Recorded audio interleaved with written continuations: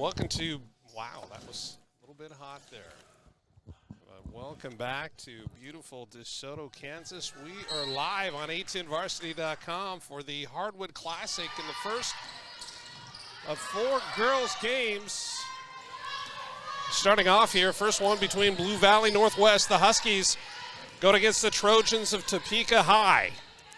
We're going to bring you updates throughout this contest and allow you to watch your leisure and bring you some stats on the quarters. And as we get set up here for the remainder of this Hardwood Classic day, then we'll come back with you and do a little more play-by-play. But right now, early up, the home team going to be the Trojans out of Topeka, who just scored their first basket. Topeka wearing their home whites, and the Huskies of Blue Valley Northwest wearing their black and purple. All tied up at 2 here early on. As Kiki Smith is bringing it up on that last possession, she put up a shot, followed her shot, missed that one, followed her other shot. So she is definitely crashing the boards hard on the offensive end.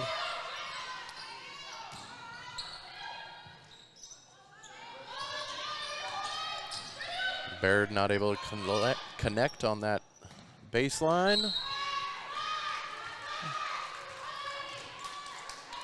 Kiki Smith, a 5'8" senior for the Trojans. From day one of her freshman season, where she averaged 20 points and 3 assists a game, she's averaged at least 15 points a game in her first 3 seasons. Last year coming in at 18. It'll be one to watch here this afternoon as well as the entire week throughout this Hardwood Classic. Ella Dirks right there, great movement off of the ball, got herself wide open underneath the basket for an easy layup.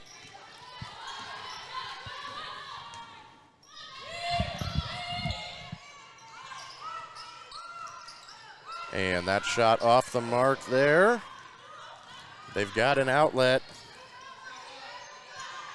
Lainey Douglas was running the floor with her hand up. I guess they didn't see her, or they thought that they needed to set up their offense. Ava Smith. Now to Davis, down low, very nice look, just can't get it to go. Slapped it back out to her teammate. And Smith was driving, got hand checked there. Just the first foul of the game, so we will be sideline out. Elise Gross-Didier will do the honors. Some substitutions for the Huskies. Smith gets it up near half court. Looking over to the coach. Coach Tiffany Dirks. Talking to her before the game as a pass goes a little bit errant there, and they turn over. Topeka coming back the other way. Coach Dirks was saying she came in and was teaching them a whole new system, the Huskies at Blue Valley. And that shot off the mark. And Coach Dirks is going to take a timeout. 5 minutes to go in this opening quarter. 2-4 is your score. But as I was saying, Coach Dirks, she began coaching back in the 90s with travel ball teams. And then she took her first head coaching job at Southwest Missouri 17 years ago. And then she spent a lot of years coaching in Missouri and Alabama. And then she made her way back to Kansas and then was again coaching travel ball teams while teaching at the collegiate level. And she's excited to be back at the high school level in Kansas. She's bringing in a new system. They're returning 1 senior, 9 juniors, so fairly upperclassmen heavy, but they do have good talent coming in as well in the lower grades. Smith passes it down. I think they were looking to try and get McFall into that one, and that one goes out of bounds to Topeka. Kiki Smith doing the honors of passing it in. Dasha Baird bringing the ball up. And giving her teammates some direction. Leisman now with the ball, passes it down to the corner. Good thought there, and not able to get that one is Baird. That one's going to be a turnover to the Huskies. Davis inbounding it to Smith.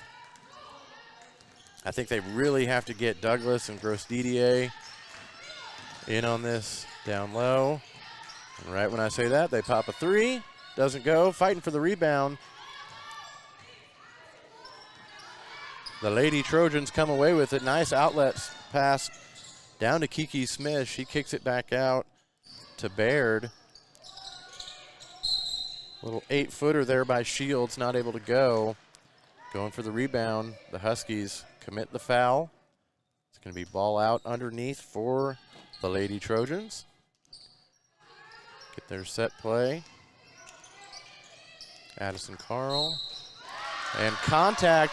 And that three is up and good. She's going to get a chance for the ever elusive 4-point play is Kiki Smith.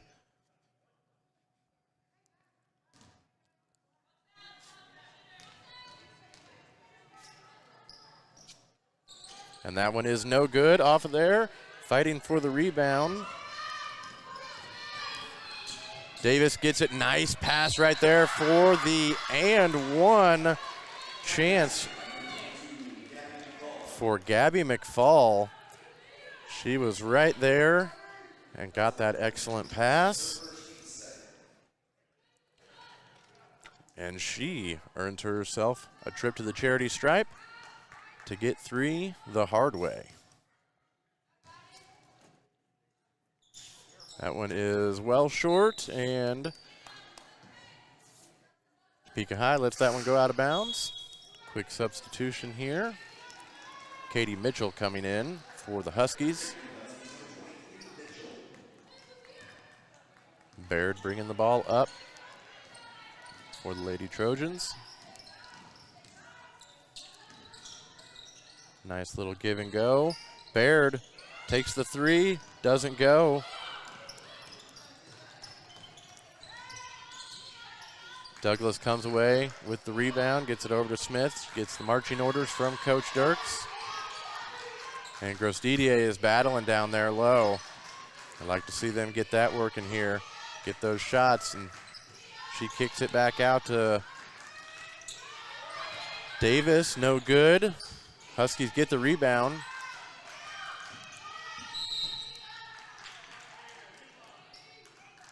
And we have a Topeka High student down. Looks like she is going to be able to continue.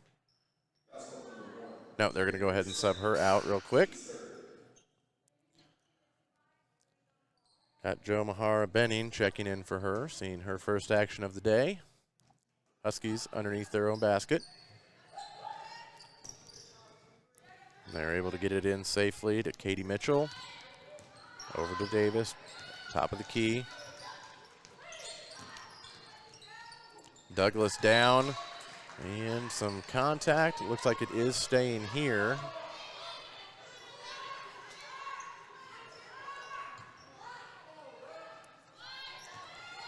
And Coach Tracy Hicks, not sure she agrees with that call. Huskies are able to get it in. Smith over to Davis. Back to Smith now at the top of the key. That one's poked away. Heading the other way. Kiki Smith. Little give and go. She gets that jumper up and in. It's going to take us to 7-6. 2:22 and counting left in this first quarter. And down to Douglas. Kicks it back out. Nice little drive, a little bit of the body. She stands there straight with her arms straight up, does Benning, thinking that she was not moving.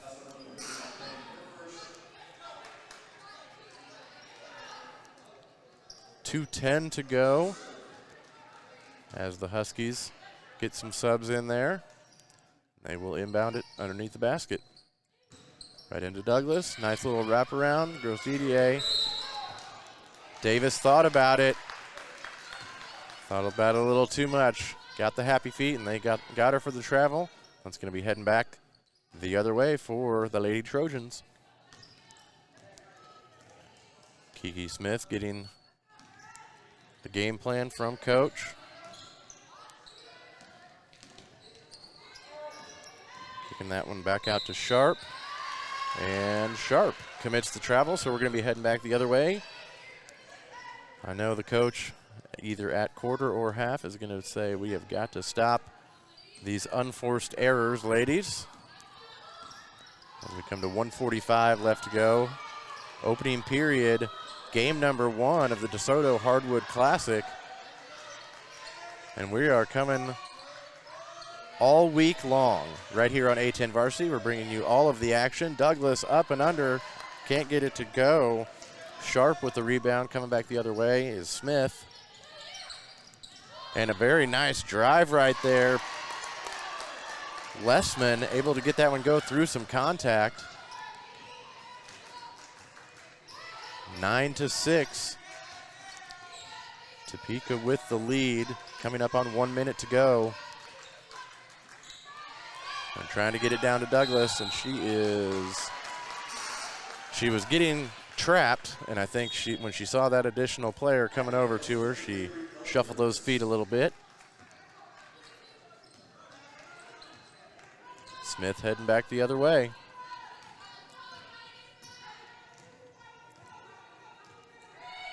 Joe Mahar Benning coming out, setting the screen. Kiki Smith driving, draws the contact.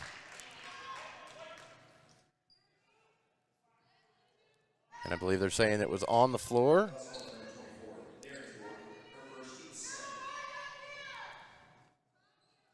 Lessman will do the honors of throwing the ball in. And that one is poked out by Davis. We will change the location to throw in, but the teams stay the same. Kiki Smith over there.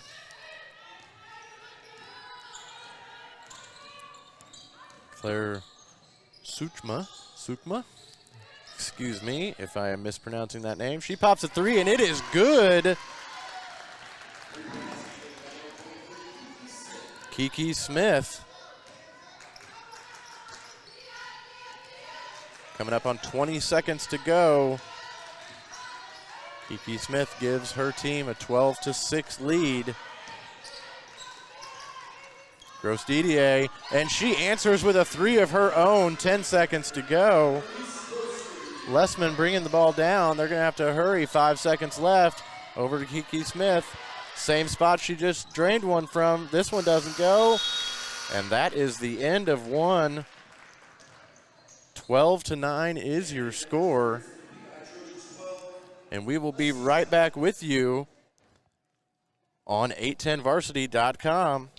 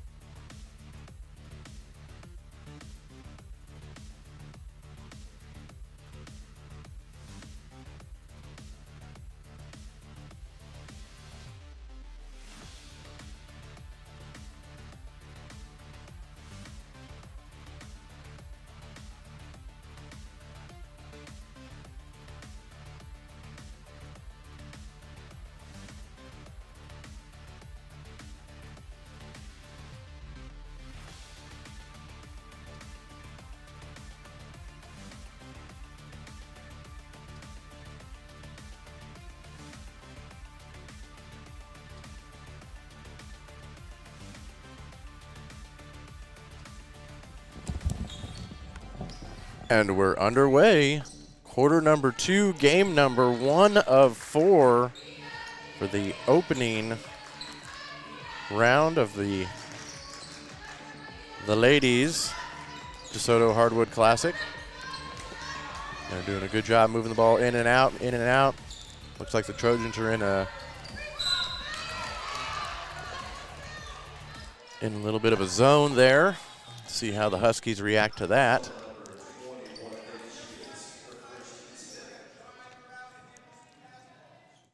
And Smith draws the foul, going to the line.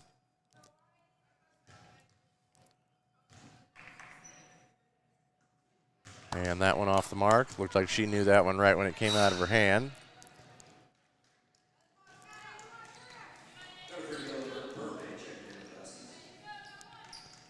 And Ella Burvey checking in for the Huskies. Second shot coming up. And she's got that one good. Bringing the Huskies within 2. Kiki Smith bringing the ball up. Setting up their offense. Looks like the Huskies might be in a zone as well. No, now looks like they're switching into a man. And they're moving the ball around the outside.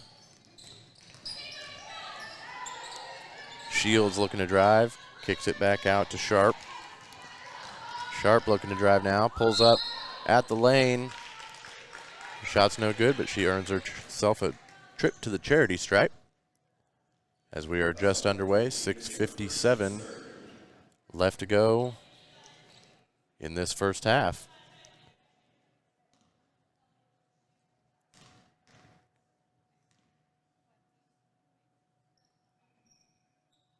And that shot is up and good for Sharp, extending that lead to 3.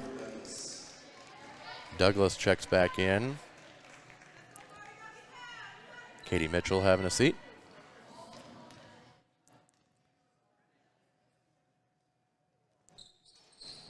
And that one rattles around and does not go home. And last touched by Topeka High. Blue Valley Northwest will be coming back the other way. Looking to cut this 3-point deficit down.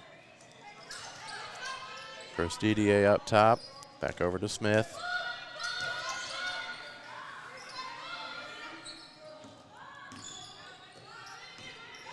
Dirks setting the back screen for Burvey. Burvey down to Dirks. Smith Douglas takes it at the free throw line. Hard off the back iron. Gross Didier went up. It was blocked cleanly out of bounds.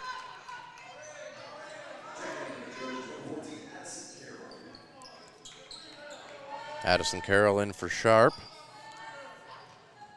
for the Lady Trojans. Smith looking. Douglas pops the 3. That one's going to be short. Kiki Smith all over the court. Grabs the rebound and pushes it down, looking to pick up this tempo a little bit. Kicks it out to Carl, now over to Lessman. Shields, love to hear that communication from the Huskies on defense, calling out that screen. Now Kiki Smith hands that off to Lessman. Over to Carl. Back to Smith. Nice pass right there. Down to Bering. Not able to get that one to go. Picks up the foul, 4th team foul.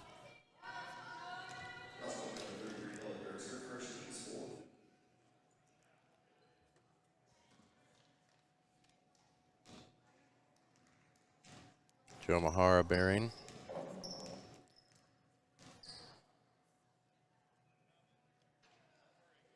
Can't get that first one to go. Lady Huskies doing some personnel changing real quick. And she is up for second shot. Looking to increase their lead.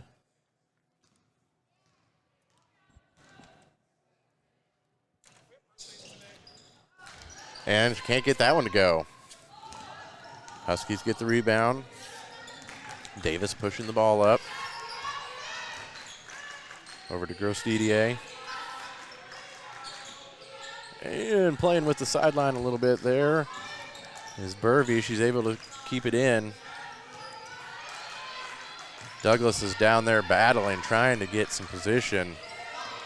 And Benning is just not letting her get where she wants to go. Back up to Davis. Up top, cross-court pass to Burvey. Back over to Davis. Now over to Burvey. Making a dangerous pass, and that one is intercepted. Kiki Smith. And look at that hustle by Gross Didier. She gets down and says, nope, you don't get one that easy. You're going to have to earn this one.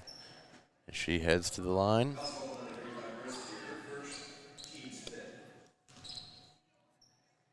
.447 to go, second quarter. Again, we are in game number 1 of 4 today, first round of the ladies for the DeSoto Hardwood Classic. For most of the Kansas teams, this is the unofficial start of their season. Some of the Missouri teams have had a game or two already. And she gets the second one to go. Taking the lead to 4, 14 to 10.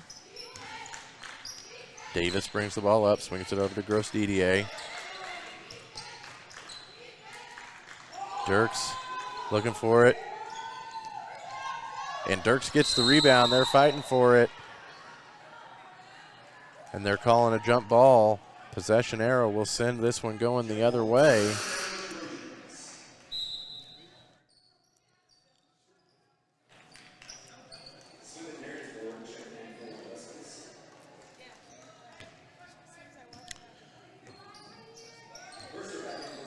And Verser checking in for Topeka High, seeing her first action here today. Kiki Smith bringing the ball up. Gets it over to Lessman. High screen set. Lessman takes it the other way, passes it, and that one goes out of bounds. Had a good idea, just could not quite get around that corner to get that kick out. So we'll head back the other way. As we approach 4 minutes to go, the deficit is 4. And Smith moves back into the game. Nice pass right there. Looks like they were fighting for it. Almost thought it was going to be another jump ball. But Dirks was able to wrestle it away and kick it back out to Smith.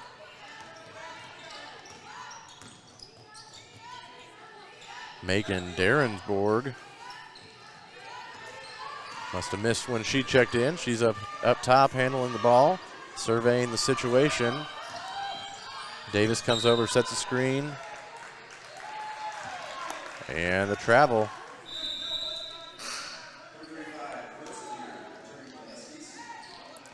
Gross Didier checking back in. Derensburg having a seat. 3:30 left to go, first half. Both teams playing, I would call it somewhat conservative, not doing too much running and gunning. They're getting their plays set up, making sure that everybody's in their position before they start their set plays.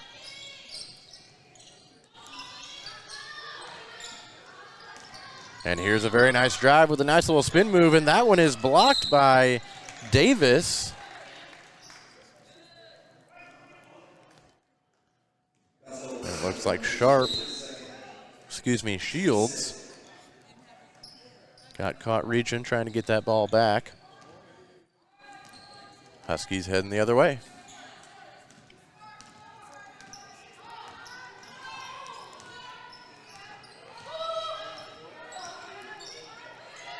Dirks was down there calling for that ball. They do get it to her. She kicks it back out to Gross Didier. That one rattles around. She's not able to get it.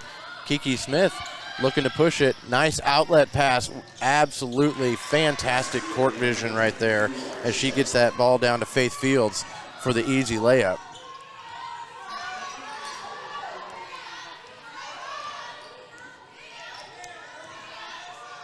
Excuse me, I believe that was Amari Sharp. I'm up here a little bit too far. Can't quite see the numbers all that well.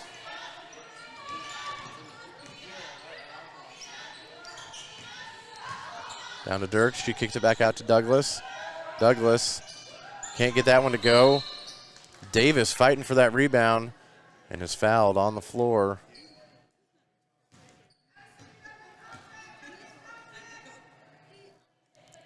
And that is team foul number 7 on the Lady Trojans. So that's going to put us in a 1-and-1 situation for Tarina Davis.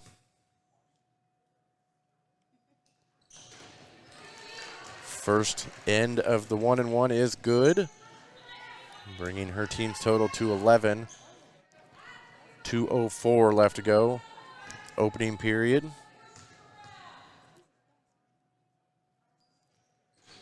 That one rattles around and is gone, bringing the Huskies within 4. Kiki Smith bringing the ball up. Gets it over to Lehman.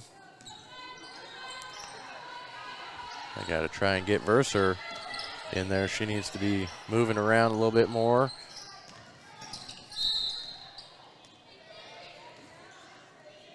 Looks like they got Davis. I couldn't tell if that was Davis or Smith who got caught reaching in there. The 6th team foul on the Lady Huskies. Smith gets it into Verser. And nice poke away there by Douglas.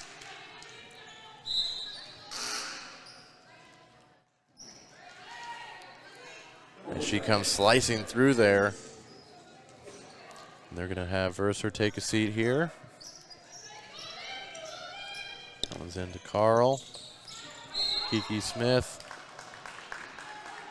doing a little bit of shaking and baking on Gross Didier there. Picks up the foul. That is the team's 7th.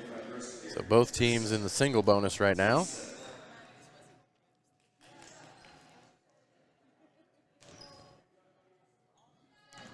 .129 left to go, second quarter. First end of the 1-and-1 is good. Earned herself a second shot and earned her team a 5-point lead.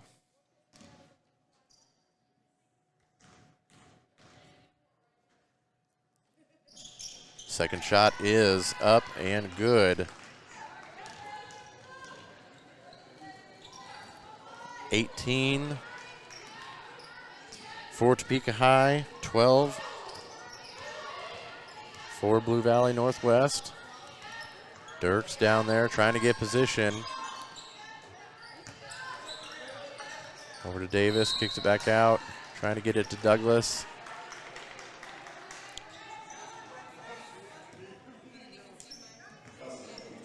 And Ronnie Sharp commits the foul, which will send Douglas to the line for a 1-and-1, 1:12 remaining.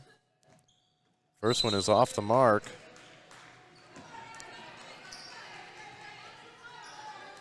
And with the change of possession, they make a quick substitutions, do the Lady Trojans. As we come up on 1 minute to go here. And that 3 is up and just rattles around the rim. Does not go. And that's actually going to end up being off of Dirks. Giving Topeka High the ball underneath the basket. See if they can get a set play, get somebody open. They just have to settle for hitting it up top to Lehman. Gets the play set up. She's making the drive. Nice little floater off the glass and in. 43 seconds to go. Smith looking over to Davis. Cross-court pass. Over to Mitchell. Douglas setting the screen. Dirks coming down. Kick it back out to Davis. Davis. Long cross-court pass. Gets trapped by those 2 players in the baseline. Dirks is rejected by Benning. We're heading back the other way as Lessman, who is fouled in the open court. Just under 10 seconds to go.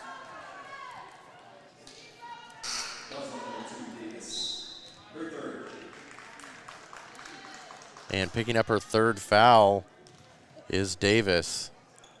So she's going to go ahead and have a seat for the remainder of this half. And Ayana Lessman, excuse me if it's Lessman or Leesman, is perfect on that first shot of the 1-and-1.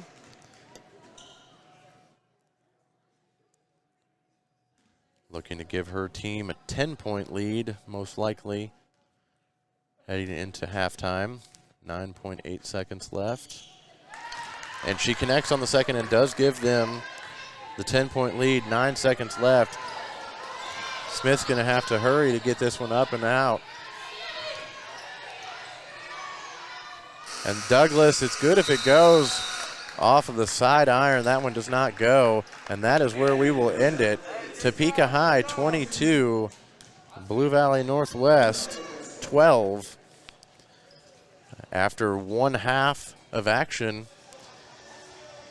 And we are coming to you for 4 games today on the 810varsity.com website and the YouTube page. We appreciate you joining us.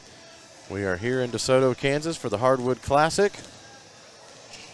And we will be right back in just a few minutes.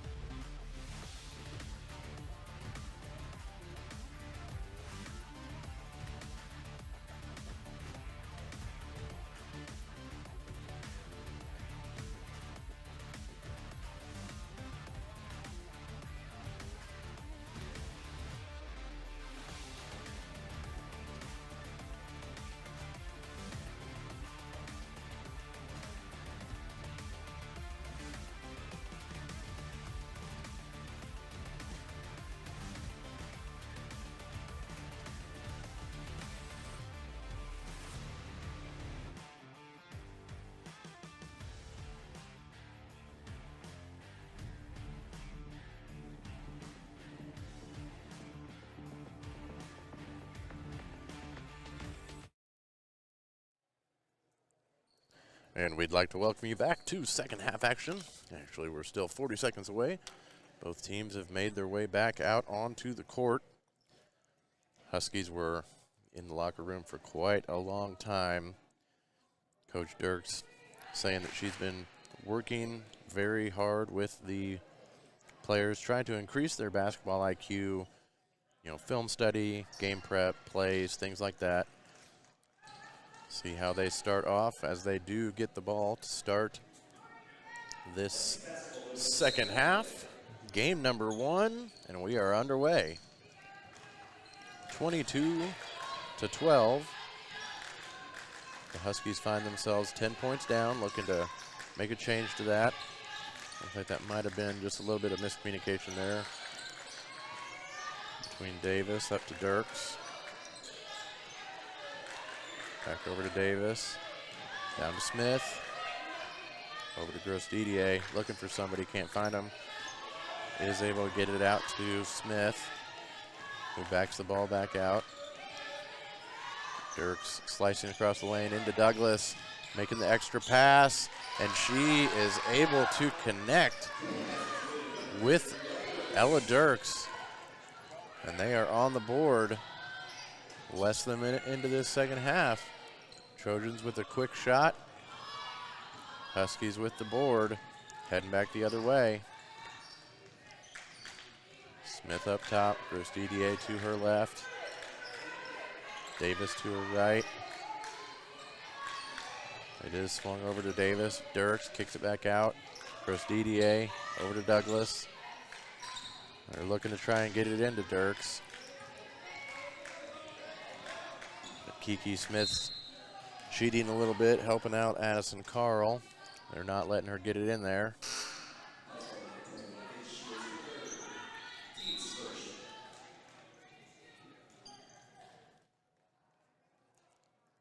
Faith Shields picking up her 3rd foul.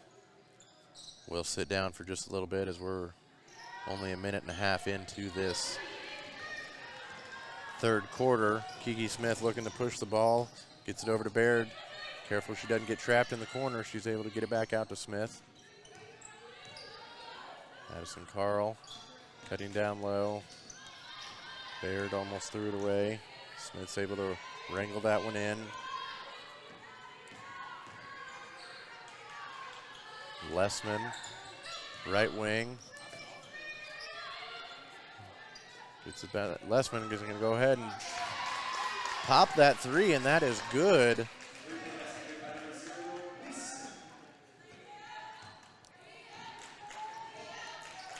And I believe I just heard the PA announcer say Leisman, so I apologize if I've been saying Lessman incorrectly, and I will switch to Leisman now.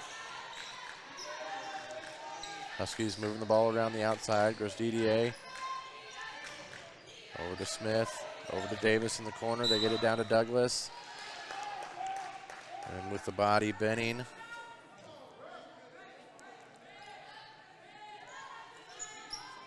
Little too aggressive in the defense. Just her 2nd. And the team's 2nd of this second half. Smith finds Dirks. Dirks back out. Over to Smith, and she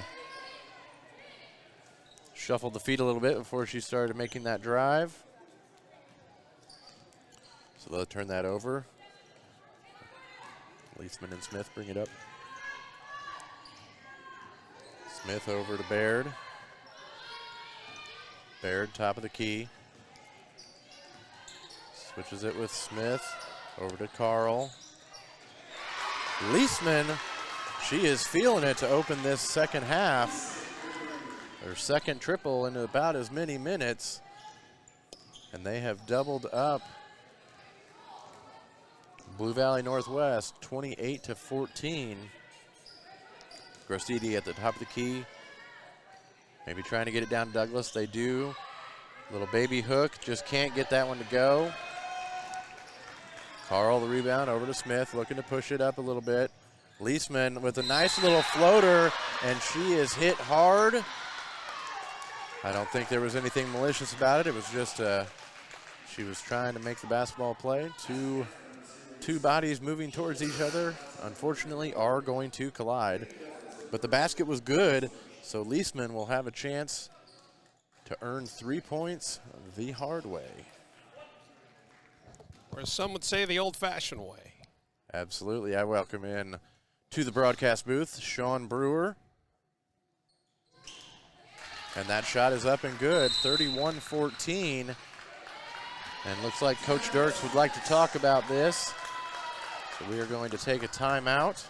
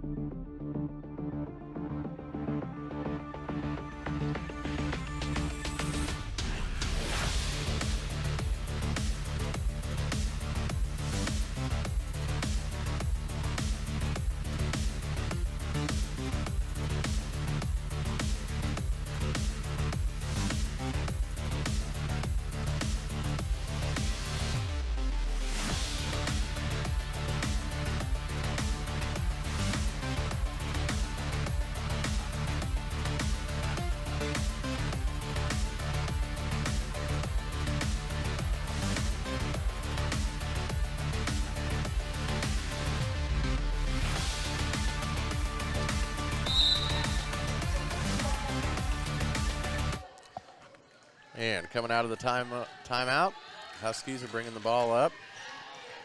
Let's see what Coach drew up for them in the timeout. Davis down to Douglas. And Douglas picking up the foul against Baird. Caught with her hand in the cookie jar right there. That's her third with 4 minutes and 20 seconds left to go in the third period. She might be sitting for the rest of this period. We'll have to see. Davis cross court to Gross-Didier. Gross-Didier is nothing but nylon from three. Smith and Leisman bringing it up. She's got Carl to her right. Benning down low. Now she comes up to set the screen. Smith goes the other way, stops, pops, and it drops. And a nice pass down low to Gross-Didier. Kicks it back out up to Davis. Davis drives and gets that little floater to go. Both of these teams may be looking like they're picking up the pace a little bit. As Leisman surveying the situation. Benning comes up, sets the screen. The nice little pick and roll, a little too strong on that one. Douglas with the rebound. Kiki Smith kind of got in there and poked that one away a little bit, but Smith is able to recover. Gets it over to Gross-Didier. Down to Douglas, turns into another player. Draws the contact, basket's no good. She earns 2 shots from the free throw line.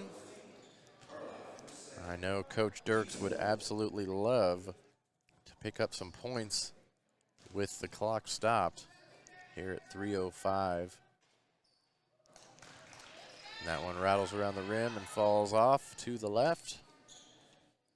Gets some encouragement from her teammates, and we'll try it again. Shot number 2. And she's good with that one. Leisman seems to have taken over the bringing the ball up duties. Getting Smith over there. Smith trying to make a back cut, trying to get open. They just have to kick it back out to Addison Carl. Now they get it to Smith. Leisman doing some good movement without the ball. Monty Sharp now. Gets to Leisman in the corner. Very nice cut right there. by Kiki Smith. Drawing the contact.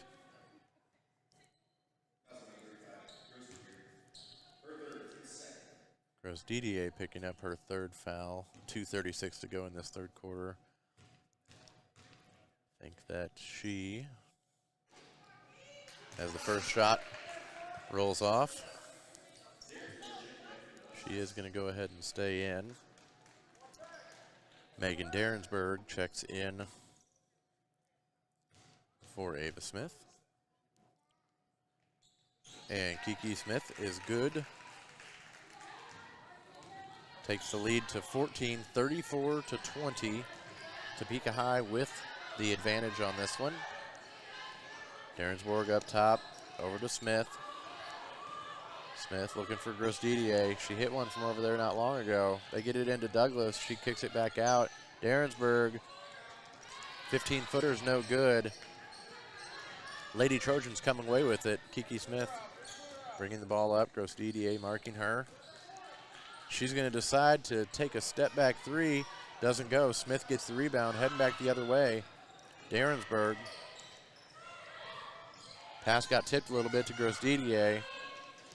Kate Mitchell, a little too strong on that one. We're coming back the other way, and it definitely does seem like the pace has picked up. Ooh, and it looks like Amani Sharp was not ready for that pass one. Not able to keep a hold of that one, and that one goes over, out of bounds, to the Huskies. Tarina Davis telling Derensberg, we got this. Slow down a little bit. Let's get our offense set up. Dirks down there on the block. Kicks it over. The basket is up and good. Katie Mitchell. They're trying to chip away at this 12-point lead. Leisman backing down. Derensberg. Kiki Smith a little strong. Davis comes down with that, makes a dangerous pass. Players collide. Looks like everybody is okay. That one's going to stay with the Huskies. And Amani Sharp and Kiki Smith both trying to intercept that long pass. Little incidental contact. Looks like everybody is okay. Derensberg running the offense, top of the key, over to Davis. Looks down. And it looks like Derensberg might have thought a little bit too much about whether to drive or take the jumper. Shuffled her feet a little bit, turnover to Topeka High.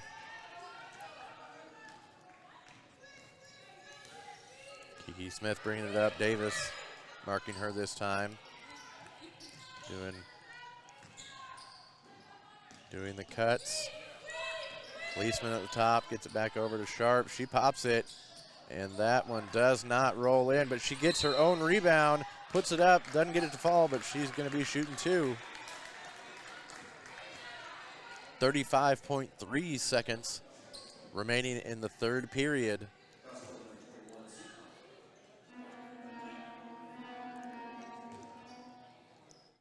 Coach Tracy Hicks over there having a word with Kiki Smith.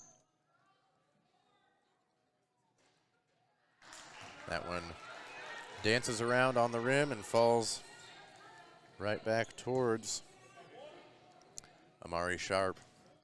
Shot number two. And that one is up and good. 35-22.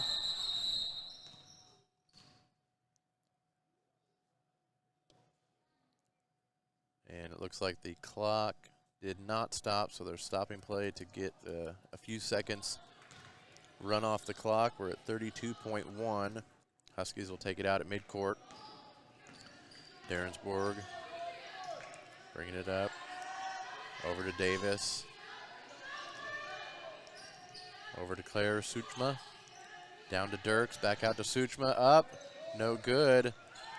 Both teams fighting for that rebound. It looks like they might get Derensberg for reaching in, trying to wrestle that ball away. Topeka West going to be taking the ball out. 15.5 seconds left to go in the third. Smith bringing the ball up, surveying. Benning comes over, tries to set the screen. That pass was bobbled a little bit. Smith puts it up. It's good if it goes. No good. Benning gets the rebound, not able to put it up. So at the end of 3, 35-22 is your score. Topeka High has led most of the way here. Coach Dirks is going to try and rally her troops over there on the sideline, and we will be back with you in just a moment.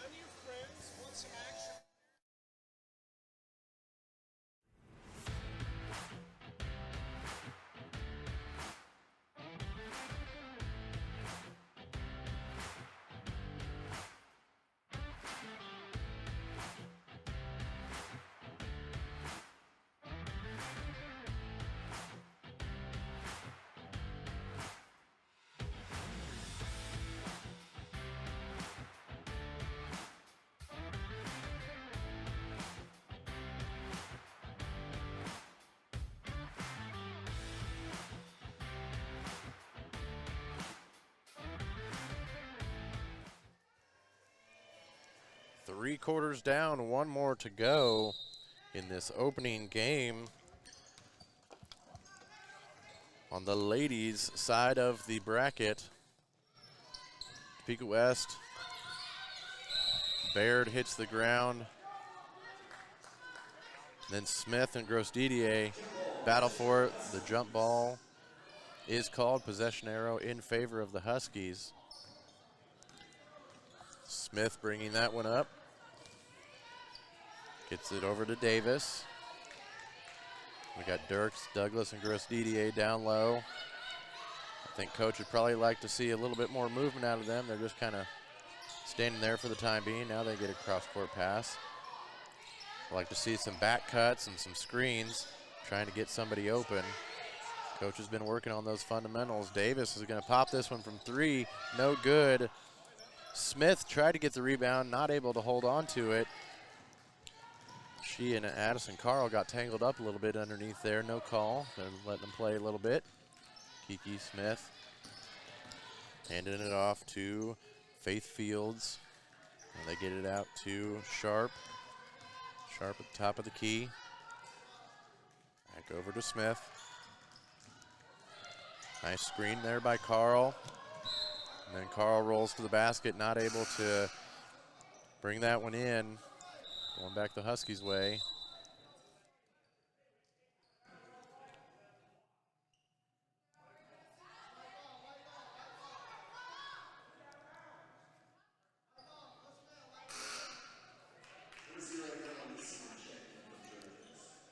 And the referee's conferring here, and it looks like it was last touched by a Lady Husky, so it is going to be Topeka High's ball underneath the basket. Always like to see them talking, communicating, getting the call right. When things happen in real time, sometimes you're not always able to catch it. Kiki Smith, it rattles around. And that is a little bit of an unfortunate call. Douglas got tripped up on, I think it was Baird or Leisman. I think it must have been Leisman. Leisman was down there. Douglas got it, and they ended up calling the travel. She showed a little bit of disapproval there, and so they tee her up. 6:41 to go, fourth quarter. And Kiki Smith is taking the shot. She's good on the first one.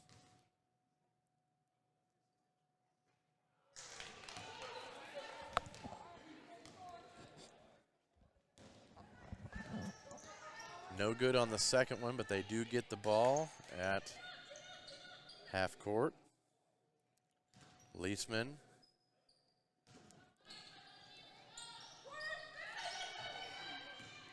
Looks like they might have had a little bit of a design play there.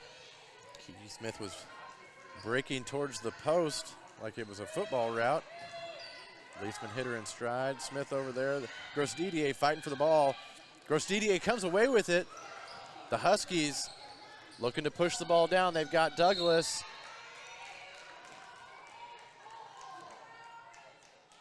Amari Sharp able to intercept that one slightly, get it knocked out of bounds. Take away the easy basket at least.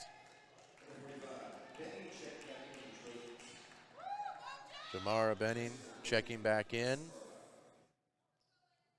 Gross Didier looking to inbound. Douglas comes to collect. Get it up to Davis. Absolutely beautiful look down there for Gross Didier. She draws the contact. 6:16 to go, fourth quarter. She finds herself at the line with her team down 14, 36-22. And that one is up and perfect. Congratulations from her teammates. She's got one more. As Ava Smith drops way back. Gross Didier is good on the second one. Clock rolling 6:12. And that's the deficit, 12. Leisman showing off the handles. Smith, they're going to get you every time reaching across the body like that. You absolutely love the intensity on the defense, but she got caught with her hand in the cookie jar. And the ref was right on top of that one, and they're saying Kiki Smith stepped on the sideline. That's going to be a turnover. Let's see if the Huskies can capitalize on this one. Gross Didier back to Smith. Dirks on the elbow. Smith to Davis. Davis at the top of the key now. Back over to Gross Didier. Puts up the three. No good. Douglas getting the rebound. She puts it up.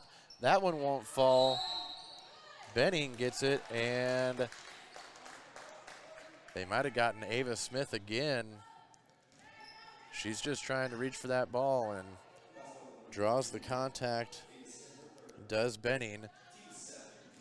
That's the team's 7th foul for the Huskies, so that's going to put us in a 1-and-1 situation with 5:42 to go. Topeka High up by 12.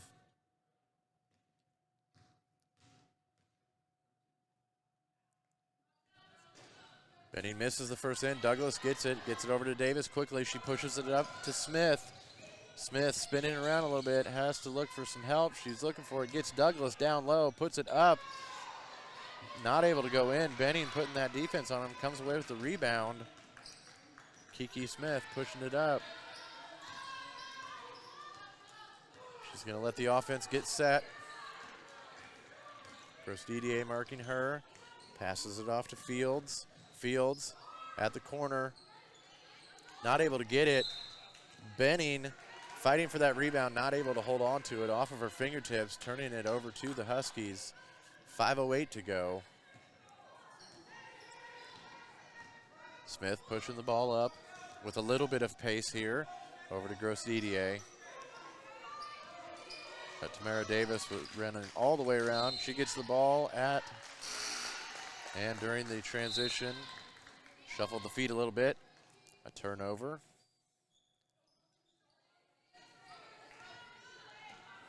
We're coming back the other way with Topeka High. Looking to maintain their 12-point lead. Leisman making a cut. Looks back to throw it. Throws it off the back of Gross Didier. Smith coming down. Gets it to Douglas. Douglas gets that one up and in. 4:38 to go.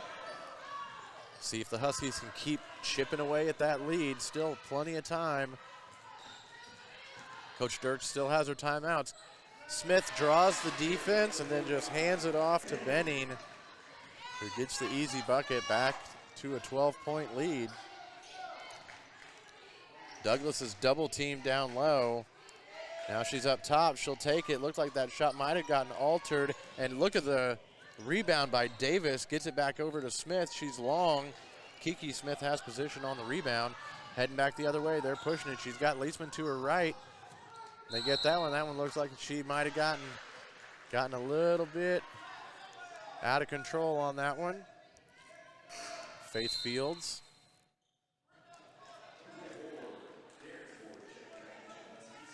And Smith is getting to take a seat for a second. Darrensburg coming in.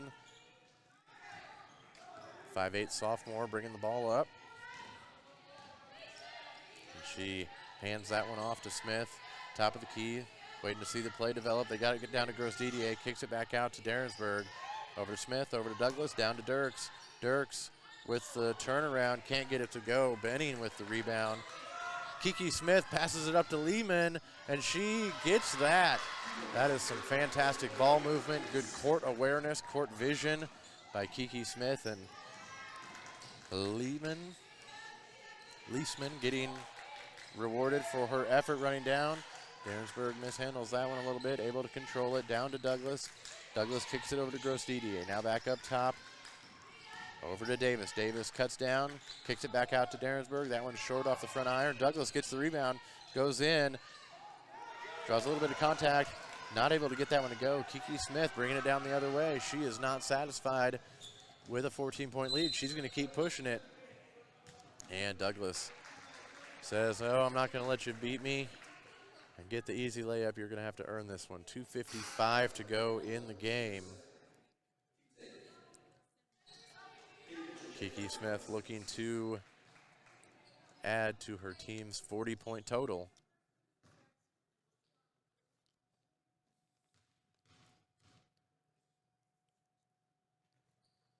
And the first one is good, earns herself a second shot.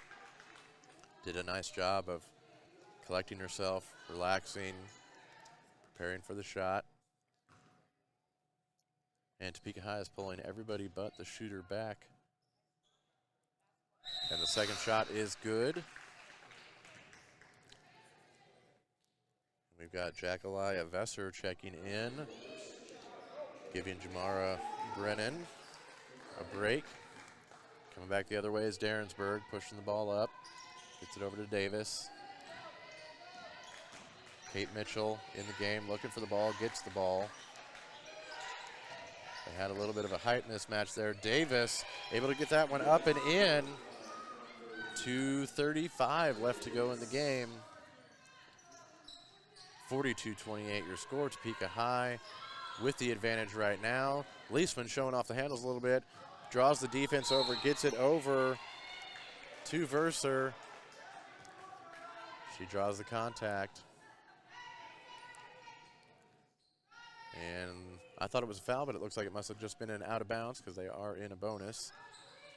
This one back over to Kiki Smith, does a little bit of end around. Nice pass over there, a little too strong. Davis comes away with it. Nice long outlet pass, nice ball movement right there. Gross Didier not able to get the layup. Kiki Smith pushing it back down. She's got Faith Fields over to the right. Gets it up top to Leisman, over to Carl. Now Faith Fields drives, brings it back out. Back over to Leisman. Left side, Leisman looking to drive. Draws the foul on Darrensburg. She'll be heading to the line.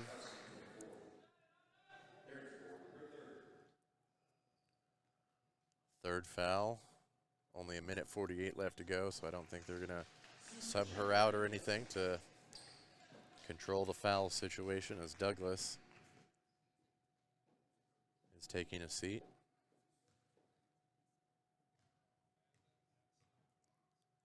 Leisman's first shot is nothing but net. She'll get the second shot, and the rest of the Lady Trojans are retreating.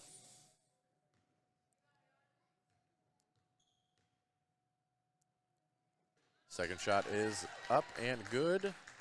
148 and rolling. 44-28 is your score. Davis bringing it up.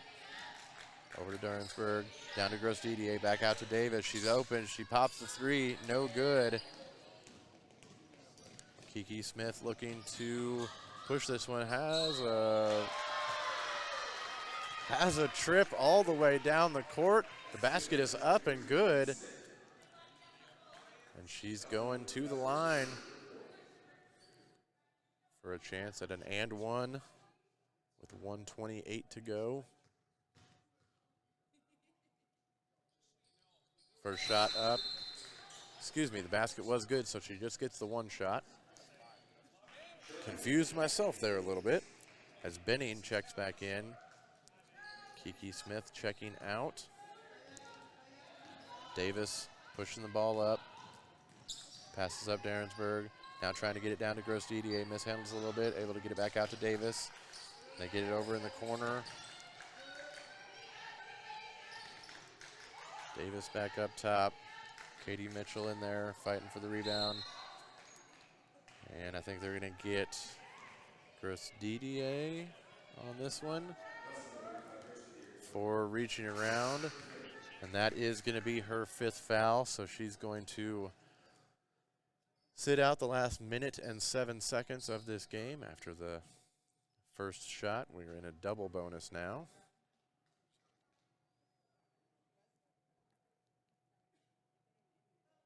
Verser at the line. 6'3" senior.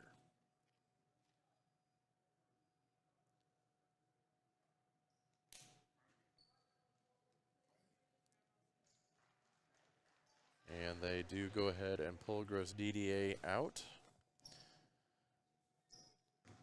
And Gabrielle McFall in for her. First shot off the back iron. She gets another one. 1:07 left to go.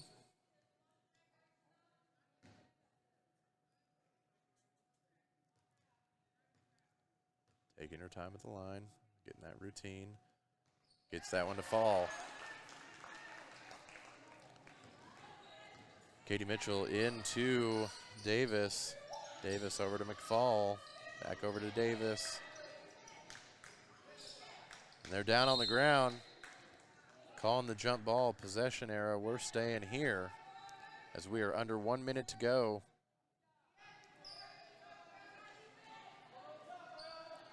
(48-28) your score. Up top to Davis. Trying to get her teammates to move around. There's Sukma.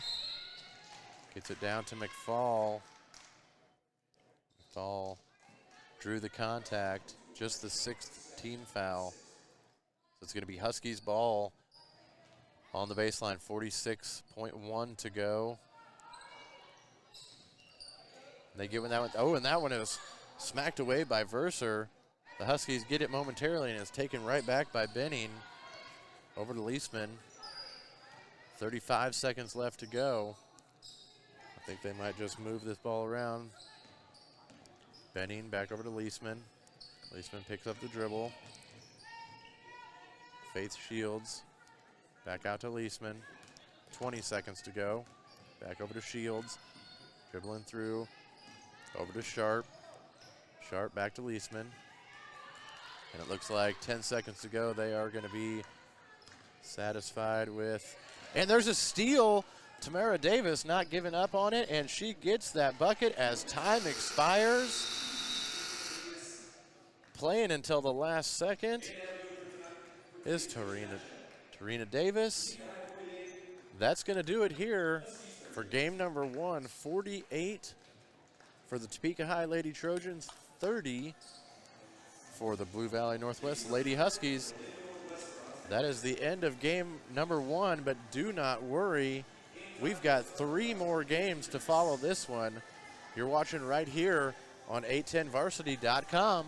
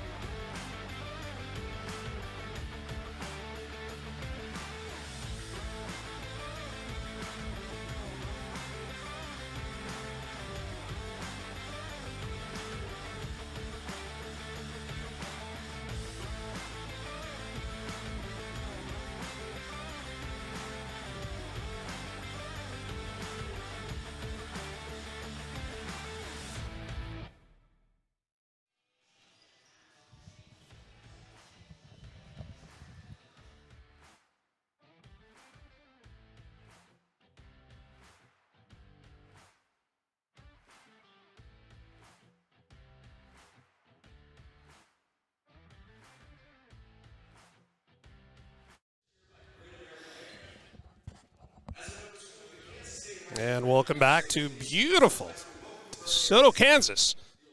We are at the DeSoto High School Fieldhouse for game number 2 of 4 here in the Hardwood Classic.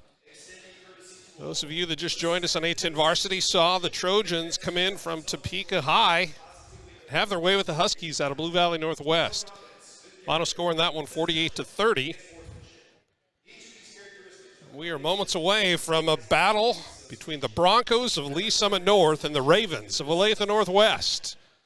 Starting lineups. First for the visiting Ravens of Olathe Northwest. Number 2, Heidi McCormick. She's a 5'2" senior.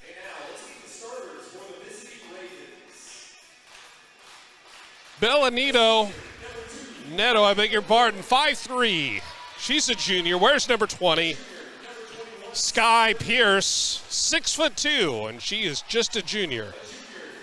Emily Fisher, where's number 25? She's a 5'10" junior. Julian Huckabee, also a junior. She's a 1 inch taller, 5'11", wearing number 33. And rounding out the starting 5 for the Ravens, number 55, Arian La Garcia, 5'11" senior. For the Broncos out of Lee Summit North, coached by longtime coach Tricia Lilligren. In fact, this is her 28th year of coaching. More on her in a moment. But the starting 5 for the Broncos, first, number 21, Kylie Renard, 5'9", sophomore. Another sophomore is Addie Potts. She's 5'6". Where's the number 24? Imani Bennett. One of the 2 Bennett sisters. She's 5'5" and a senior. And her twin sister, Ilani Bennett, she's a 5'9" senior as well. Kylie Sibbing, after an injury, coming in. She's 6 foot, only a sophomore, and she wears number 51. We are moments away from tip-off. Game number 2 of the Hardwood Classic. If you joined us last night, you saw some fantastic action in the boys bracket. Now the girls have a chance to do the same.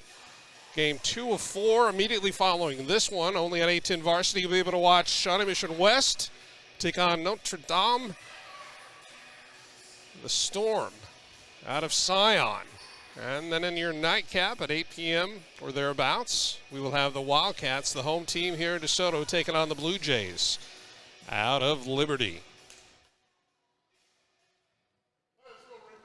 Imani Bennett takes her place in the circle for the Broncos, going up against the big 6'2", all-everything Sky Pierce.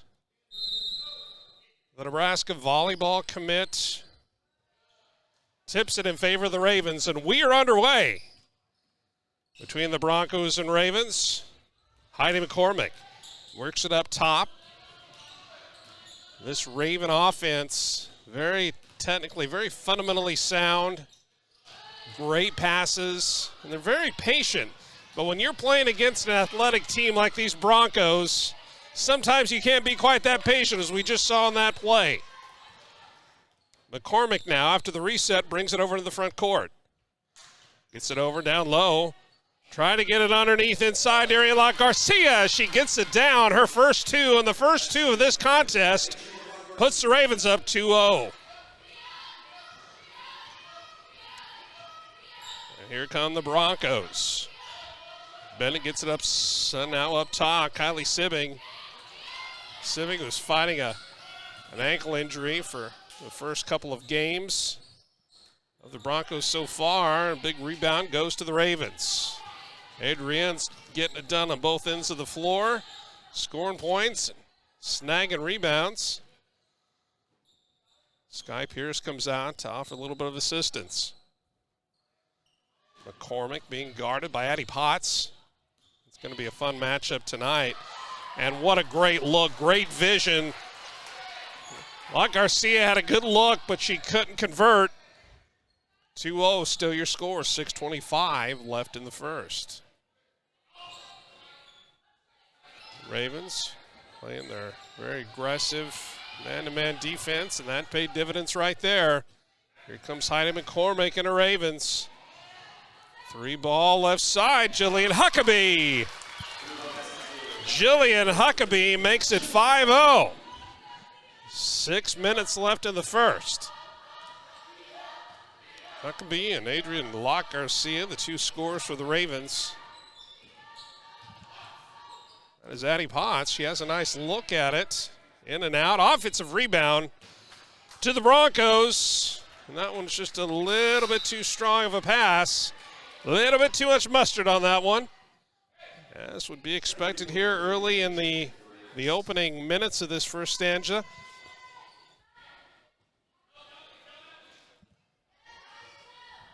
Ravens up by 5, looking to extend that lead right now. Heidi McCormick being guarded again by Addie Potts. McCormick loses a handle on it. They're going to say that it was last touched by a Bronco. And fresh 10 in the backcourt, and here she comes. Heidi McCormick all the way, taking it up off the glass, no good. Rebound going the other way. Here come the Broncos. Alani Bennett hands it off. Addie Potts. And Potts gets pickpocketed. Outlet going the other way. Julian Huckabee. Nice pass on the other side to Reagan Wade. Make it 7-0. And Coach Lilligren says, you know what, I've seen enough here. She reaches in her pocket, pulls out the charge card, charges her team a timeout with the 5:04 mark. Left in the first. Her team down by 7. To the Ravens of Olathe Northwest. Glad you're with us this evening on A10varsity.com. Sean Brewer, and great to be joined by Will. Once again, we had Will in here last night. And Will Huddleston with the DeSoto Wildcats student body, part of the great journalism class here at DeSoto High, under the tutelage of Mrs. Amy Riley. Will, how you doing, partner? Doing great. Glad to be here yet again. Some more good basketball. Last night wasn't enough. We decided to come back for some more because last night was so good, and so far, the first game and a few minutes in this one, they have certainly not disappointed.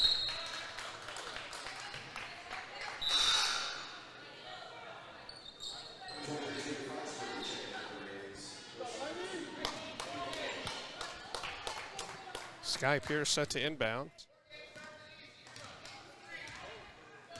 Jillian Huckabee brings it up. Being guarded by Bennett.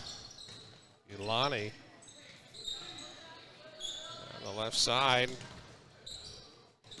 Reagan Wade.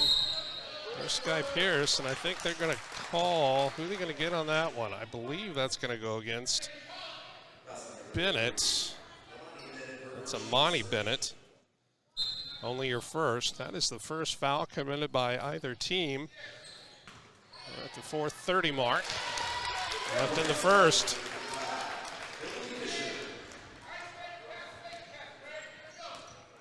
Make it 9-0. Emily Fisher with her first bucket.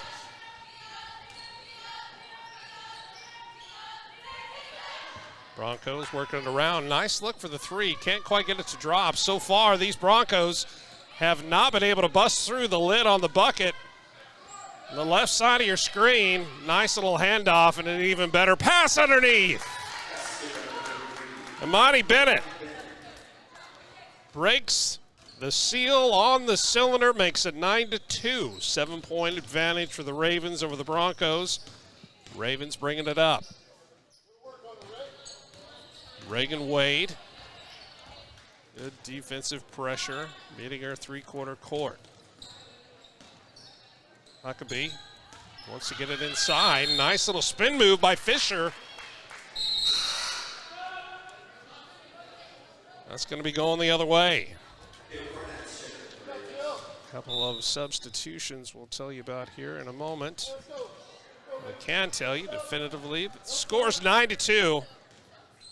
The visiting team, the Ravens of Olathe Northwest. 7-point advantage so far here in the first.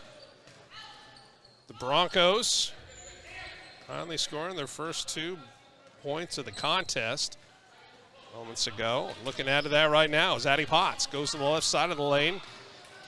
Thought better of it. Gonna go back up top to Bennett. That's the second time she's had a really nice look at the basket. Squared up nicely, just cannot get it to fall. Long three for the Ravens, no good. Bennett with the rebound, bringing it up. Here come the Broncos, wasting no time. She looks like she wants to bring it all the way, but she backs it out. Long pass over to the left side to Renard. Addie Potts going to settle it down just a little bit up top. 2:34, 2:33 left here in the first. A little dribble drive in the lane. Offensive rebound, kicks it out for three. No good, but I believe that Sky Pierce is going to be called for the foul on that, and that is going to send number 21, Kylie Renard, to the line shooting 3 shots. Talk about 3. All right, beg your pardon, she was just in. That's going to be 2. Right off the front of the rim. A few substitutions for both squads right now. Both of these rosters plenty deep with talent. Kyra Clark, the 5'8" sophomore. She's waiting for the, and in her first action, the varsity team, just a freshman, comes in. A little confusion on exactly the timing of her entrance into this game. She finds her atop there, third block. Second free throw shot is off, no good. Good hustle underneath by Jalen May, going with Adrian Locke Garcia. Possession arrow points in favor of the Broncos, and they're going to have it underneath their own basket. Monty Bennett's going to be throwing it in. 2:24 left here in the first. 9-7, or excuse me, 9-2, 7-point differential. Well, I did that without a calculator. Are you impressed? I'm very impressed. Yes. Thank you very much. Jalen May clears it up top. Back to May, back on the right wing. Deflected out of bounds. But it will stay Broncos ball, again on the baseline near the corner. Set up the play, get it in, they get it to May. May trying to kind of scoop it up and around. Nothing doing there, and here come the Ravens. Long pass deflected. The athleticism and the hustle of Bennett, but she cannot capitalize, but she's going to try it again. Amani Bennett, the 5'9" senior, all everything. My goodness, that motor does just not stop. There she is, coming out of nowhere. I think they're going to pick her. Yeah, I think they're going to. Yeah, Amani Bennett's going to pick up her second foul with 1:50 to go in the first quarter. Most likely that's going to be it for one of the Bennett sisters for potentially the rest of this half. We'll see how the Broncos and Coach Lilligren adjust. Still a 7-point advantage, 9-2, 145, 144. Left in the first. Sky Pierce. Not about dribbling down. She had an opportunity. Pulls up her dribble. Hands it off to Kyra Clark. Clark, pitch out for three. Julian Huckabee. It's raining threes for Jillian Huckabee. That is her second, and she is perfect from beyond the arc. And then with 1:28 left in the first, we got a 10-point differential. Ravens up by 10, 12-2, and you were watching it only live on 810varsity.com.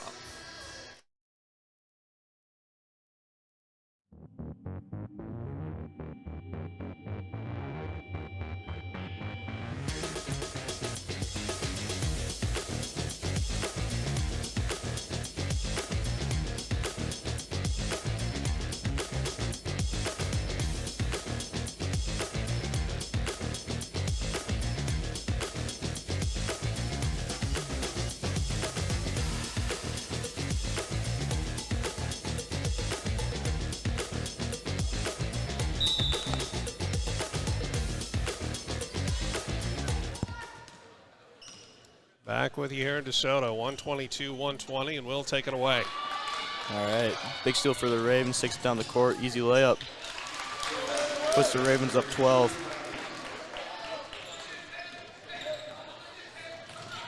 Here we go, Broncos drive down the court. And off of 33 legs, Huckabee's leg, and out of bounds, Broncos ball.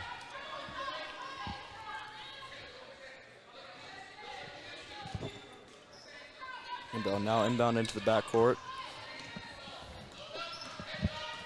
Bennett with the ball.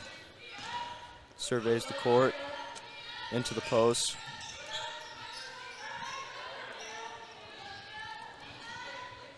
Good defense here for the Ravens. Backdoor cut. 3. Off the front iron, out of bounds. Ravens ball.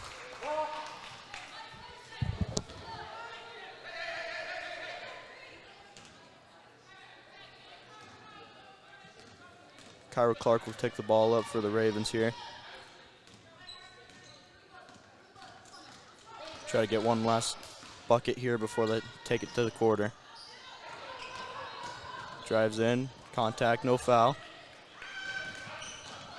Fast break for the Broncos. Takes it herself. And misses. Clark with the ball again. Under 10 to play, takes a 3. And a travel. Travel on Foxworthy there.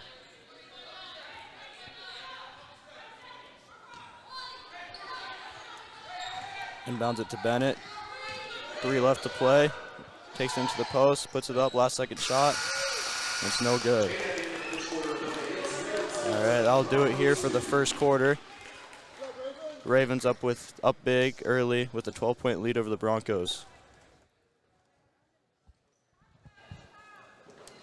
Where are we watching this, my man? We are watching this only live on 810 Varsity. There he is. There's Will coming in clutch. We'll be right back.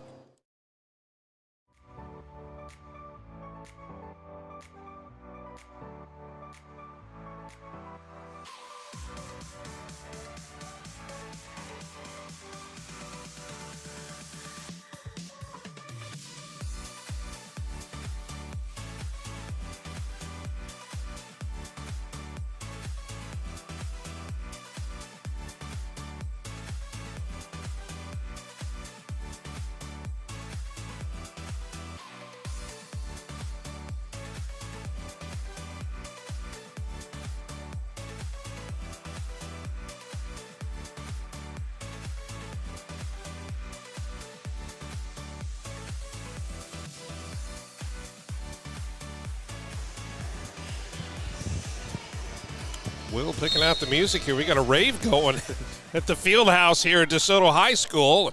Yeah, it's a party here at DeSoto. Absolutely is. Will's going to take another crack at a little play-by-play for us. Not only, folks, is he going to do a little play-by-play, but he's also running the camera. Jack of all trades. Or should we say a Will of all trades? Take it away, partner. I try to be. All right. Pass into the post for the Ravens, puts up the shot, and there's a foul. Locke Garcia will take a couple shots here. Try to extend the lead for the Ravens.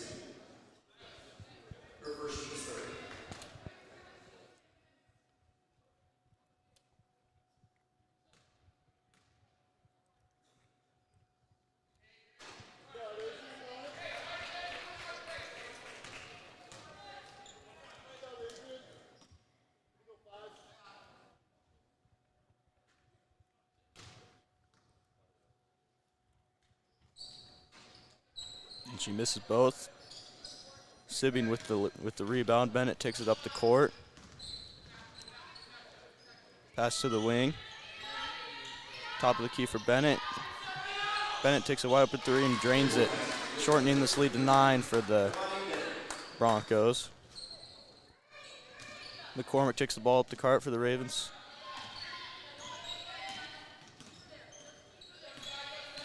Looks for a pass. Ravens swing the ball. Takes a long 3 and just misses. Rebound Potts. Fast break. Bennett. And she turns it over. Ravens slow down the ball, try to set something up here.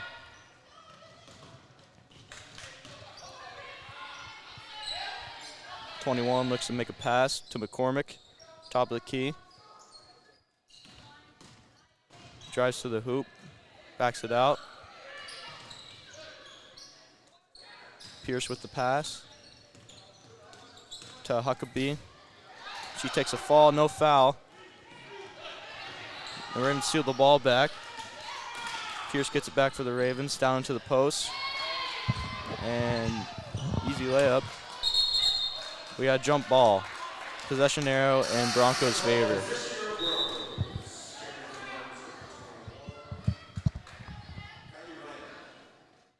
Gavel is subbed off for number 21, Bernard. Bennett takes the ball up the court, swings it to the wing, looks to make a pass inside, swings it back out.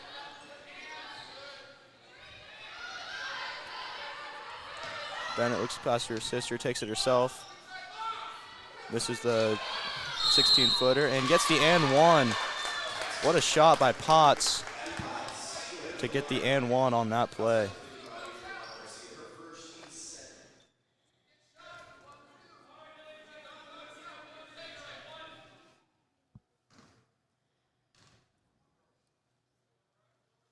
Makes the free throw. And this lead is cut down to just 6 for the Ravens.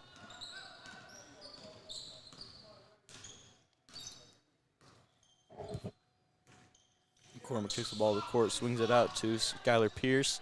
Into the post, backs down the defender and makes the layup. Good physical play there by Emily Fisher.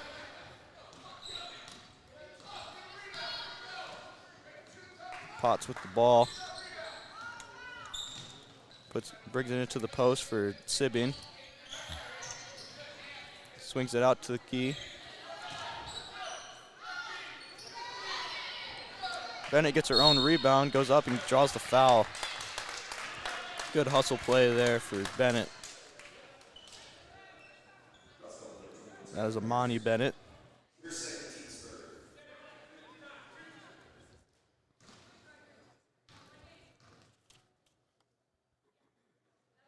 Makes the first one.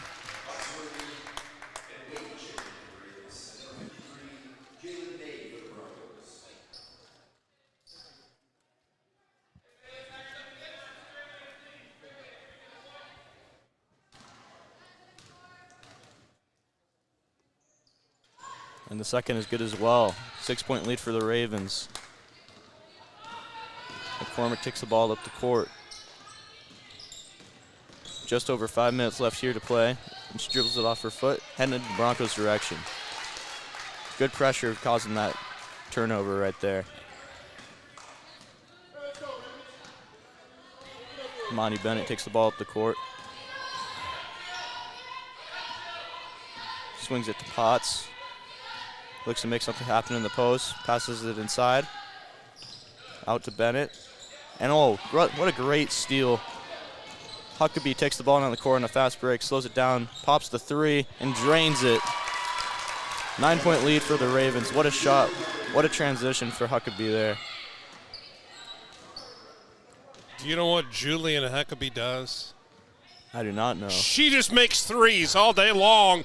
Perfect from beyond the arc, 3 for 3. That's right. Bennett takes a three of her own, rebounded by her sister, and she puts up. Gets another rebound. Ooh, misses again. You can't buy a shot.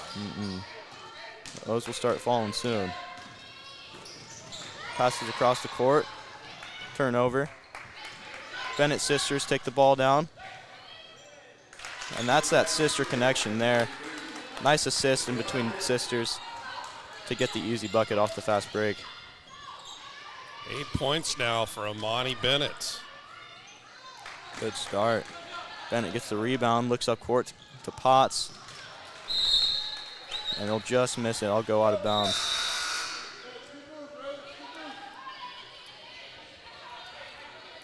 Few subs here for the Ravens. Carnots, that's Ava Carnots. Kyra Clark, as well as Sky Pierce coming back into the contest for the Ravens. And that is Kyra Clark taking the ball up. trying to add to this lead. Oh, good steal by Potts. Clark hangs on to the ball. Pass to the corner. Top of the key, takes a three, drains it. That's another three for Emily Fisher.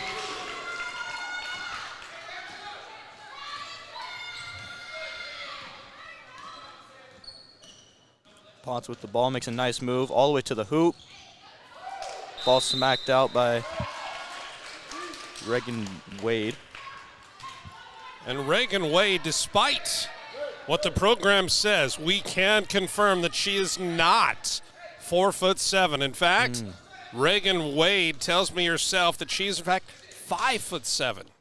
That would make more sense. She does not look 4'7". Takes a long three. And that hits the front of the rim and goes over. Unless she's gone through one heck of a growth spurt over the past couple of months. I wouldn't count it out. Bennett takes the ball up for the Broncos. Under 3 minutes to play here in the first half. 10-point lead for the Ravens. Bennett takes a three. And off the back iron, Potts with the rebound.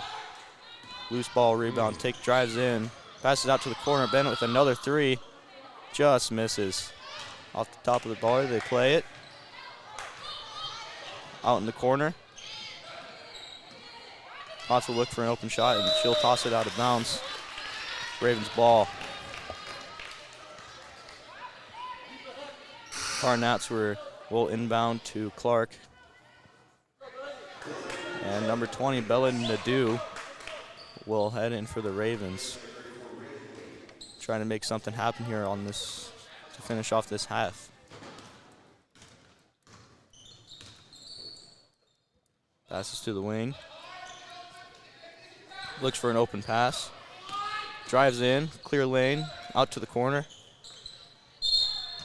And she steps out. Clark steps out, heading the Broncos' way to try to shorten this lead. Kyra Clark, just a freshman, playing in her first varsity game for the Ravens. I'm sure there's some jitters and nervousness out there. Huckabee checks into the game. Great game for her so far. She guards Bennett, who passes to Potts into the post for Sibian. Looks to make a shot up to Potts again. Out to the corner. Nice little dribble move there. Drives to the pace, and we got contact on the ground, blocking foul. Pretty clean game so far. Just 3 fouls for fouls for the Broncos and 4 fouls for the Ravens here. With just under 2 minutes left here in the half. Out to Bennett, into her sister. Takes a corner three. Off the back iron. Bennett with the rebound. We got a foul here for the Ravens. That one's on Clark. That's her first foul of the day.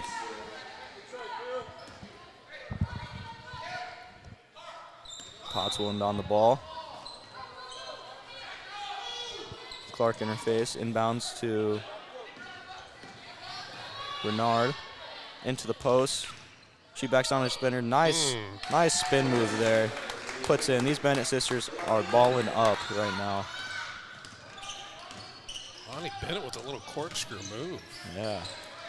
Grace and finesse. We got to travel there on the dew.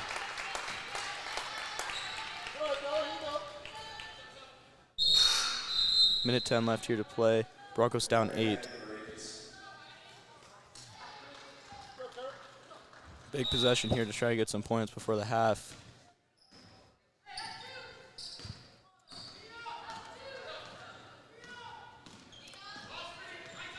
Bennett heads to the wing, takes a three. Oh, and rims out. Just missed that one. The dude takes the ball up the court, drives. Bennett knocks it out of bounds. Nice steal. Good hands there.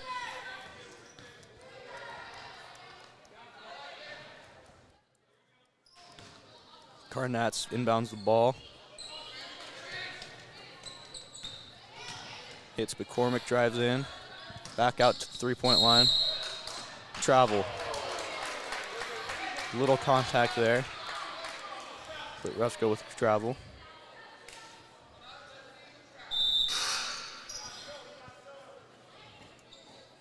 Under a minute left to play.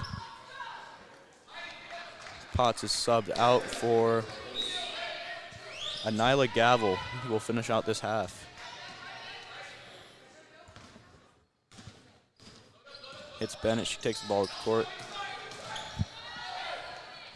Back out to the key for Gavel. He hits Renard. And Bennett with another big bucket there for the Broncos. 6 points in the second quarter alone for Amani Not Bennett. too shabby. Alani Bennett gets the steal. Look at that hustle. Come on now. Alani Bennett has been displaying her hustle this whole quarter.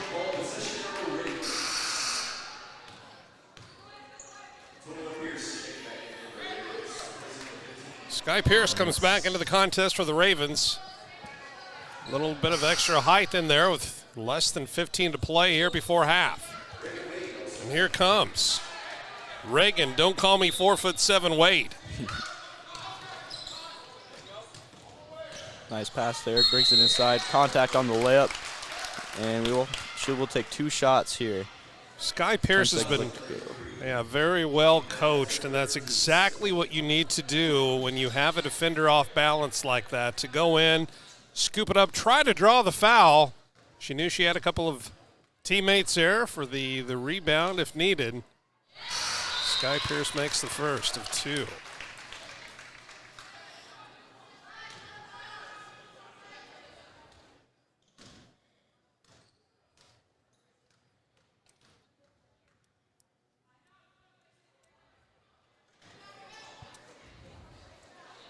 Rebound Broncos. Pass down the court, 5 seconds left to play. Bennett with the ball. Drives in. What a drive. Wow. Great drive there to finish the half by Ilani Bennett. Cuts the lead down to just 5 here going into halftime. And how about that? Will Huddleston, student here at DeSoto High School, coming in clutch, giving myself and David Trimble a little bit of a respite here in this second of 4 games, the girls bracket of the Hardwood Classic. And Will, you going to be back here again tomorrow, the next day with us? I will. Ah, very Tomorrow, good. We'll time. love to have you back here. And I know I speak for everybody. It's been a pleasure to have you here the last couple of days, and look forward to more of it the remainder of this week. Not sure if you're aware or not, but we're going to be here tomorrow. And we're going to be here Thursday. And we're going to be here Friday. What about Saturday? And we're going to be here Saturday, Will. Perfect. All day, every day. It is the Hardwood Classic. And where is the only place they can watch it live with a little bit of commentary? 810 Varsity. That's exactly right, 810varsity.com. We're going to be back right after this. We'll bring you some first half scores when we come back.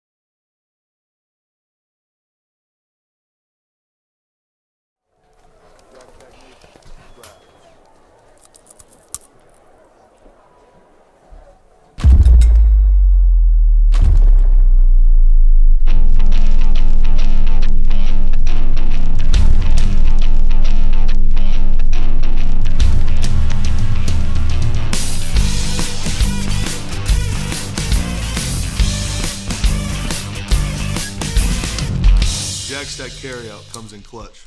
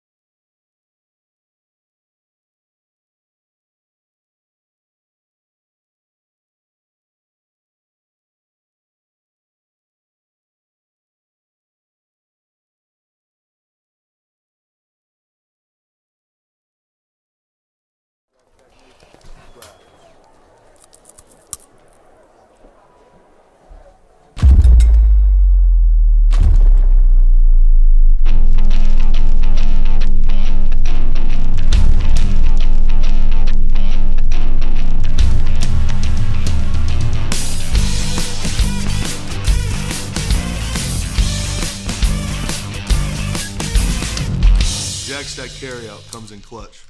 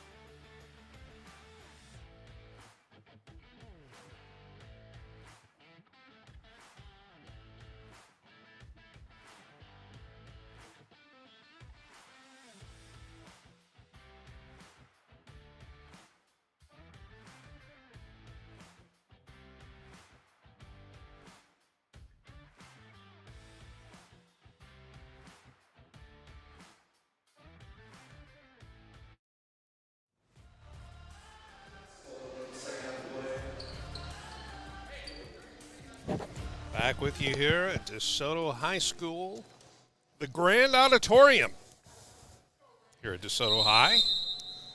Used to be named the Coliseum. They've now changed it to the Grand Emporium Auditorium. 23-18 was your score going into halftime. And what do you know, David Trimble? It's the same score as we start the third quarter. And nice three ball right there. My goodness, just like we saw towards the end of the first half, that was Alani Bennett from long range, sinking her first three of the game. She had 4 first-half points, and starting off with a bang here in quarter number 3. Heidi McCormick guarded aggressively by Allie Potts. That's been a fun matchup. Potts forces potentially a turnover. They're going to call it jump ball. Just a good heads-up play. Heads-up play over there by Bennett. Elani Bennett sees an opportunity, put a couple hands on the ball, force a turnover. And the possession arrow change back in favor of the Broncos. Sky Pierce. It's down low in the left corner. Got to go ahead and reset it as Jillian Huckabee, who's leading all scores in this contest after the first quarter. She lets one rip from up top. Can't get that one to fall, but it's going to stay in possession of the Ravens. And I'll tell you what, the hustle on both sides of the ball is unbelievable. Pretty ridiculous. So much so that I'm kind of getting a workout just watching it. Jillian Huckabee, beg your pardon. Julian and her family. And here come the Broncos. Imani Bennett. Left side, gets it back up top. Addie Potts going to set it up for the Broncos. Little high-low offense that John Wooden would certainly be proud of. Very methodical. Coach Tricia Lindgren knows what she's doing, and great athletic move by Jillian Huckabee. Huckabee starts off. First bucket of the second half. That gives her 13 on the game. Tricia Lilligren, she's the only coach that Lee Summit North has had since it opened its doors all the way back in 1995. 1995. Weren't even born then, were you, David?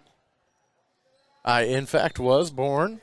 All right. But that was that when you were finishing your doctorate? Don't even start. Your master's degree? Let's not. I am not that old. Potts being pursued by Heidi McCormick. Up top, McCormick trying to get her mitts on that one. Almost comes up with a steal. And the result's going to be the same. A little kind of a hot pass. I think there might have been just a little miscommunication there, but there also wasn't somebody 7'8" on the receiving end of that pass. I think Potts might have thought that she was running a post route, and she went with the out route. And Ralph Sampson was nowhere to be found. 25-21. 5:30, 5:29 left in the third. Nice scoop up and off the glass. Huckabee responsible for all 4 of the Ravens' points here in the third. 27-21. Ravens back to a 6-point margin, beg your pardon. Back up top, Jalen May gets it over to Potts. McCormick sticks a hand out, tries to pop it out. Unsuccessful. May over to Bennett. And that is Alani Bennett. Back-to-back threes for the Broncos. Makes it a 3-point lead. Are we going to have dueling threes here? In and out. Fantastic rebound right there. I think, they're going to give that one to Emily Fisher on the putback. Right place, right time. Once again, great job of crashing the boards by the Ravens. Little give and go for Potts. She didn't like what she saw. Get out to Bennett. Left side to Renard. Can't get that one to go. That's going to go the other way now. And Ravens are going to have a chance to extend their lead. Currently setting at 5. 4:22 left in the third. And that shot was altered by Huckabee charging up there, getting the hand in the face, and she just wasn't able to get a good line of sight to the basket.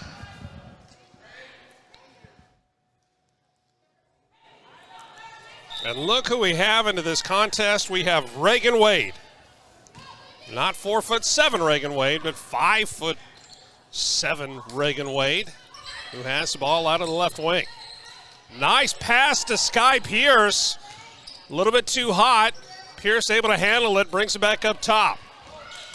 Reagan Wade dealing, she's driving, tries to pick up the foul.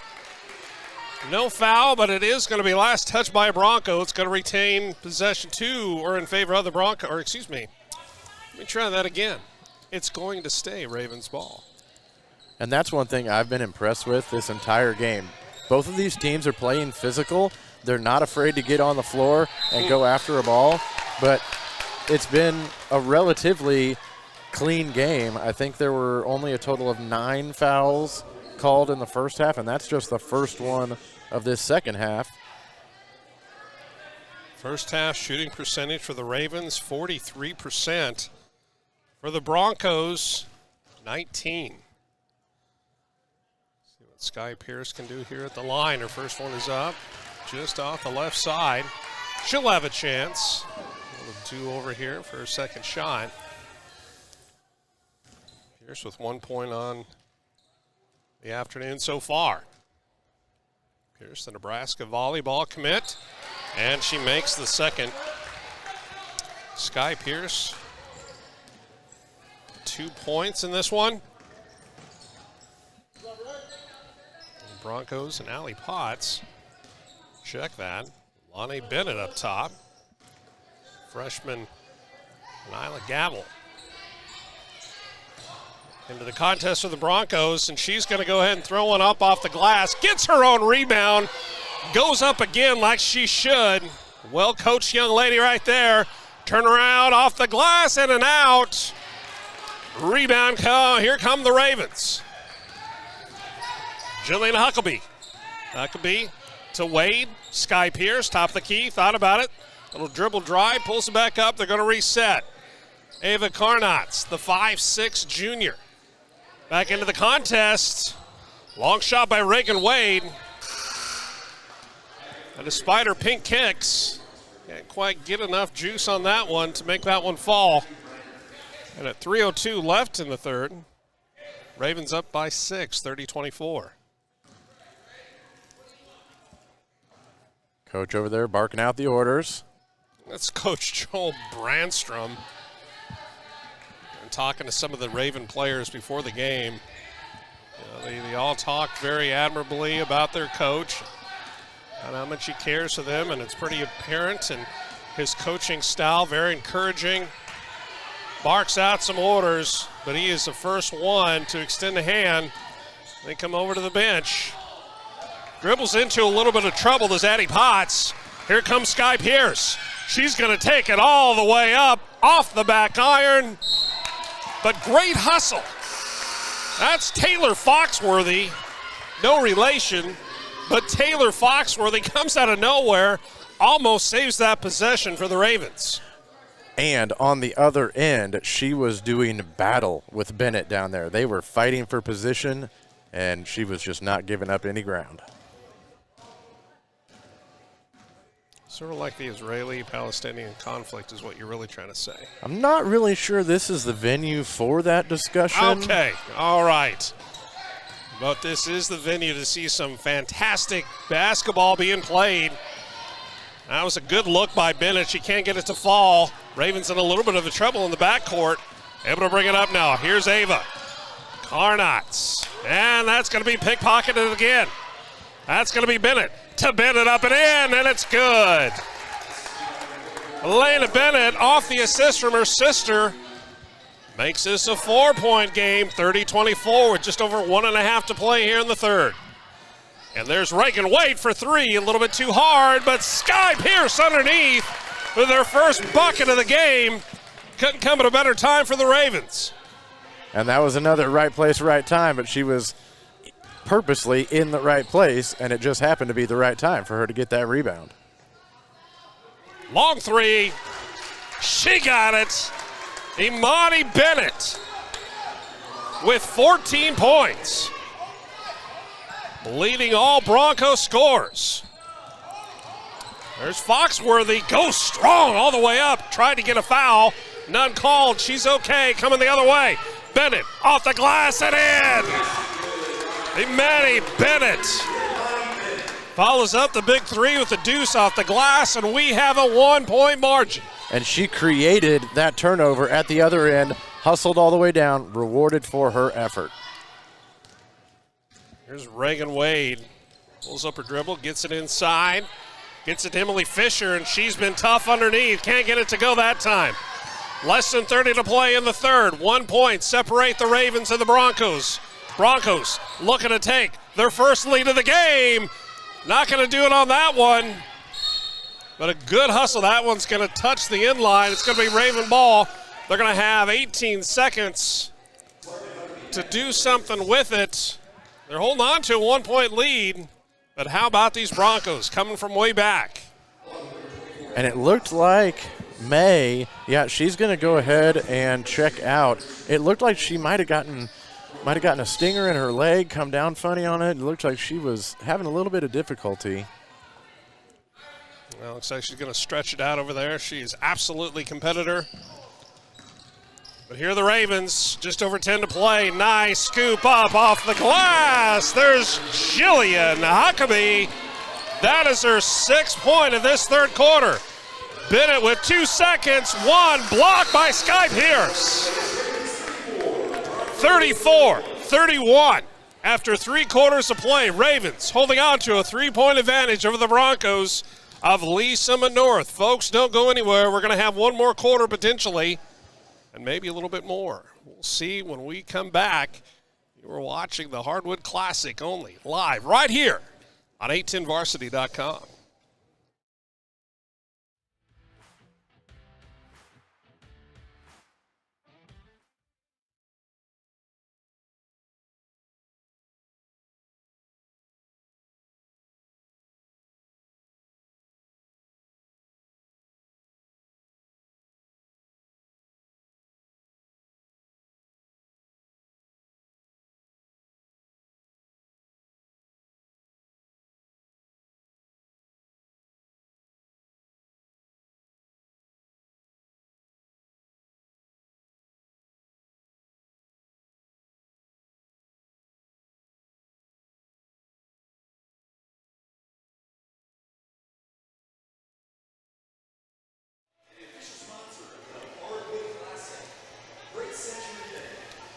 Let's do a little reset here. David Trimble, 34-31. It's the Ravens up by 3 coming out of the third quarter as we get ready for the fourth to be underway.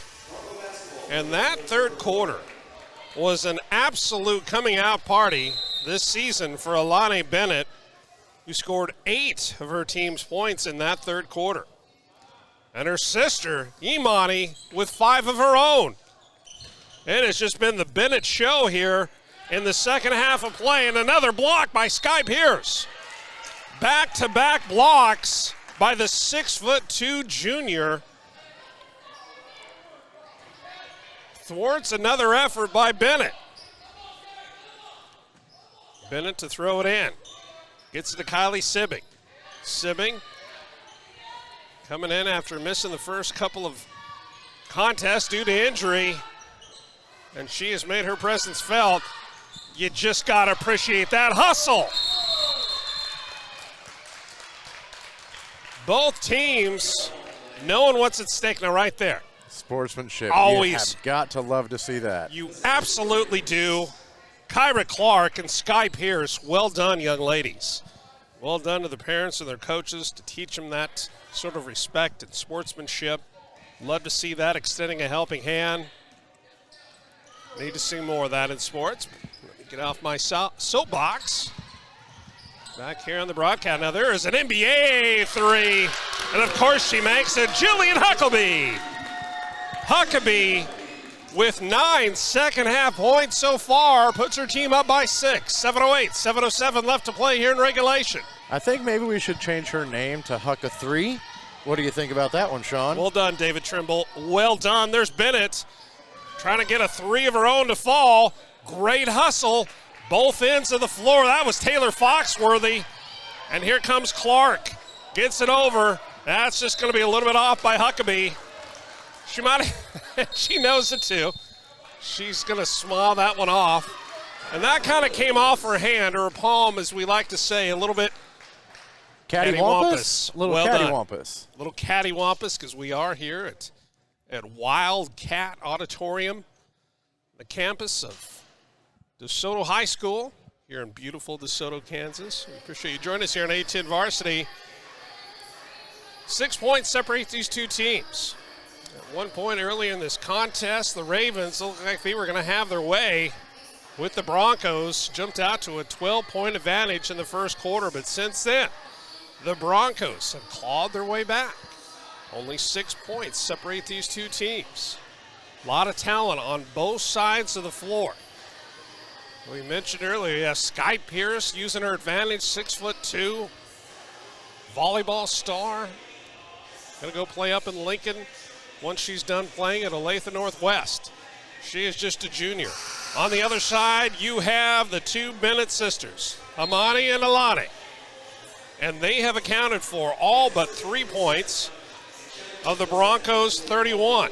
Addie Potts responsible for the other 3. And Amani Bennett, well, both of the Bennett sisters, but Amani has jumped out to me. She has been a menace on the defensive end. She has altered at least 5 shots that I remember.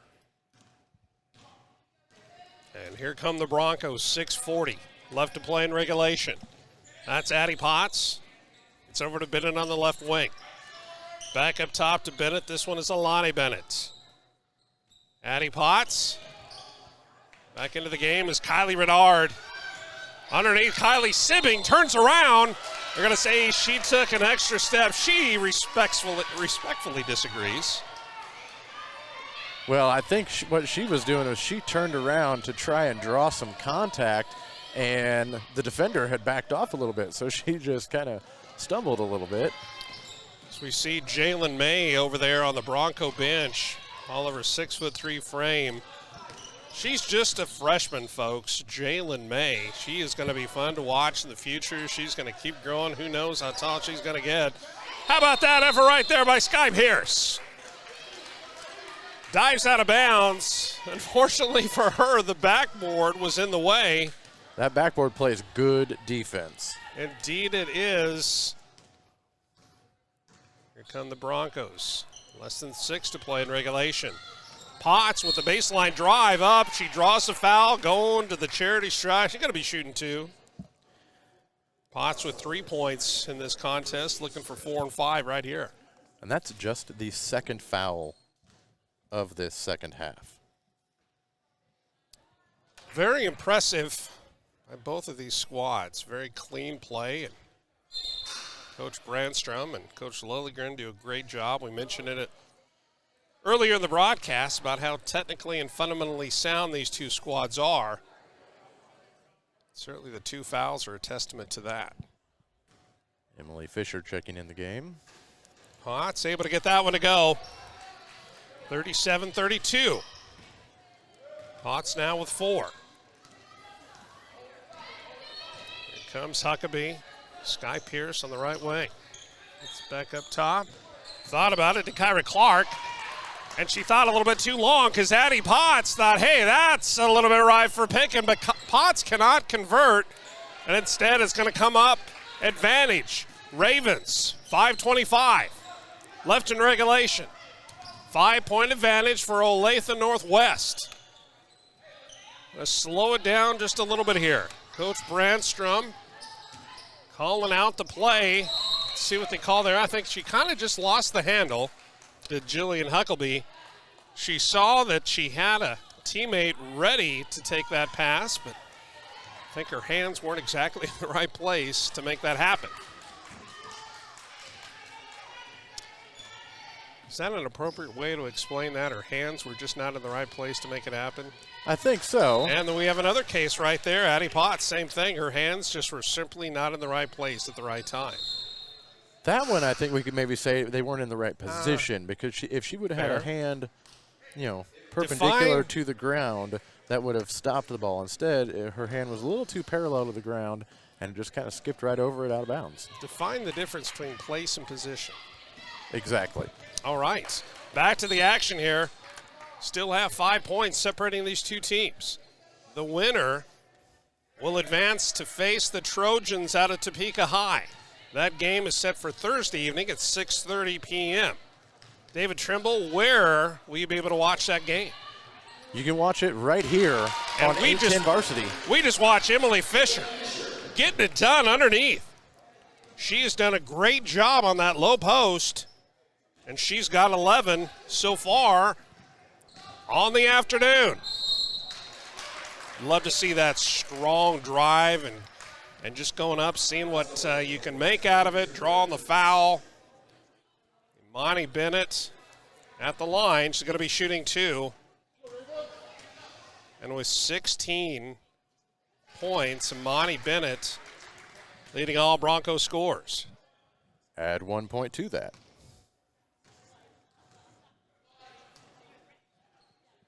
And that one just barely rolls out. Touched about every part of the rim. Pierce with the rebound. Here come the Ravens.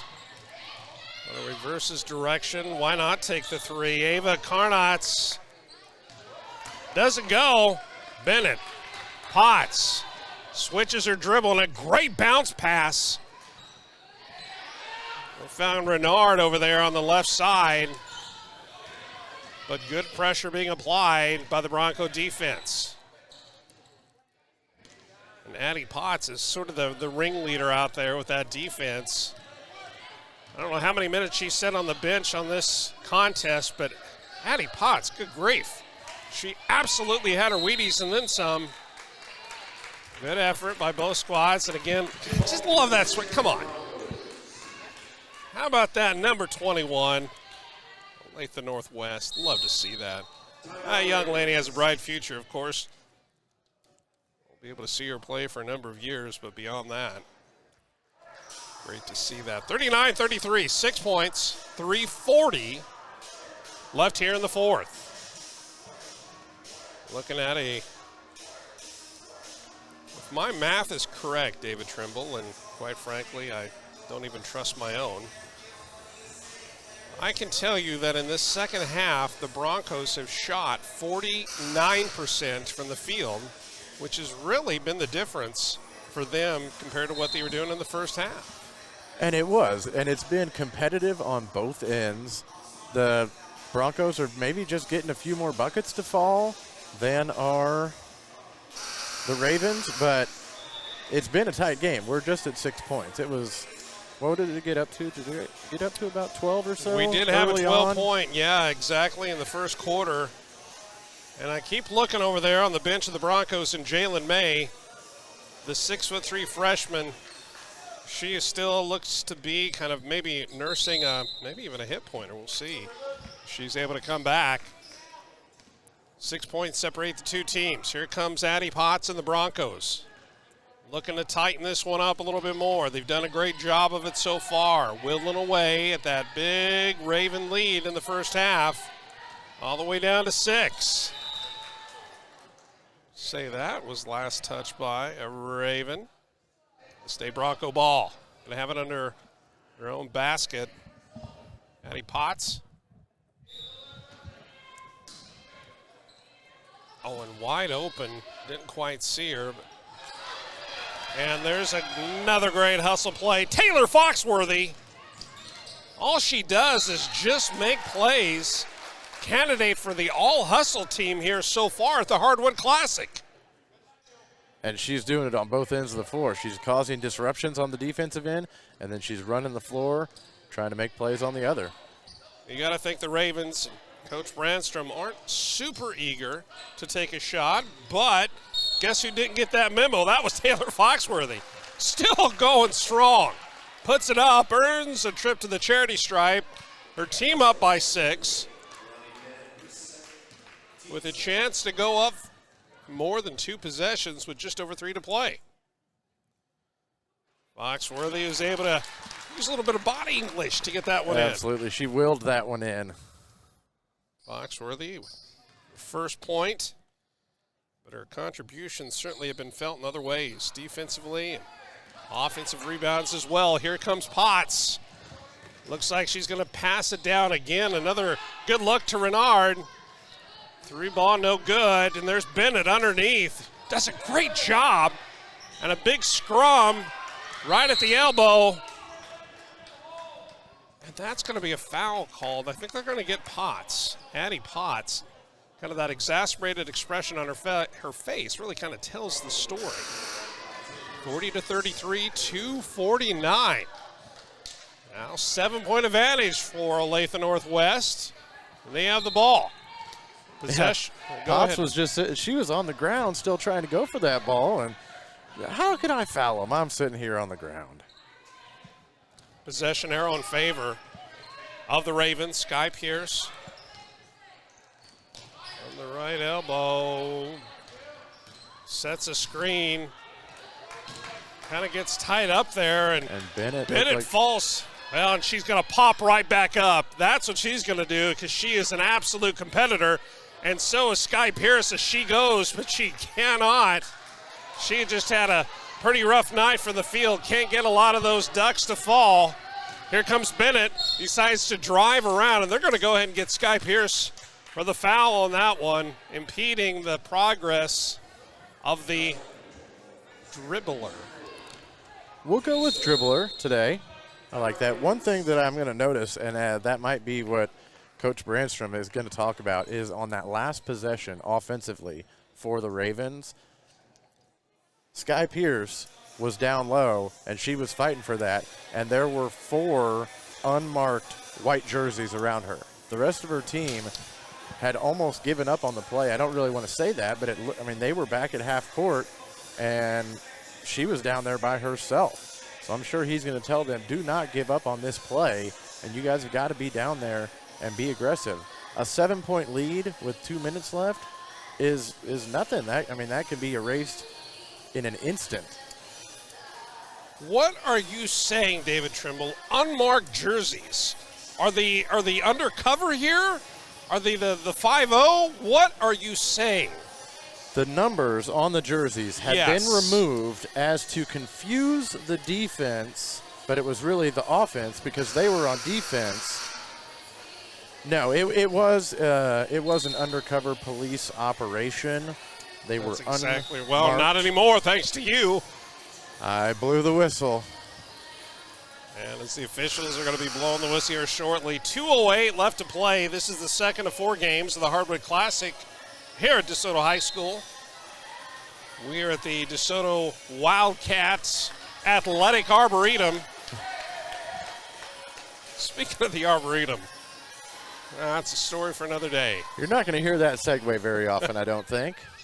But beautiful. Maybe out in Stanley when you're a little bit closer there. 40-33. Here's Bennett off the glass. Make it 40-35. 5 points. Less than 2 to play here at DeSoto. And I don't think Huckabee could have played any better defense. She was straight up, hands in the face. It was just a great shot. Ava Carnotts gets it over to Foxworthy. Sky Pierce doing a good job, playing just a little bit of keep away. 139, 138 left to play. Foxworthy being pressured by Kylie Sibbing. And Sibbing is going to go ahead and reach in for the foul. They've got a couple to give, so why not? As David Trimble would say, you can't take them with you. No, you can't. You might as well leave them all here. 14 fouls for the Broncos. Ooh, yeah, she did. Yeah, I was just getting ready to say there. She better watch that left foot. And that's going to be a teachable moment on film for the 5'10 sophomore Taylor Foxworthy. Trying to make plays, just too excited. First game of the year. And how about that nice little turnaround and a kick out. I think they're going to say that Is that Potts that they're going to say traveled before the pass? Well, either way, 5-point lead for the Ravens and the ball just over a minute to play here at DeSoto. Game number 2 of the Hardwood Classic. 2 more to follow. Winner of this game has a date with the Trojans of Topeka High. And the Ravens are trying to be just that team. But they have got to hang on for the last 57.7 seconds and nurse this 5-point lead and try to keep the Broncos corralled. Substitution, out goes Foxworthy, in comes Heidi McCormick, one of their best ball handlers and also historically one of their best free throw shooters. And you know, Trisha Lilligren from North decides she's going to go ahead and use one of her timeouts, and why not? Just like those fouls, well, you can't take them with you either. And I think that's just her first one. Indeed it is. 40-35, 57.7. David Trimble, you are Coach Lilligren over on the far side. You're drawing something up right now in the dirt. What play are you going with? I don't know if I want to go and let the Bennett sisters play like they had been. You got to get the ball back, first of all, and it's a little early to play the foul game. No, it's not. 57 seconds. Yeah, 5 points, 57 seconds. So far from the line today, the Ravens are shooting, let's see, that would be 64%. Put your shoes back on. Put your shoes back on. 65% from the line. So relatively good job.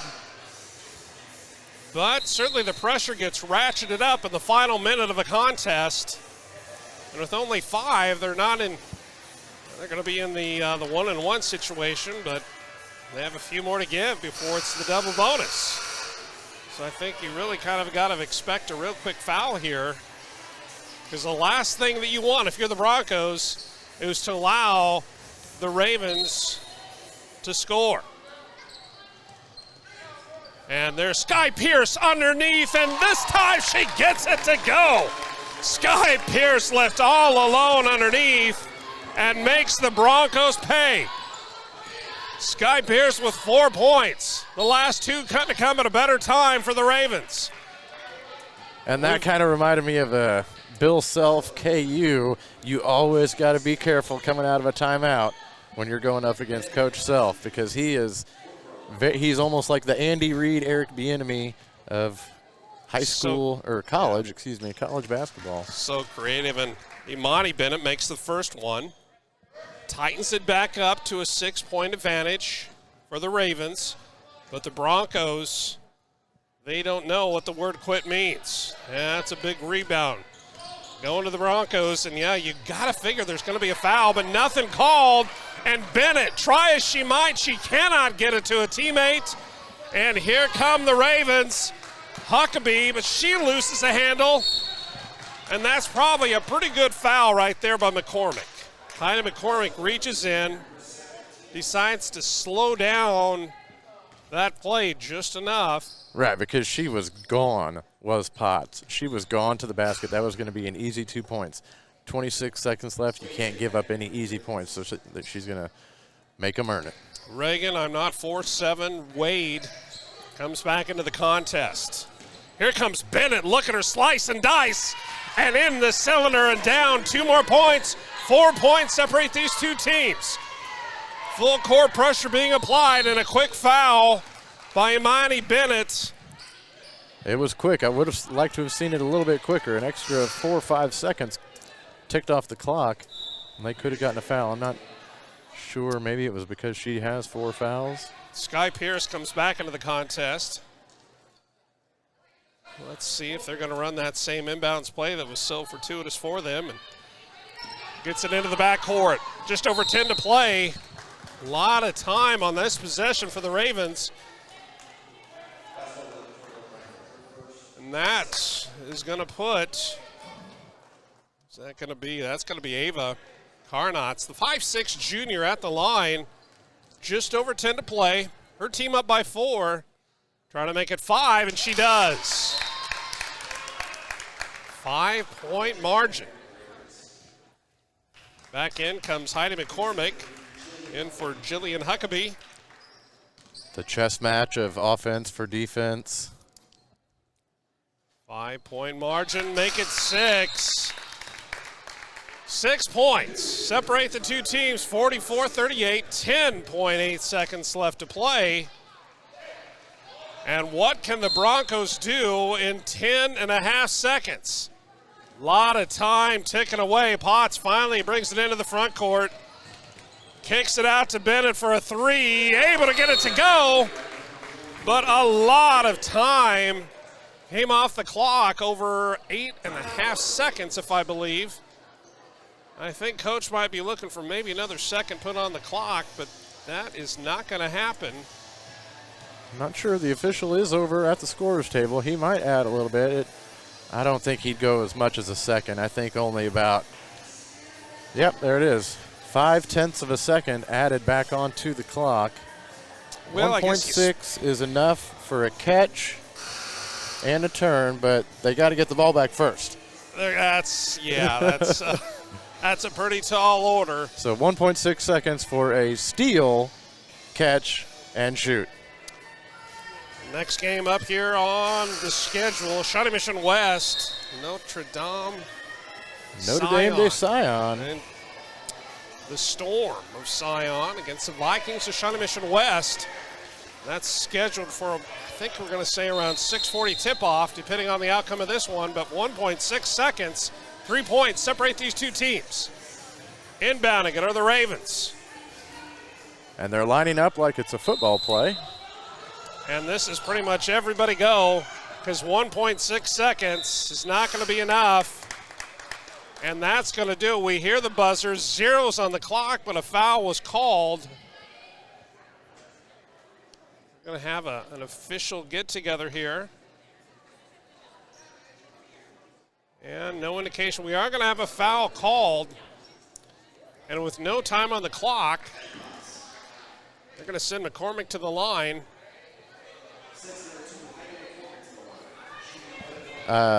There's 4 seconds put back onto the clock. I think that maybe is going to be 4/10. That is some magic right there. There it is. Now it's 4/10. All right. Much to the delight of the Raven fans in front of us. Clock was going the wrong way there for a second.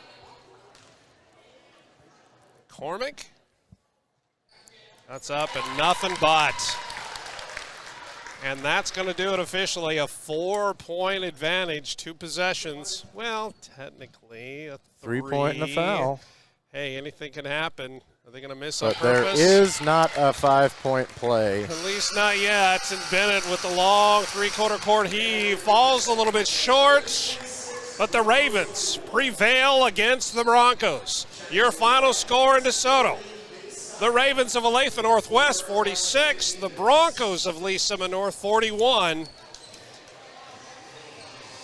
And Olathe Northwest will take on the Trojans of Topeka.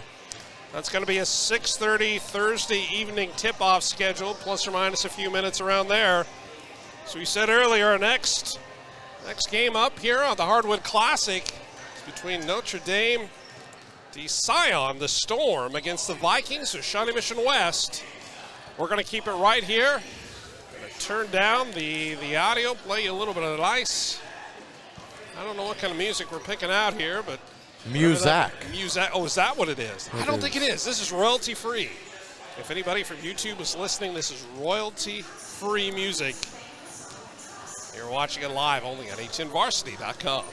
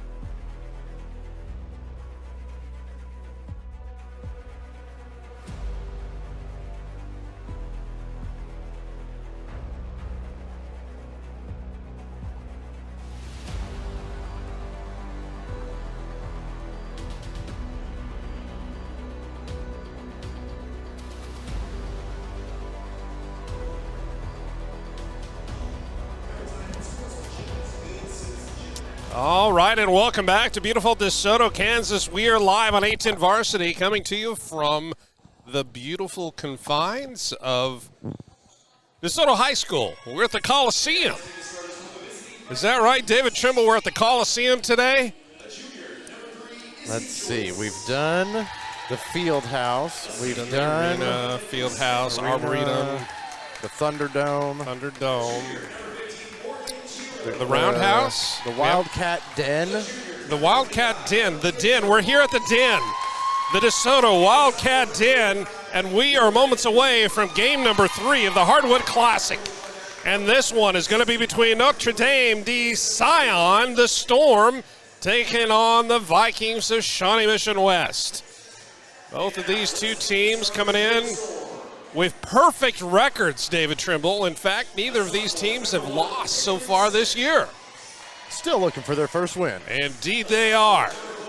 We're able to watch a couple of fantastic battles, including the last one here on 810 Varsity between the Ravens and Broncos. Olathe Northwest comes out on top, 46-41 over Lee Summit North. Now the first game of the day, the Trojans to Topeka up by 18 over the Huskies of Blue Valley Northwest.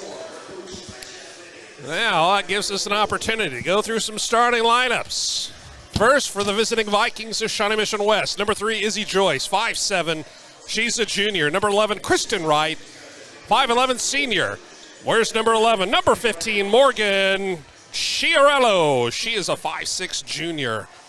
Aaliyah Jones, 5'9". She is a junior. Where's number 25? And wearing number 35, Lauren E. Deal. You know what? I usually go through, and I think I did this time, but I didn't notice the proper pronunciation of Lauren's last name. We might just go with Lauren. She is 6 foot and a sophomore for Sion. That's what I usually call her. We're close. Lauren, very good. Taylon Smith wearing number 1, Ava Lynn number 4, Grace Carlson number 11, Michaela Herbert wears number 12, and Emerson Shelton 24 for the Storm of Sion. And the Vikings. Wow.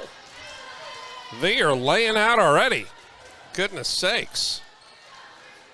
Are they going to get that one on? I think they're going to get that one on Lauren. They're getting that one on Lauren for an illegal screen. I think they think she might have kind of popped a hip out there a little bit.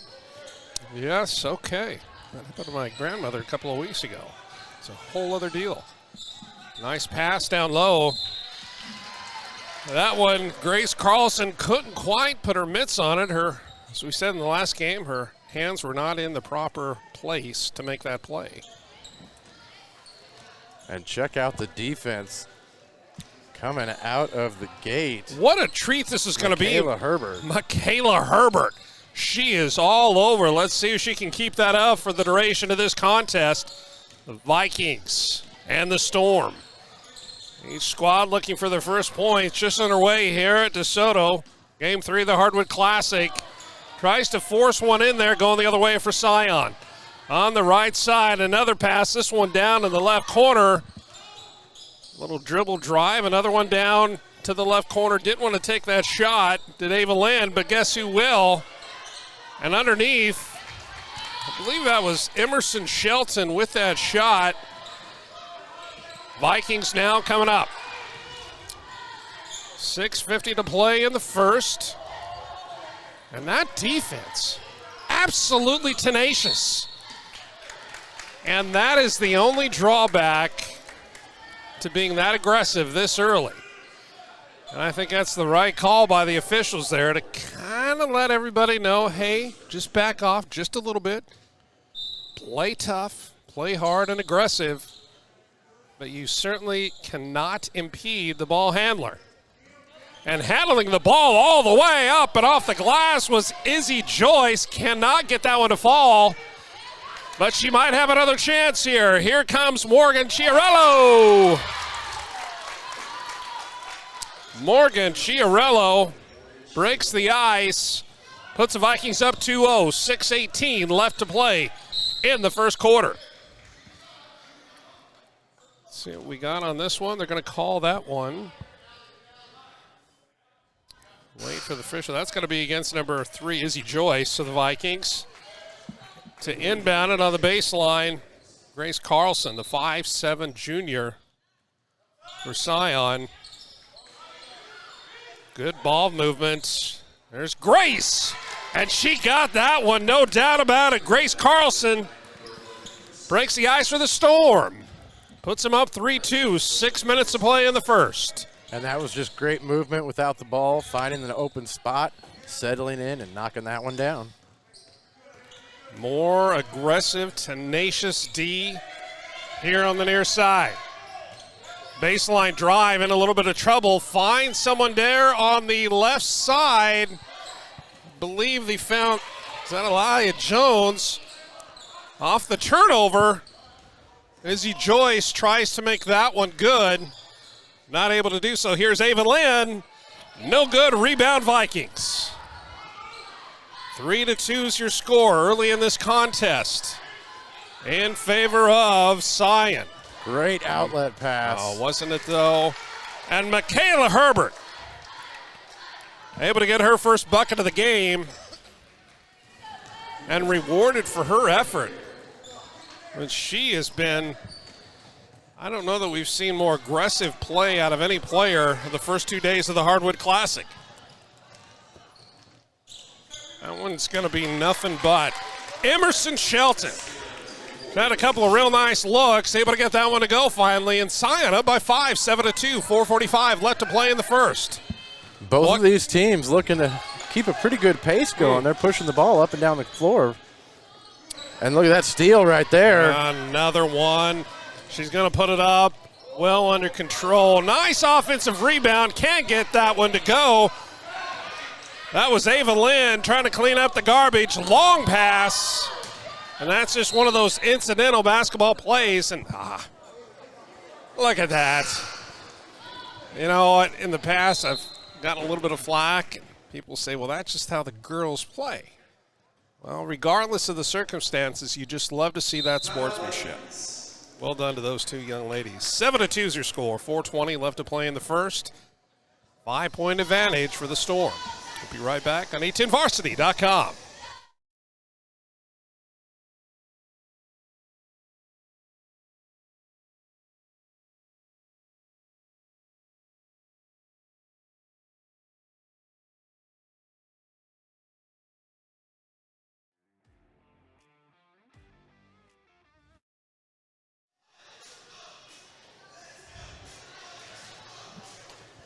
Five points separate these two teams to the 4:20 mark left in the first quarter. Vikings coming in with a lot of enthusiasm and optimism about this year. Unfortunately, they're still without their star player, 5-star, Samaya Nichols, the 6'1" senior. They hope to have her back soon, but not in this contest. And Mia Gomez in for the Vikings now. And she is going to make her presence felt. Or I beg your pardon, that was Faith Carlson, the 5'8" freshman. Getting it done, coming in. Her first look at a basket this season, and she drops it. And her first opportunity to play on a little bit of varsity team, and that one is a kind of a handoff. Lost the ball, trying to pick it back up. Lost it again. And Scion now with an opportunity to extend their lead to double digits. 10-2 midway through the first quarter. As Chiarello checks back in for the Vikings. Faith Carlson brings it up for Scion. Shelton, kind of a modified 2-3 zone that the Vikings are showing. Well, whatever it is, it just forced a travel and the turnover for them. Good adjustments by Coach Mark Rabbit. Coach Rabbit, a favorite of his players. The Shawnee Mission West community. Always hear great things about him. There's Morgan Chiarello showing us her handles. Jordan Lippold enters the game. She's going to be inbounding it here in front of us. Aforementioned Chiarello gets over to the left side to Mia Gomez. Back to Chiarello up top, a little stutter step. Nice look inside, turnaround jumper, no good for Lauren Edel. Going the other way now for the Storm. And there is Faith Carlson, gets it down to the corner. Long three, in and out. Rebound, go to the Vikings. And here come the Vikings, long outlet pass. And a Storm player steps in the middle. And the end result of that is another bucket by Emerson Shelton, who has 4 points. The 2:30 mark here left in the first. And talking with Coach Rabbit before the game, he was saying that Izzy Joyce is usually one of the faster players on the floor, and it looks like they're going to need every bit of that speed keeping up here. 12-2, 10-point margin, 2:25 left in the first. The Vikings still trying to find their rhythm on offense. Doing a relatively good job despite giving up 12 points on defense. Now they're going to go back to a 1-3-1. Well, we're going to have to look at this here for a second, see what they do on the baseline, but basically a zone defense, mixing things up a little bit. And here come the Vikings, trying to add to their 2-point total. Just at 2 minutes to play in the first. 3 ball, there it is. Morgan Chiarello. Morgan Chiarello and her Vikings clawing back into this one. 7-point margin now for the Storm. I think the Vikings are slashing their way back into this one. Oh, my. There's a long three again. That one's a little bit off the mark. Vikings have a chance. Make this one a little bit closer. Vikings finding the rhythm on offense. Tightening things up a little bit. More crisp passes. A little trouble in the lane. Kick out for 3. Off the back arm, but right there for the offensive rebound. Still not able to go. That was Kate Dement, I beg your pardon. The 5'10 senior. The really nice offensive rebound, but she can't get it to go on the putback. She almost was able to tip it over to Jordan Lippold, but that one dribbled out of bounds. It's almost a knee-jerk for me to almost obligatory have to say every time that I see a player get a rebound and not put it on the floor and instead turn around and put it up strong, I tip my hat to them, and we've seen that a couple of times.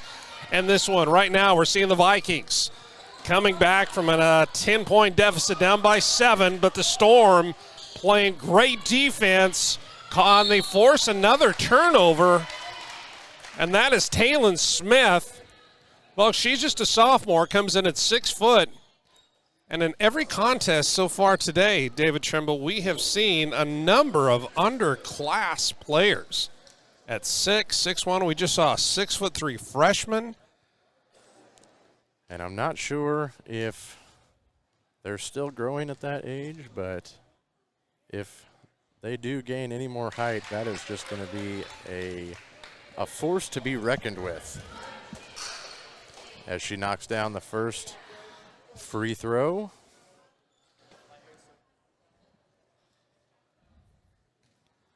Giving her 1 point so far in this contest.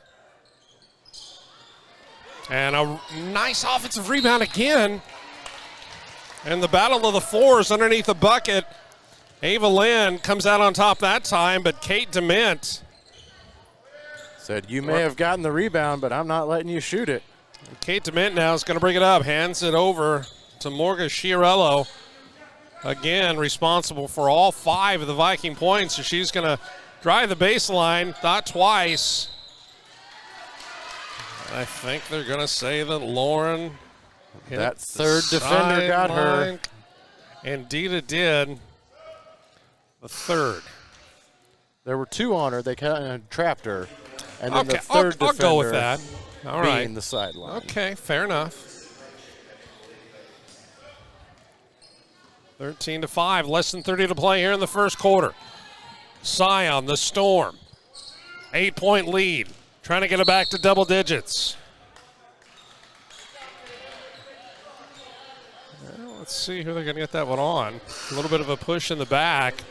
Things get a little bit chippy underneath there, and we're just toward the end of the first quarter. And that's going to be the second foul on Lauren. So Lauren's going to be sitting on the bench for the foreseeable future with 2 fouls here in the first quarter. Back up top, 14-13 left in the first. A short floater. You love that. You love to see it. Morgan Schiarello.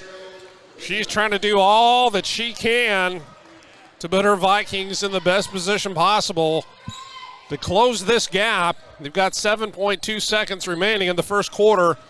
Down by 8.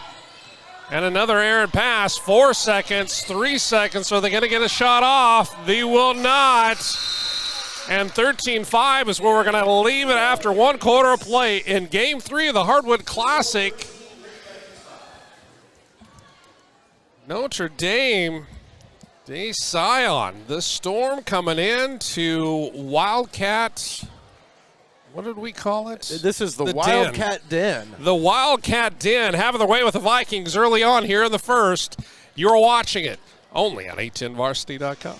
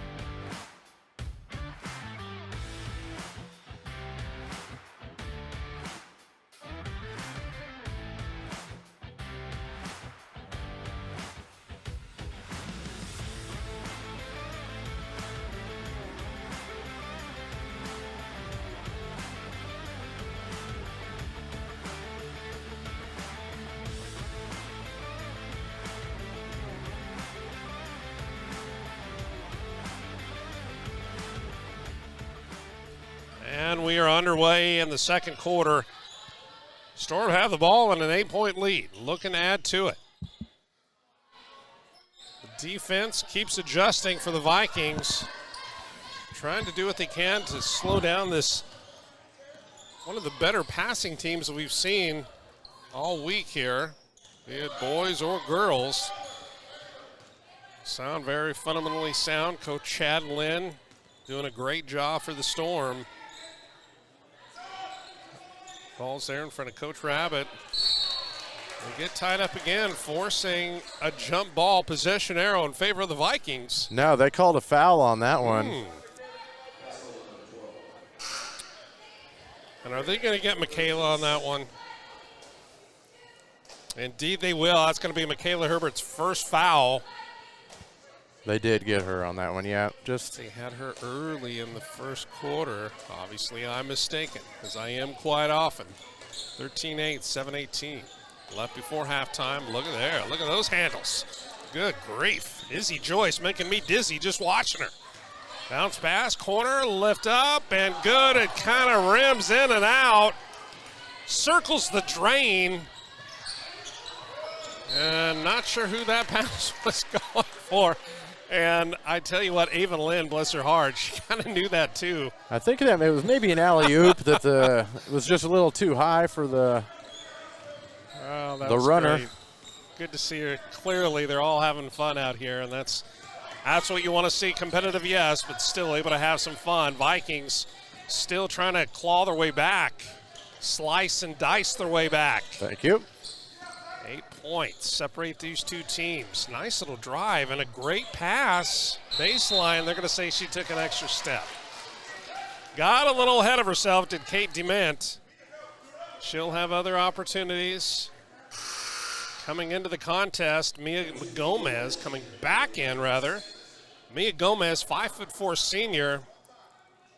And you're exactly right, David Trimble. When you spoke with Coach Rabbit, he talks about how quick that Mia Gomez is, and you can definitely see that.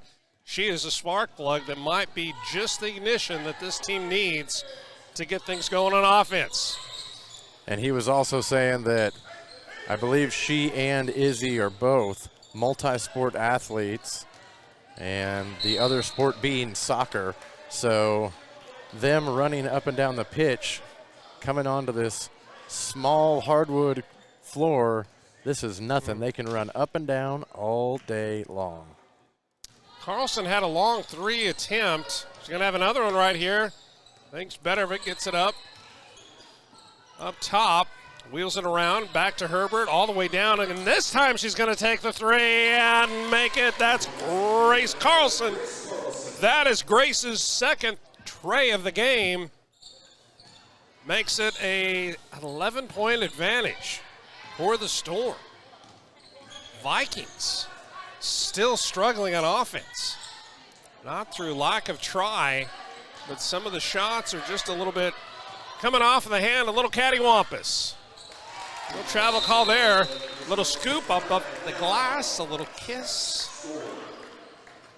And that was Grace Carlson, who's leading all scorers with 8 points here so far in the first half. 18-5, 13-point advantage for the Storm. We'll be right back on a10varsity.com.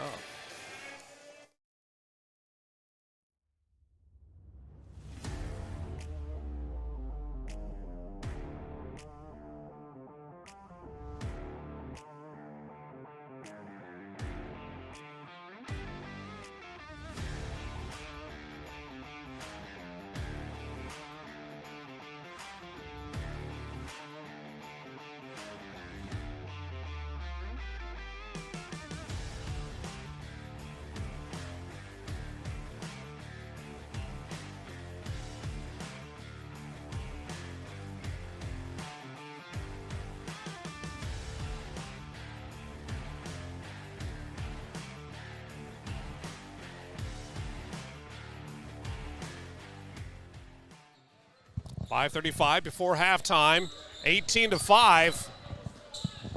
DeSoto Hardwood Classic, quarterfinal action. And Scion, with that backcourt pressure, creates the turnover, just can't get the bucket to go. And neither team has had great luck from the field.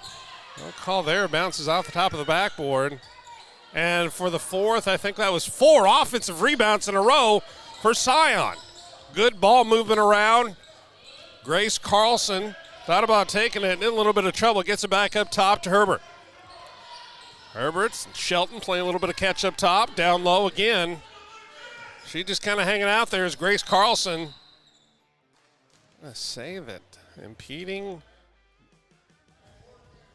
I think that's going to be against Kristen Wright, I believe. Number 11, yeah.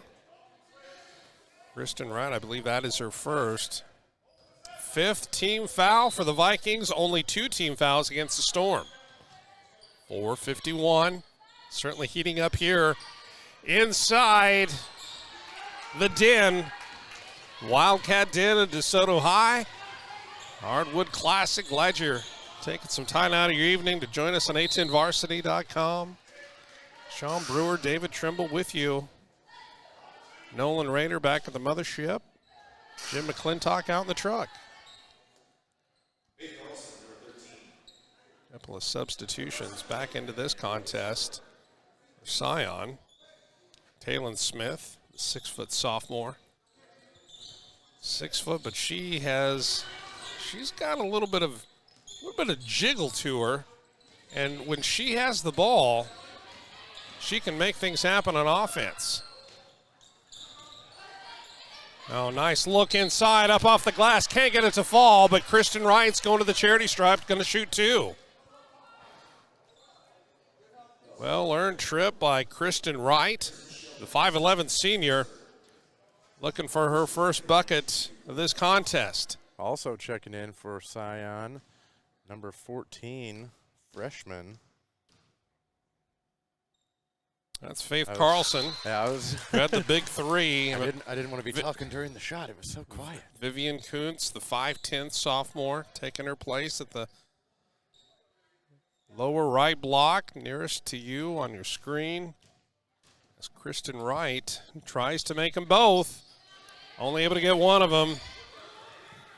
Makes it 18-6. 12-point advantage for the Storm. There's Eleanor. Can't get that one to go. Another offensive rebound. Great ball movement. And you love to see that. Takes a step, but can't get it to go. It is Taylor Smith. And here come the Vikings going the other way. Behind the back, Izzy Joyce. She has a lot of fun out there, showing us her skills. Yeah, I think that might be going against Eleanor Gromowski.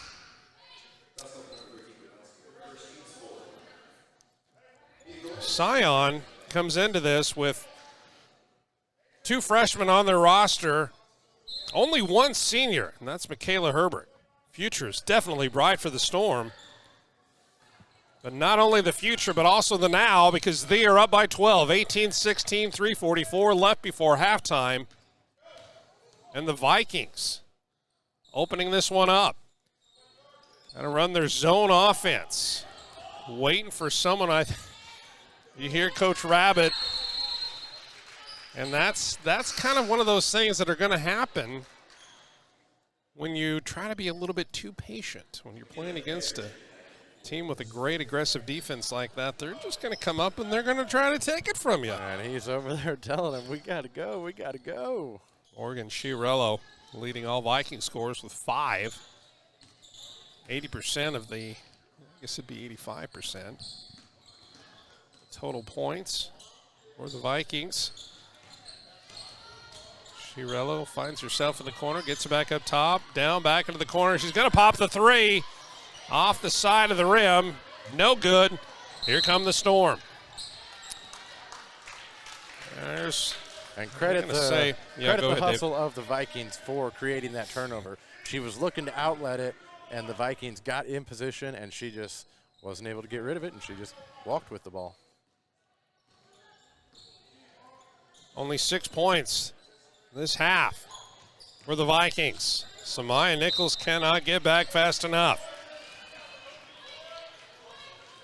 This Shawnee Mission West team, as they approach the end of the year, when that does roll around in February, they may not have the best looking record. But I can assure you the difference that Samaya Nichols will make on this team. One of the top 50 high school players in the nation. More on her later. Here come the Vikings. A little turnabout in fortunes. Still can't get it to go. And once again, a jump ball being forced. And guess who was right there? Michaela Herbert, once again. She is just like the Energizer Bunny. She just keeps going and going and going. Or what's the Duracell equivalent? I guess we should be impartial. But the Energizer Bunny. Duracell, the copper tops. The copper heads? Feel the power. Feel the power. I don't think so. I think that's like Dodge. Feel the electricity. Is that an Elon Musk thing? Feel the electricity of the storm. Well done there, David Trimble. You got lightning and you got the storm. Left corner, long 3. Eleanor Gromowski. Her first bucket of this contest. Makes it 21-6. The Storm is more than brewing. The Storm is rumbling. 150 left before halftime. Unofficial attendance here so far this evening and afternoon. Through 2.5 games, 704. Not quite as much as we had last night, but I think the cooler that the weather is, I think it's going to keep people away. But the good news is, for the rest of this week, I think the weather person I listened to said that it's going to be up in the 40s, possibly the 50s. Yes. And on that subject, Gary Lezak, he's hanging it up. Indeed he is. What is he hanging up exactly? What is a weather forecaster's tool or his instrument of trade? His little clicker that he uses in front of the green screen. Well, hanging up the PowerPoint clicker and hanging up on that 3, not able to fall for the Storm, gives the Vikings a chance. 1:30 left in the second quarter. Nice little dribble drive down the middle. Izzy Joyce Izzy Joyce has had just absolute horrible luck from the field. Now she's going to have an opportunity at the charity stripe. But with that miss, the Vikings are shooting 9% from the field. David Trimble, I'm no genius, certainly. You tell me that often, but you're not going to win too many games shooting 9% from the field. The team that gets the ball in the basket the most wins. So and they I say. think you're going to have to do it a little bit more than 9% of the time. Izzy Joyce, and there it is, Izzy Joyce. Pops the lid off of that one. Her first point of this contest makes it 21-7. 14 points separate these two teams. A couple of touchdowns and extra points. And look, there's no question this Viking team, we saw it last year, of course, different players. Samai Nichols out, of course, and a couple of new additions. I think that's Kate DeMint back into the contest. Right side, Morgan Schiarello has a good look. Doesn't get that to fall. Good no call right there by the official. Long cross-court pass. And there's Herbert. Nice little crossover up off the glass. That was the thing of beauty right there. Well done, Michaela Herbert. And that is her 4th point of the game, 23-7, less than 40 to go before halftime. Schiarello gets it back up top to Gomez. Being pressured, aggressively so, by Faith Carlson. Shot from about 15 out. Great offensive rebound, and once again, and that kicks them down to 7% off that last miss. And Ava Lynn says, I'm going to make a high percentage shot right underneath, and with 12, 11, 10 seconds left before halftime, it's a 25-7 game in favor of the Storm. Then Sion with another steal. And there's a little bit of frustration being shown, I think, really by both squads. And with that puts the Vikings at 17 fouls. So that's going to send the Storm to the line. I think that's Vivian Kuntz at the line. 3.7 seconds left before intermission here at DeSoto. Reminder, we're going to have one more game after the conclusion of this one, and that's going to be with the home team, the Wildcats of DeSoto, taking on the Blue Jays, north of the river, out of Liberty, Missouri. That one doesn't fall. 2 seconds, 1 second, and there's Schiarello from way back. It had a chance, just a little bit off to the left. That 25-7 score we spoke of a moment ago is where we're going to leave it at halftime. Sion coming in, having their way with the Vikings. 25-7. And we'll be back after these messages right here on a10varsity.com.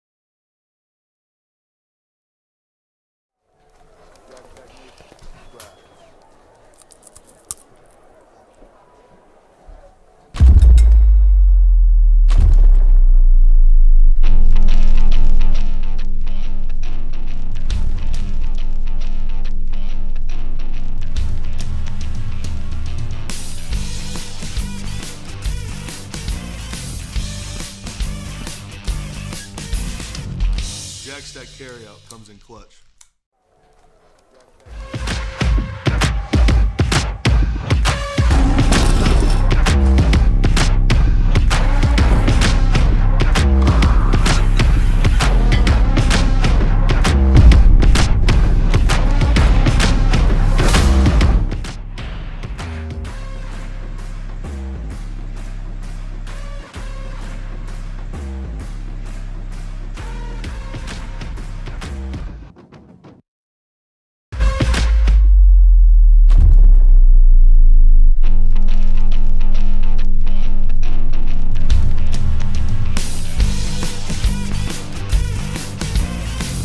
Jag stack carryout comes in clutch.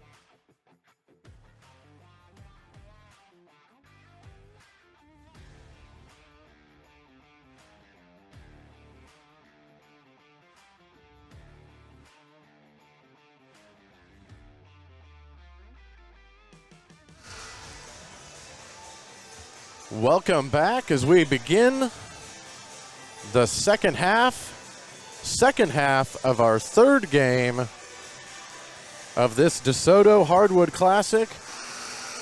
Day number 1 for the ladies of this tournament, and they will be looking to play on Thursday. This is a double elimination. We've got 2 sides to the bracket. These teams are hoping to get into the later of the games. The 6:30 and 8 o'clock game is the, not to put labels on it, that's going to be the winner's side of the bracket. The 3:30 and 5:30 on Thursday, those are going to be the consolation bracket, if you will. And we are getting ready to go here.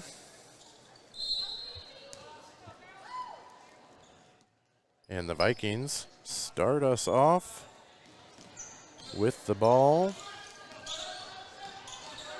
Down by a little bit of a trap, and I think maybe they're going to say that they got her with the body.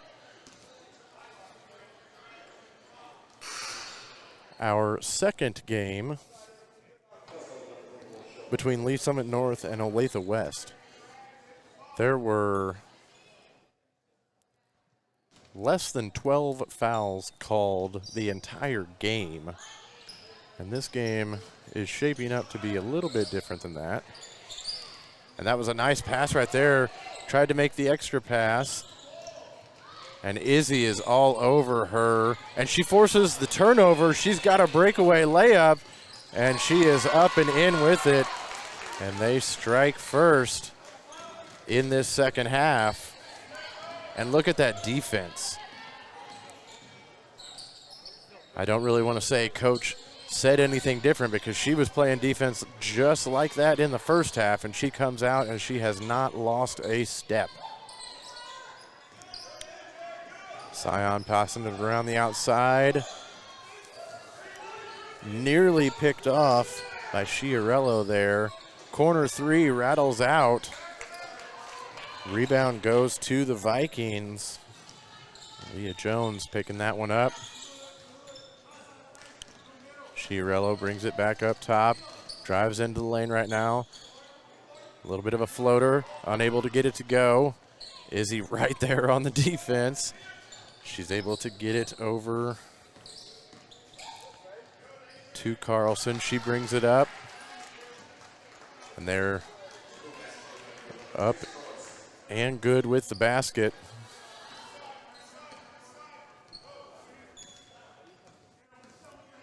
Picking her up at half court. And that one slips through the legs there of Lauren Edeel. I was able to confirm her last name, Edeel. Lauren, we apologize for just going with a first name basis this first half. Taylon Smith picks up that basket for Sion.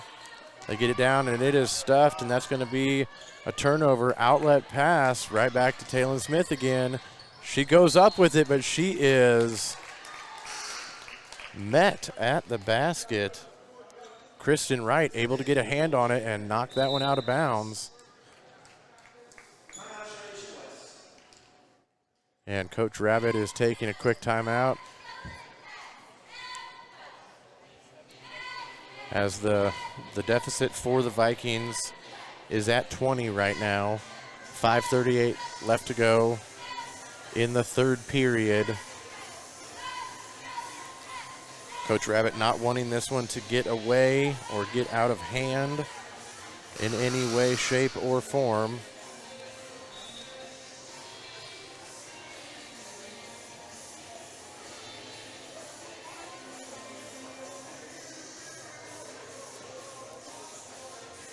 And I was talking with Coach Rabbit before the game, and he was saying that this is really, the start of their season. And what his main focuses were going to be on were going to be the transition defense half-court man-to-man defense and implementing an offense system that can hopefully get them into December and not have to be reinvented in January, February when we're getting towards the end of the season. And we will see if they can achieve that here in the third and fourth quarters of this game. Nice little inlet or inbound pass there to Grace Carlson. Hits the 8-footer there.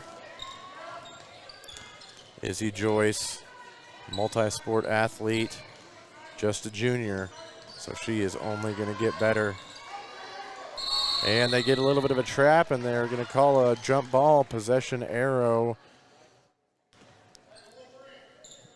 is in favor of the Storm.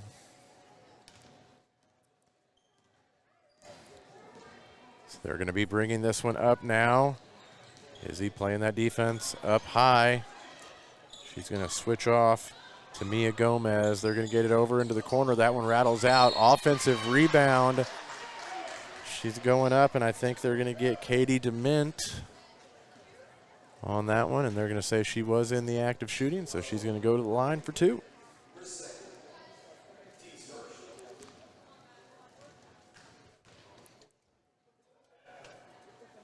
And Carlson is good for the first to bring her team's total to 32. Couple quick substitutions for the Storm. Eleanor Gromowski checking in, and she is good on the second one. Is Carlson. Vikings bringing it up. They are still attacking. They're still moving without the ball, trying to jockey for position. And it looks like they are calling a jump ball, so I think this is going to stay here. Vikings are going to retain possession. Lauren E. Deal was fighting for that one. It looked like she might have maybe caught her arm on something. They're going to have her take a seat for just a second and rest her up a little bit. She needs a little bit of help here getting this one in. And that one is poked away. Taylon Smith able to get a hand on that one and knock that one out of bounds. Vikings are going to retain possession. They are looking to get something going here. 4:48 to go in the third quarter. And away from the ball foul, they're going to get Michaela Herbert away from the ball.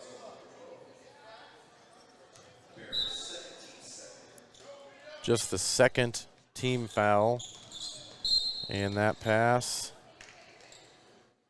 was broken up by Taylon Smith. A little aggressive on that one, got her with the body.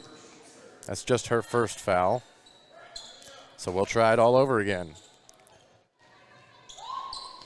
And they're going to go with the safety outlet up top. Get that one over, swing it over into the corner. She needs a little bit of help over there. And Coach Rabbit calls the timeout to save the 5-second call. That's his second timeout here with 4:37 to go in this third quarter. We are going to step away for just a moment, but we will be right back with you on A10varsity.com.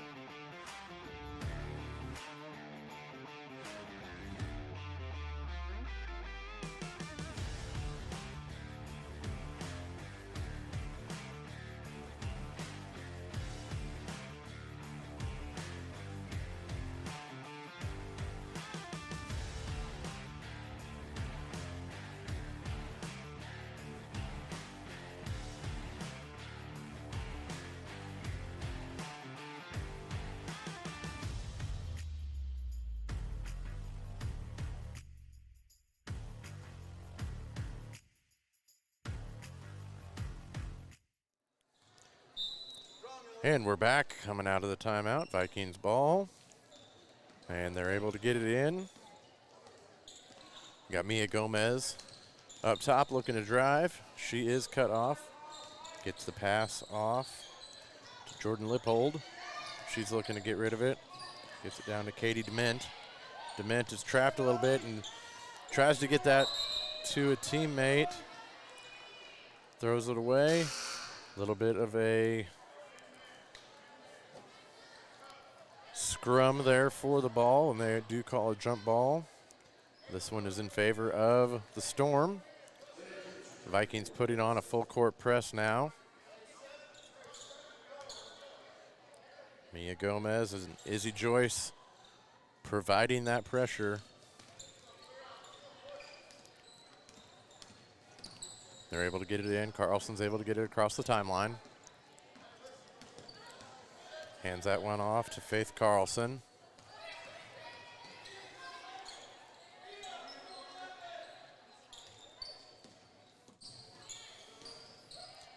And that is a nice little drive there, not able to get it to go. Izzy Joyce on the rebound, looking to push it fast. Now she thinks a little bit.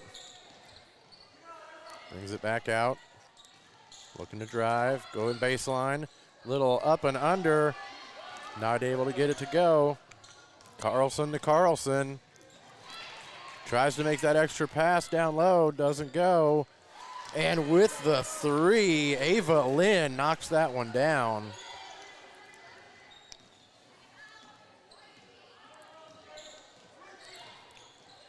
.3:15 to go in this third quarter. Vikings still looking to get something going. Kristen Wright driving in, kicking it back out to Gomez.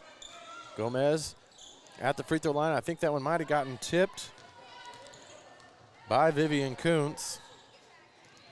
Scion gets control. Gets it over to Grace Carlson. Out on the wing. Faith Carlson running through.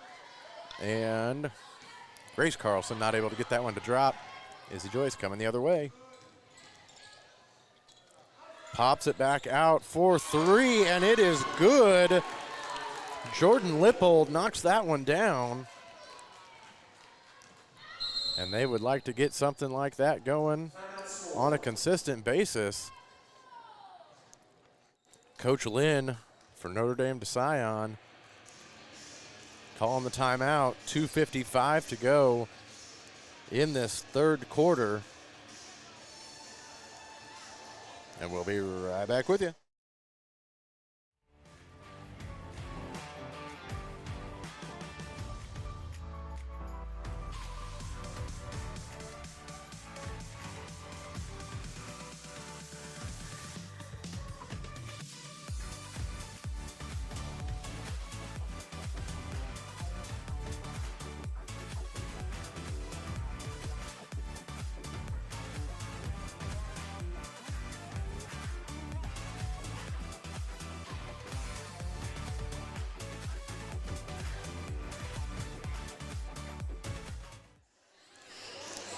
And out of the timeout, it's going to be Scion's ball over in front of their bench. And getting that one into Faith Carlson. Michaela Herbert, guarded by Gomez. Back over to Carlson. Back over to Herbert.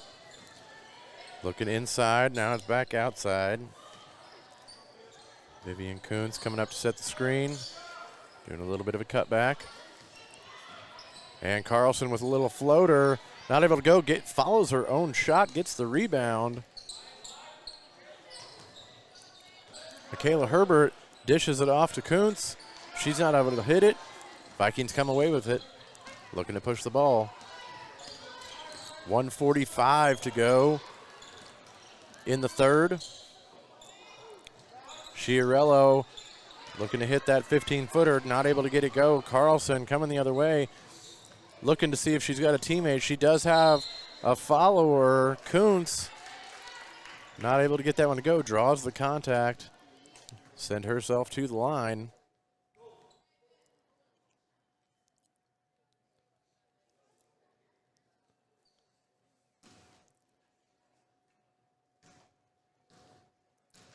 Katie Dement picking up her 3rd foul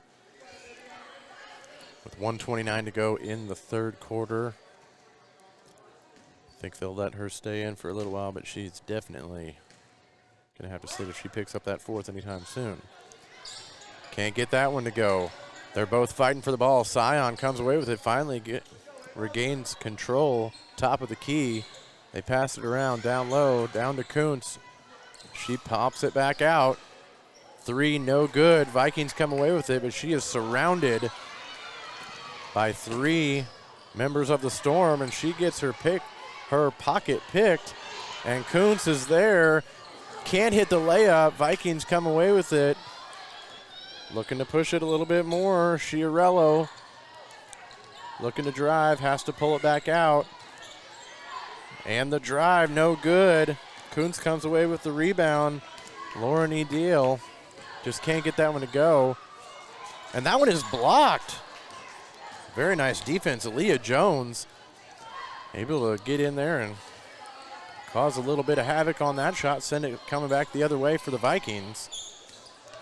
Schiarello asking for the ball. Very nice pass inside. Lauren Edel is able to get that one to go. That was nice movement without the ball, cutting through, getting that hand up.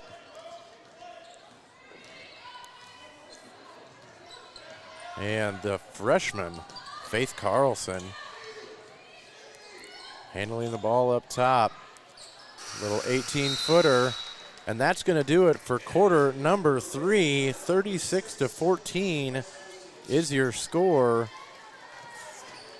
Notre Dame to Scion on top of the Vikings. Let's see what Coach Rabbit has coming up for this 4th quarter. And we will be right back with you here on 810varsity.com.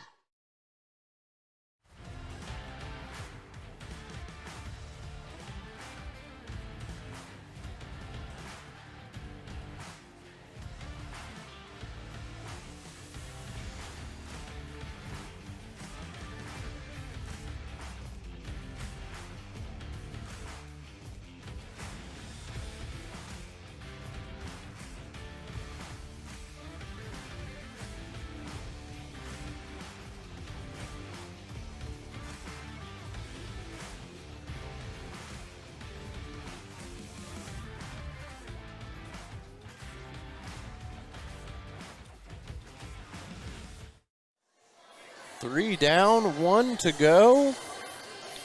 Here for game number 3 of 4 for this DeSoto Hardwood Classic, the first day of action for the ladies. They are looking to continue to play on Thursday. And the Vikings get the ball to start off this quarter. And a fairly quick foul there. Neither team in danger really of going into the bonus as of yet.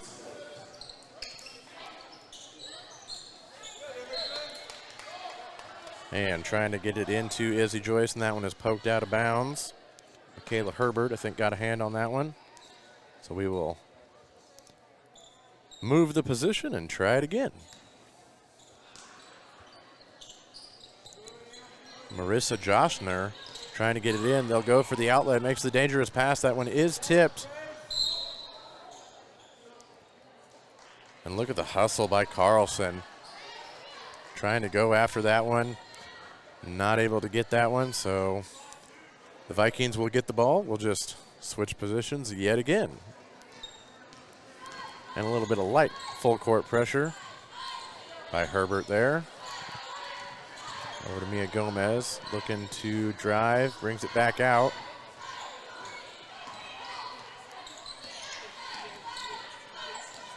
Marissa Jossner tries to get that ball down to Kristen Wright. Poked away again. Seems like we were just here a second ago.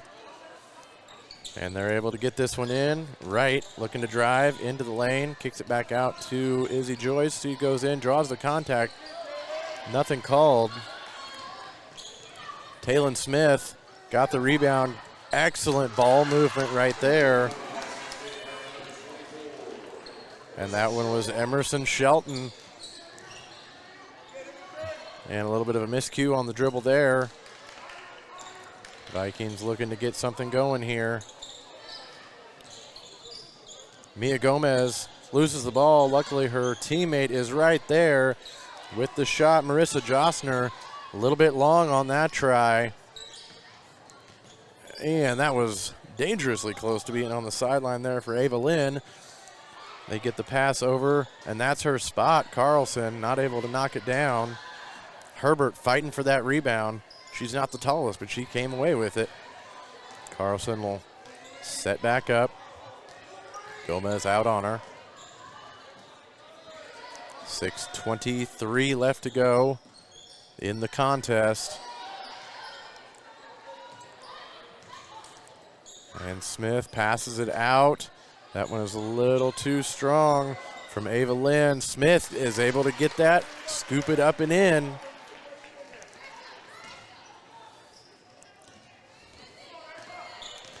And that was a nice drive right there. Ava Lynn got her with the body. I think they're going to say before the shot. Yes, it most definitely was.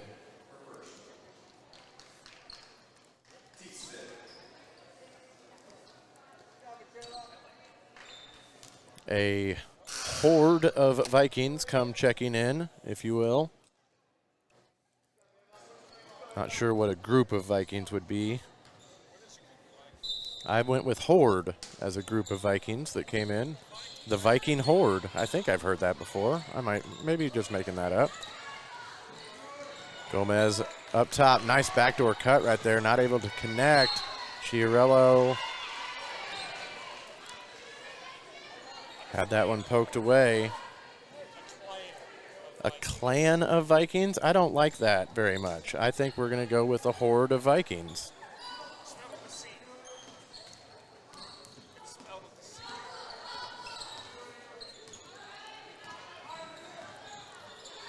Chiarello showing off a little bit of the handles. Going over baseline. She'll stop and pop. Hits the side. Outlet pass is up and good. Emerson Sheldon gets that one. Notre Dame to Scion calling timeout. 5:27 to go in this contest. And we thank you for joining us here on this Tuesday evening. We know you could be many other places, but we appreciate you joining us here on A10varsity.com. And we are going to be here all week bringing you the Hardwood Classic from DeSoto.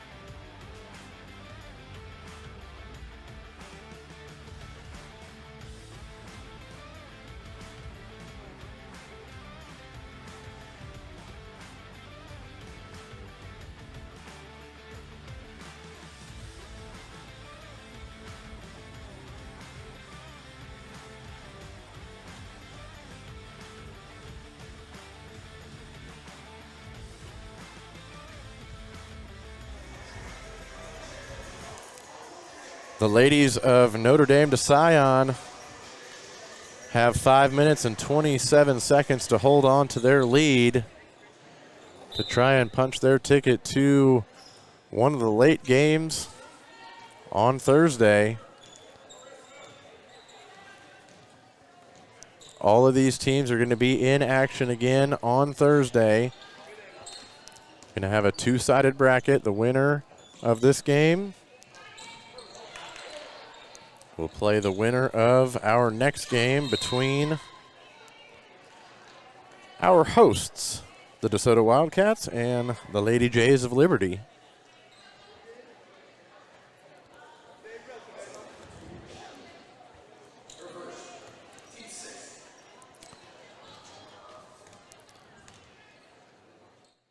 And that is 6 team fouls there. Gomez was trying to feed that one into Jordan Lippold, but a couple of the Lady Storm got in the way of that one. That was a very nice look to Schiarello. And that one is waved off for a travel. I think that might have been a good basketball move, possibly a Euro step of some kind. But they are waving that one off. Basket is no good, turning it over. Faith Carlson bringing that ball up.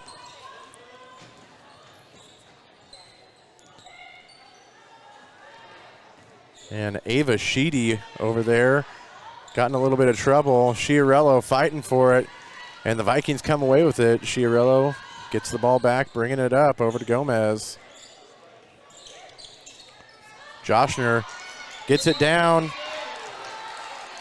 Lauren E. Deal draws the foul. She's going to be going to the line. And when you are down by a bunch, it is very important to get points on the board with the clock stopped, as it is here with 4:13 to go in this game. And she is perfect on that one.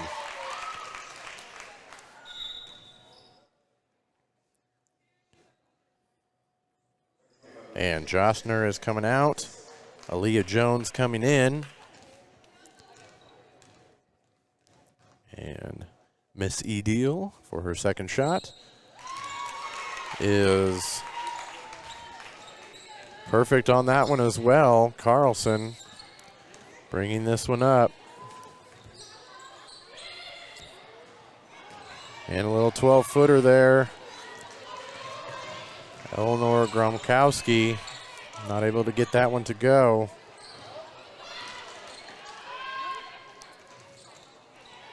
Excuse me, I believe that was Ava Horn. And Sion's back the other way. Carlson looking for somebody. She's got Shelton up top. And that pass is a little errant. Ava Sheedy was looking to get that cross to the other corner. And I think it was white ball. And there they go. They're switching out the inbounder. Can't fault her for trying. Hey, no, that was our ball. And Carlson needs some help. She's able to get it in. A little too strong as Eleanor Gromikowski. Schiarello bringing it up, does break the timeline. Gomez gets it down, going baseline. Jordan Lippold runs out of room down there on that baseline. 3:19 to go.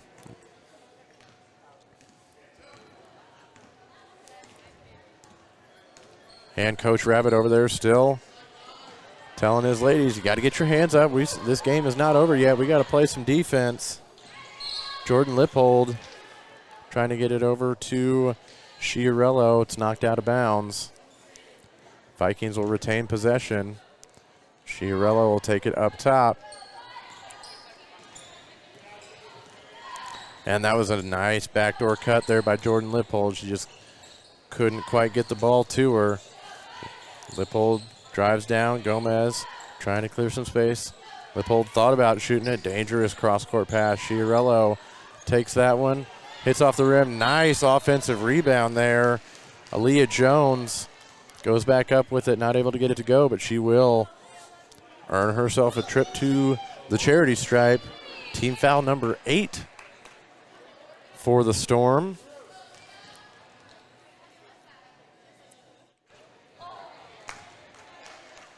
Not able to hit on that first one, but she was in the act of shooting, so she gets another one. And that one is good. 2:41 to go in the contest. Sion bringing the ball up, slowing the game down a little bit, looking to try and get some of their offense, work on some of their plays,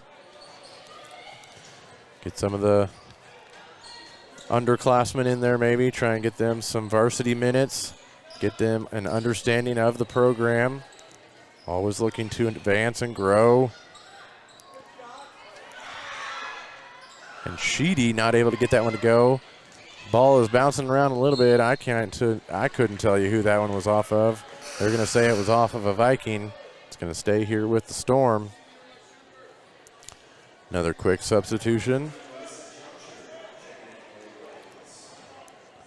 Marissa Joshner checking back in. They get it in.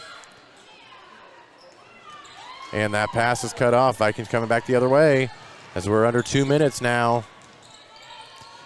Nice drive, little floater. Can't get it to go. She's going to the line for a chance at 2. The Wildcat den is slowly starting to fill up as our host team is playing after this game. She knocks down the first free throw. The pep band is making their way in. 2 hours left. They bring a ton of energy to this already exciting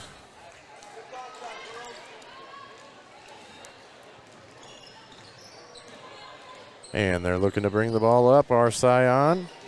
Emerson Shelton moves it over to Carlson. Back to Shelton. Ava Horn. It's down low. They're looking to get the ball down to her. And that pass is just a little too far for the outstretched hands of Eleanor Gromikowski. So the Vikings are coming back the other way. 1:20 to go left in this one. Vikings working the ball around the outside. Nice screen there by Gomez. That one is partially blocked by Eleanor Gromikowski.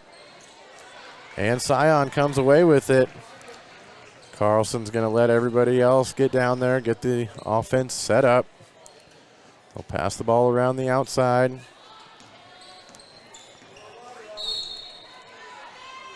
And Emerson Shelton draws the contact from Chiarello.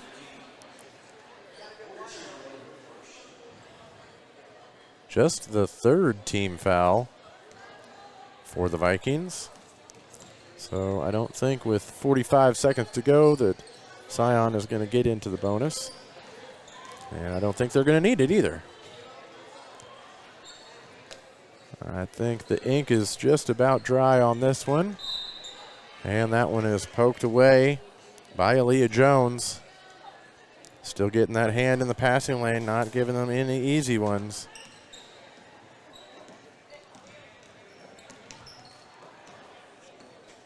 And the freshman, Faith Carlson, dribbling around the perimeter. Back up to Shelton. Over to Sheedy. 17, 16, 15 seconds. Chiarello still trying to get a hand on that ball, cutting off that lane. Vikings get in there and disrupt that pass into the lane. Sheedy comes away with it. 4, 3, 2, 1. And that is going to do it for game number 3 of 4 here in DeSoto at the Wildcat Den. And we are coming up. Our 4th and final game is between our host, DeSoto Wildcats, going up against Liberty Lady Jays. And we will be coming back at you right here on A10varsity.com.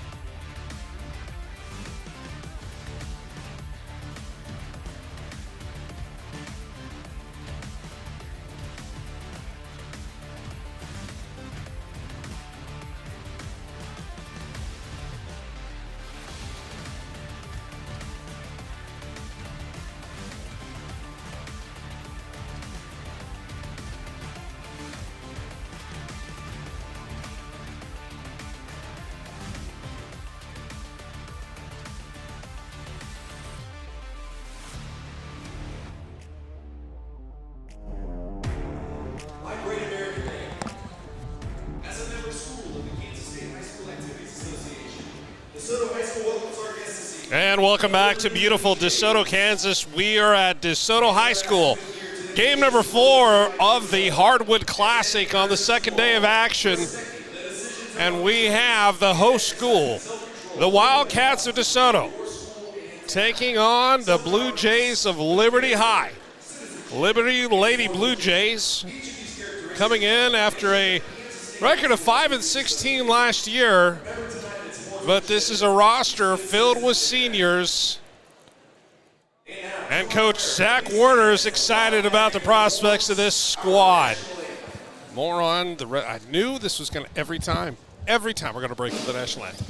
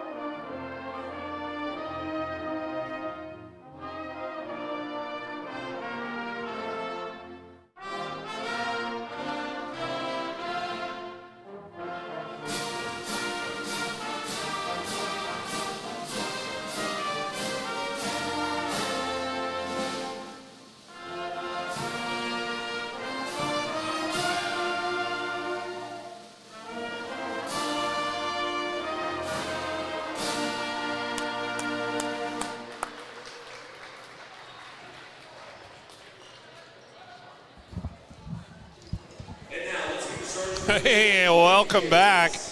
The pride of DeSoto High, the DeSoto High Marching Band. Great rendition of the national anthem. We're going to get right into it. First, for the Lady Blue Jays of Liberty, starting lineup, number 5, Mariana Tonk. She's a 6-foot senior. Number 13, Olivia Tinoco, also a senior, coming in at 5'10". Natalie Hill, 5'11", senior, wears number 21. Alex Darling, she is 5'10" and a senior, wearing number 32. And one more than that, Megan Murphy, wearing number 33. She is a 5'8" junior. For the home Wildcats, number 2, Addison Tower, 5'4" junior. Carly Tuttle, wears number 5. She's a 5'9" senior. Mackenzie Farmer, 5'9". She's a sophomore and wears the number 10. Violet Conley comes in wearing the number 33. She's a 5'10" junior. And Ava O'Brien, a 5'11" junior, wears number 34. Ava and Maya O'Brien are sisters, and so are the Tower sisters, Amanda and Addison. Amanda Tower and Addison Tower are twins, whereas Ava and Maya are merely sisters. Merely sisters. How dismissive is that, David Trimble? Now, I tell you what, there's a lot of talent on this Wildcat roster, and it's going to be a lot of fun watching them put it together. This Wildcat team coming in after a 15-8 campaign in 2021. We'll talk more about last year's efforts throughout the game, but Coach Ryan Roby is pretty excited about the chances of his squad this season. And we are moments away from tip-off here. The ultimate game of this 4-game first round, or a bigger part, quarterfinal action is underway. And the Wildcats coming out, moving quick, very methodical, very well disciplined. They're going to take their time, but when they have an opportunity, they are going to launch them. Last year in 2021, on the way to that 15-8 record. More on that in a second, as we have alternating turnovers coming the other way. Mackenzie Farmer, just a sophomore, 5'9". Going to throw it in as Addison Tower here on the near side. And great defense there by Olivia Tinoco from the Lady Jays. She poked that one away, started driving down the other way, and she got it stripped.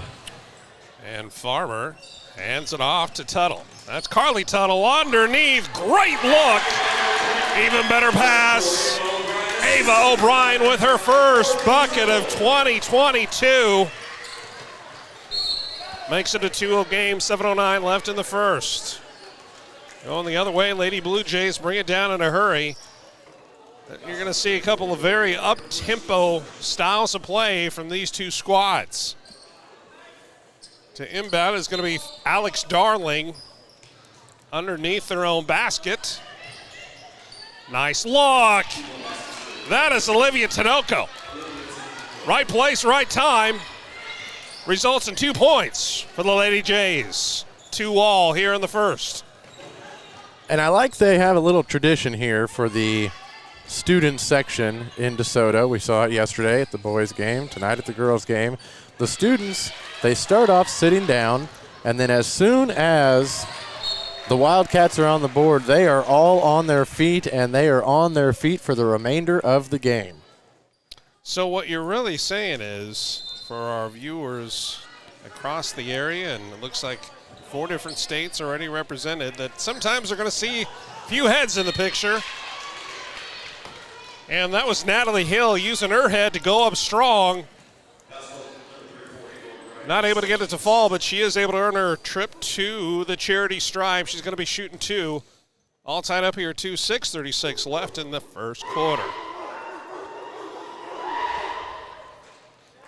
Hill misses the first. Natalie Hill, the 5'11" senior, shot nearly 70% from the free throw line last year for the Lady Jays. That one in and out off the back iron, but a big offensive rebound, and the Jays put it back up. Nothing doing. Tough rebound by Violet Conley, using all of that 5'10" frame. And here comes Mackenzie Farmer. And Mackenzie Farmer makes it look so easy. Only a sophomore. Certainly great things to come from her. Go ahead there, David I was Trimble. just say, you're right. That was excellent body control to be able to keep herself positioned, to be able to play through the contact and get that shot to go. Farmer's free throws up. 3 the hard way. Makes it 5-2 in favor of the home team. Lady J is going to bring it up. Alex Darling and Megan Murphy. Flipping it around the top. Back to Darling. She's going to drive the baseline in a little bit of trouble. Drives into some trouble. So does Natalie Hill. Puts off an off-balance shot, and here come the Wildcats. Addison Tower brings it up. Little quick dish to Carly Tuttle. Little off balance. She goes up strong. And just in the opening couple of minutes here, David Trimble, you can tell that both of these teams, they don't come in with the same jitters that maybe we've seen in a couple of the other squads here today and even yesterday. And they're not afraid to play with a little bit of pace. My goodness. Like a little picante sauce, little chips and sauce over there. I don't like anything made from New York City. Well, we are in DeSoto, Kansas. Right here in the breadbasket, heart of America, good salt of the earth people. That one in and out. 6-2, 5:50 left in the first. Natalie Hill up top. Well, Megan Murphy. And here's Mariana Tonk. Trying to put a move on, and there's almost a frustration foul, and I think Violet Conley was looking for that foul to come as we watch Mackenzie Farmer.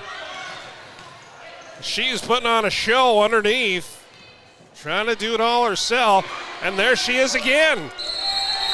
And gets her paw in there just enough to interrupt the flow of Megan Murphy. And collapsing on that, I believe that was Ava O'Brien coming in, getting her paws on it, causing the jump ball, possession arrow in favor of the Lady Jays. Addie Rickliff checking in for the Lady Jays. Natalie Hill hands it back off to Darling up top. Working her way against Violet Conley. Now on the right side, Natalie Hill kicks it up top of the key, long three, and it's good. And welcome to the game. Addie Ricklefs with her first tray of the game makes it 6-5 in favor of the Wildcats. Going to be a foul. They're going to get that one, I believe, on, is that Olivia Tinoco? It is, and that is going to be her second. Boy, I think she just had one, and that's going to send her back to the bench. Not exactly the start for Olivia and Zach Werner that they were looking for, but right now only down by 1 to the Wildcats. And I tell you what, Violet Conley, she's going to be absolutely black and blue tomorrow morning because she is laying out every chance that she has. And here come the Blue Jays. Over on the right side, Darling. Down low, underneath again. And we're going to see that same refrain all evening long from the Lady Blue Jays. Coach Werner said that he's going to try to go down low. He thinks that there's a little bit of an advantage down there with the size of the Lady Blue Jays. And so far, that's kind of rang true. Katie Mihalik at the line, misses the first. 6-5, 4:34 left in the first. Quinn Carpenter was picking up that foul. That's just her first, team's third. Second shot is up off the front iron, but offensive rebound again. You know, the last game, the Scion and Vikings, Shawnee Mission and Notre Dame de Scion, I swear that there were more offensive rebounds than there were defensive rebounds. There were. By I both know squads. That tomorrow's practice is going to be all about boxing out, getting a body on somebody. My goodness. Addie Ricklefs showing her handles. Nice bounce pass underneath. Can't get that one to fall. But it matters not because Katie Mihalik is going to go back to the line shooting a couple. And a great move by the 6-foot senior to make something happen underneath. It was a little off-balance shot, but again, like we said earlier in the day, when given the opportunity underneath the basket, you got to go up strong. And don't put the ball right immediately on the floor. Kill your dribble. Exactly right, my friend. Turn around, drop step if you have to, put it up and off the glass. That one doesn't find anything, just a little bit of nylon at the bottom. So the score is going to stay 6-5 in favor of the Wildcats. Wildcats bringing it up. Just over 4 to play here in the first. Kinsey Farmer. Madison Tower doing most of the work up top. Here's Conley. Amanda Tower now into the game. And here's Mackenzie Farmer. Mackenzie Farmer loses the handle on it. Coming back the other way, Addie Ricklefs hands it off all the way through is Darling. And again, Alex Darling has been the darling of this offense. And just the opposite for the defense of DeSoto. The 5'10" senior Alex Darling's first shot is good. That's going to be Alex's first point of this contest. Well, nice form. You can tell that is not the first time that she shot that free throw. A lot of practice in the gym to get that good. 7-6, the first lead for the Lady Jays so far in this contest. DeSoto going about 2.5 minutes without a shot until, well, not so fast. It looked good for a second. Addison Tower, top of the key, popped the shot, but it couldn't go down. Violet Connolly in there fighting for that offensive rebound, not able to keep a hold of it, and it's going to go the way of the Lady J. She is absolutely a treat to watch because she is in on every play, whether she's with the ball or away from it, always making things happen. Mariana Tom puts it up. No good. Another almost offensive rebound, but this one goes to DeSoto. And just like that, a turnover. And Mackenzie Farmer is going to have to be careful on that one. Lady Jays 2-on-1 under the basket. They're going to say that I think that was a drive. Who did that get called on? But all we can say for sure is Anna Clark is at the line. She's going to be shooting 2. Looking to increase the lead by the Lady Blue Jays here at 3:06 left in the first. I think Quinn Carpenter picked up that foul. That's her second. with 3:06 still to go. It looks like she is going to take a seat probably for the remainder of this quarter. 16 fouls against the Wildcats, 4 against the Lady Jays. Not sure that we mentioned it before, but Lady Jays coming in with their road blues. DeSoto, of course, in their home whites with the green trim on the sides. And a couple of teams throughout the day we've been able to say, well, it's a team with the pink shoes. But we got a kind of a grab bag of colors for the girls' kicks. And that one's kicked out of bounds, going to be in favor of Liberty. Leading by 2, 8-6 over the home team. And Addison Tower pleading her case that ball was tipped, not just an errant pass. And the Wildcats, despite playing aggressive defense, cannot find anything going on offense. That's going to be an extra step called against Anna Clark, and she knew it as soon as she let it go. I think she kind of thought better of that pass and was going to pull it back, but she couldn't quite do that. Once the bell is rung, you can't unring it. 8-6. Lady Blue Jays coming into DeSoto, currently with a 2-point advantage. Here come the Wildcats. Can they get the lid off that basket again? And there's Conley underneath. That's how they do it. Violet Conley, 5'10" junior. What a treat to watch. She has been so technically sound. She gets that rebound, puts it back up, draws the foul, and makes 3 the old-fashioned way. And that is the first 3 points for Violet Conley in this one. And that puts the Wildcats back up by 1, 9-8, 2:21 left in the first.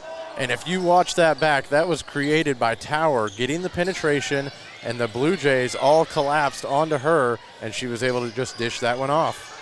Mariana Tomk wanted to drive the lane down on the low post. And more hustle results in a jump ball. Possession arrow is in favor of DeSoto. And guess who was in the middle of that? You know it was. Miss Conley. You know it was an early candidate for the all-hustle team. The 8-10 varsity all-hustle team here at the Hardwood Classic. Back up top, around the wheel for the Wildcats. Pumping it back up. Conley at the elbow, puts it up a little off balance, tried to draw the foul, nothing there. Here come the Blue Jays. Down by 1, 1:40 left to play in the first. Loses the handle on it, fortuitous bounce goes in favor of the Lady Jays. Anna Clark gets it back up top to the right wing. A little drive down the lane. Addie Rickless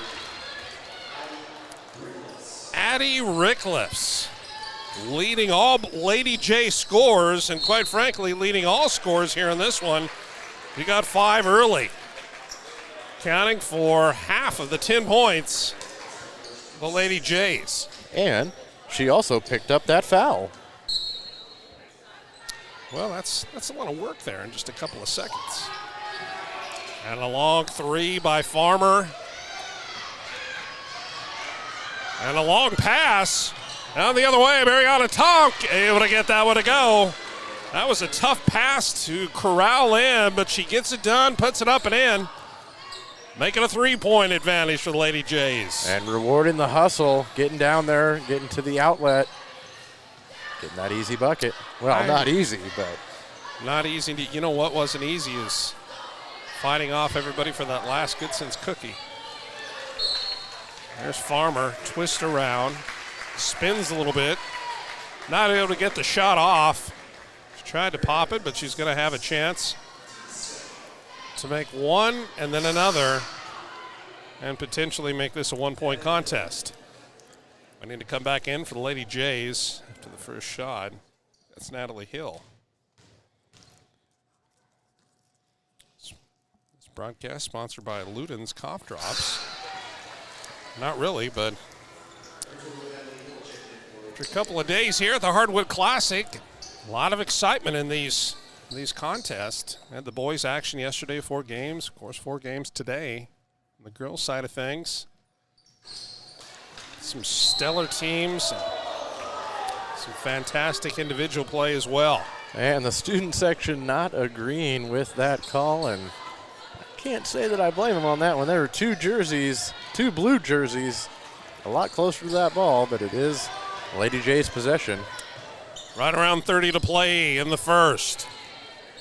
Here's Ayala Laney Straws, and I know I'm butchering that name, and I'll offer my apologies again. Anna Clark pops the three, and it makes it a 6-point advantage for the Lady Jays. The final 15 seconds of this first quarter. Here comes Farmer. Hands it off. That was Carly Tuttle, long three, no good. Rebound to Lady Jays, and she's just going to hold on to it, let the clock run out. And the Lady Jays are going to run over to the bench, leading by 6 over the host team. The Wildcats of DeSoto, 15-9 here at the, what are we calling this right now? The DeSoto Wildcat Den. The 10, the Wildcat 10. You are watching the Hardwood Classic only live on 810varsity.com.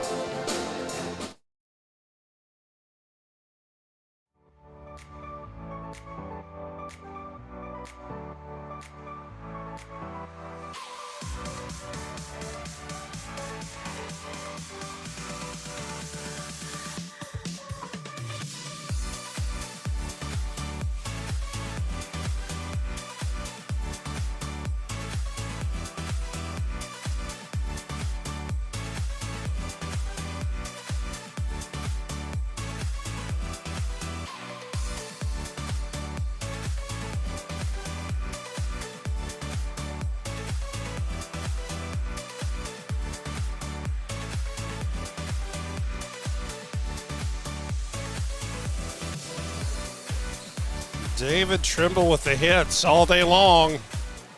A little rave music going here in DeSoto. Started the second quarter, 15-9. Advantage Lady Jays of Liberty High making the trip over here on south of the river and a little bit to the west. South of a couple of rivers, in fact. Well, I guess to be fair, probably more than a couple, but nice fake and baseline drive, a little bit too hard. Rebound goes to the Wildcats. Amanda Tower back into the contest, brings it up. And there's Violet Conley. For a second there, I thought she was going to take an NBA three. Thought better of it.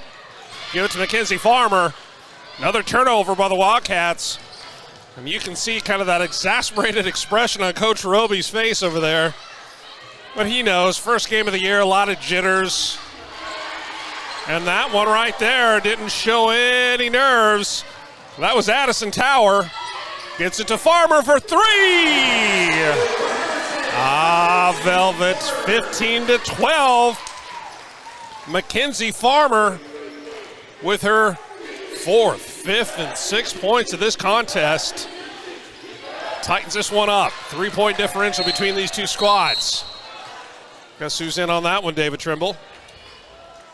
Well, if I had to guess, I would say... And I am asking you to guess. Use your I would say that was prognostication. Ms. Conley. Was that Violet Conley? That is Violet Conley. I like to show her a little bit more respect and call her Ms. Conley. Well, la-di-da.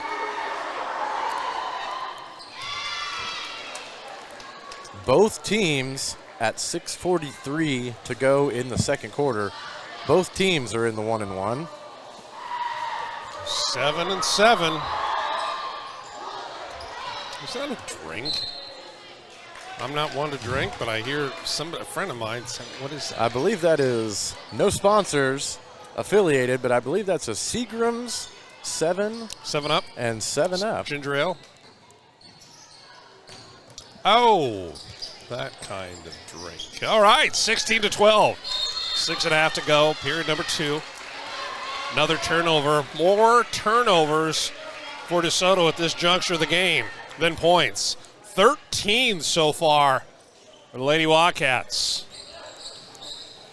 Certainly going to be some teachable moments in film study and practice tomorrow for Coach Roby and the crew.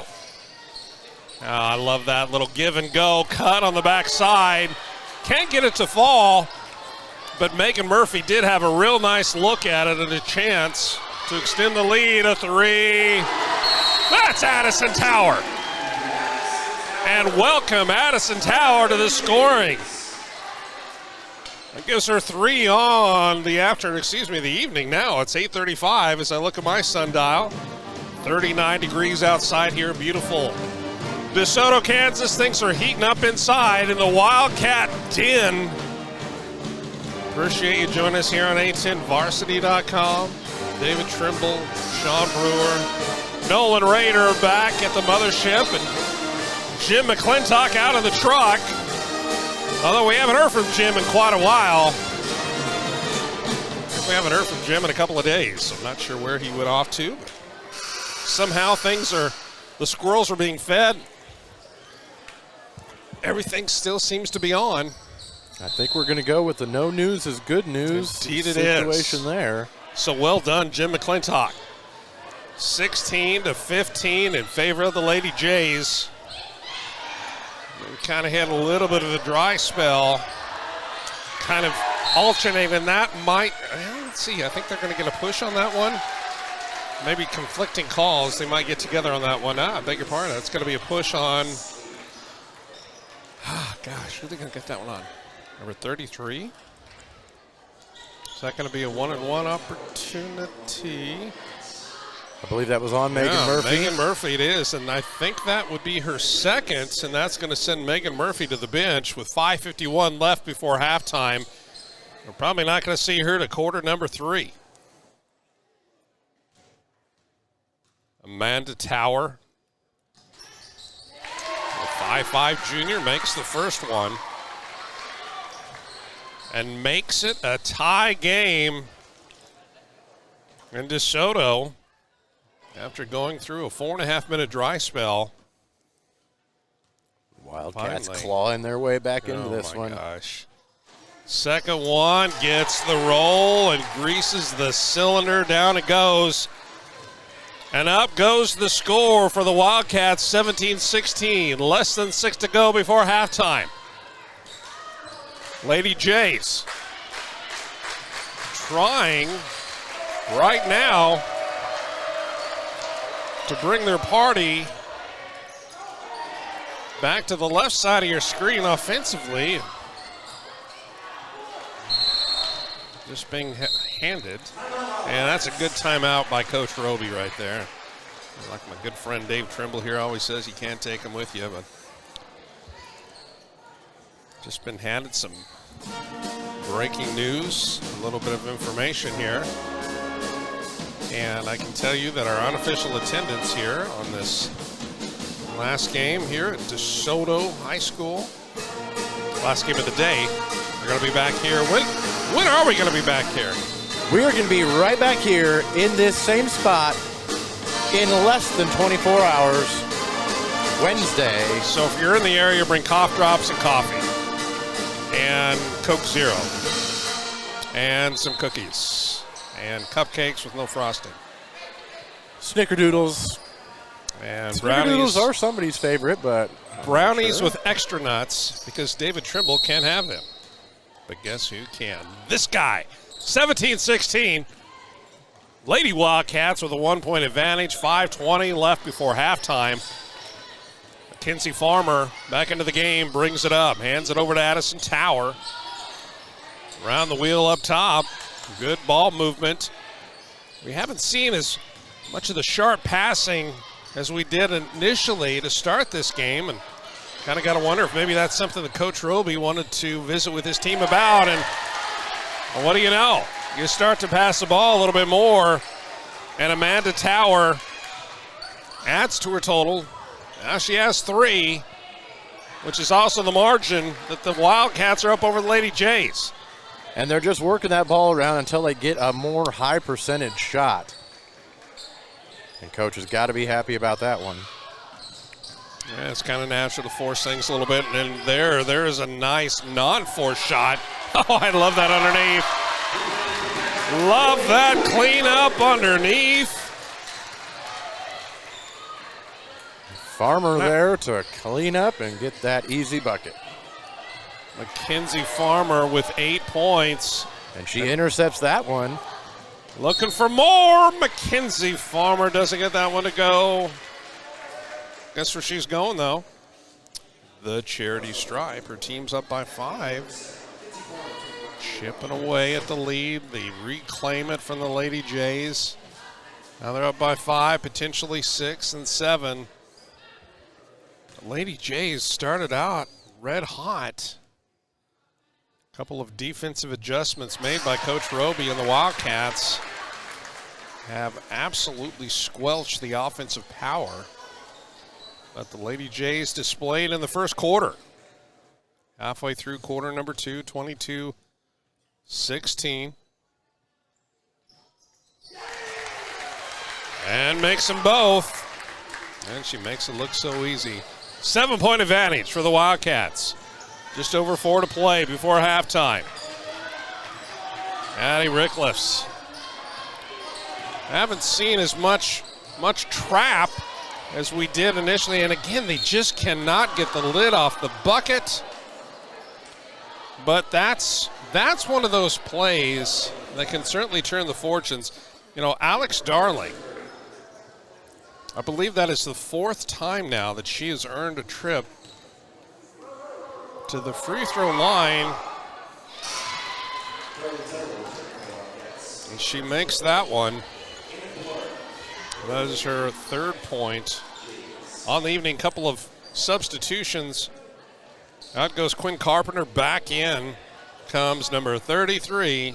No, yeah, you're correct. But I was just saying, Quinn Carpenter just picked up her third foul with 3:51 still to go in the first half. And that is a thing of beauty to watch Alex Darling shoot those free throws. She has worked on her craft for many a day, many a night, out in the driveway or the gym. Nice aggressive rebound. Conley's got to be careful if she doesn't want to pick up another one before halftime, but the Lady Jays would love to exploit that and put her on the bench. Long 3 from the right side, no good, but a nice look by Anna Clark. She's got 1 3, tried to get another one, didn't fall. 5-point advantage, 3:17. Guess what? It's pie time. 3:14 left to play before half. Addison Tower working on the left side, playing a little bit of catch with Farmer. She wanted to drive the baseline. She does. Throws it up. Never really got out of her hands. But guess what? It matters not. Because Amanda Tower decides to finish it off herself with a long 3. Mackenzie Farmer. She is turning up the juice. We might get Farmer on that one. Maybe just a little bit too much enthusiasm after that huge play. And DeSoto now are on a 14-2 run since 2 minutes left in the first quarter. 28-18. They were down 15-9 after 1. They have rattled off 19 points. And only 3 for the visiting Lady Jays. All 3 coming at the hand of, or 2 of the 3, Alex Darling and Kate Mihalik, bringing it up for the Jays. They are trying to get something going, but this aggressive man-to-man defense, and that's been one thing, and that's a good no call right there. Oftentimes you'll see the whistle blow, but 2 players just playing hard, going for the ball. Great job by these officials, and really we've seen some fantastic officiating from these officials here all week long at the Hardwood Classic. Less than 2 to play. I love that. Little turnaround, kind of a corkscrew move by Mackenzie Farmer. Not sure what it is with that name, Mackenzie. Kind of reminds me of Mackenzie Fairchild out there in Andale. Almost plays for the same, and that was a tough, kind of a tough check. And no one there. Certainly nothing to be said there, but We always like to compliment and call out those good sportsmanship, teachable moments to the youngsters watching out there. I'm sure we'll have that opportunity as the game progresses. And Addison Tower, she hit the ground pretty hard there. She looks like she's going to be all right to take these free throws. I'm not sure if Coach might take her out after these. With 1:40 before halftime, maybe get her a little head start on a break. I think you're probably right. Well, we don't see any substitutions getting ready quite yet. We see Conley heading off. As I count, 1, 2, 3, 4. Oh, there she is, all the way back here. Amanda Tower, kind of incognito. Looks like she might have a little bit of blood on her hand. Officials timeout right here as they get that addressed. And Tower, I think the official is saying that she's going to have to go. Well, let's see. No, I think they're just going to let her take care of it, All right. not make her come out for a play. I like to see that. Not sure what's going down there. All we can see is, well, that looks like a pretty big syringe. And what is that, like a sewing needle? What on earth is going? Are they bringing out the bone saw? I think I just heard somebody say scalpel, but I'm not sure. Oh, my goodness. What a warrior she is. Amanda Tower. And look, she's back on the court. 30-18, 12-point advantage for the Wildcats. 1:40 before halftime. Here come the Lady Jays. Again, only 3 points in the second quarter. They have gone from a blistering 65% after the first quarter to shooting less than 10% from the field in the second. Back into the game is Olivia Tinoco. And Olivia Tinoco with 2 fouls, and you kind of got to wonder how much her being out has impacted the Lady Jays over this the last quarter. Tinoco picked 2 of those fouls up in the first quarter. And then she did have to take a seat, kind of an unofficial leader of this Lady Jays team. They've got her back out there to hope to close out this final minute of the first half strong, chip away at that lead. Less than a minute to play, less than 45 to play. 12-point advantage. Wildcats. Looks like they're potentially playing for the last shot or waiting for something to pop open. Almost kind of a little four corners action. She'll be probably approaching the limit of the last 5 seconds. And there's one of those fouls that Addie Rickless is really going to look back and regret making, because that is the second one on Rickless, and with 27.7 seconds. And with Rickless leading all Lady J scores, yeah, it looks like there might be a Lady J getting ready to enter the contest. That one circles the drain, doesn't fall down. No, beg your pardon. But that is Tinoco on her 2 fouls. Going to have a seat on the bench. Coach Zach Werner is going to let this one ride. Mackenzie Farmer's second shot is good. 31-18. Less than 30 to play. Second quarter. Almost a halftime. Can the Lady Jays close this margin, get into the 20s perhaps? Only 3 points in this second quarter. And that was almost an errant pass taken away by DeSoto. And there's, how about that pass? Now that's sort of one of those get healthy plays from the Lady Jays. Underneath, that was textbook. And there's boy, that was awful close. But no time left. Carly Tuttle did get the shot off, hits the back iron, and sends us to halftime. Your score, the Wildcats of DeSoto 31. Lady Jays of Liberty High 20, 11-point differential. And we're going to be back in about 9 minutes with some halftime stats and a little bit of news on some other games that happened here at the Hardwood Classic earlier today, and also look ahead to tomorrow's action back on the boys' side of things. You were watching live The Soto Hardwood Classic only on a10varsity.com.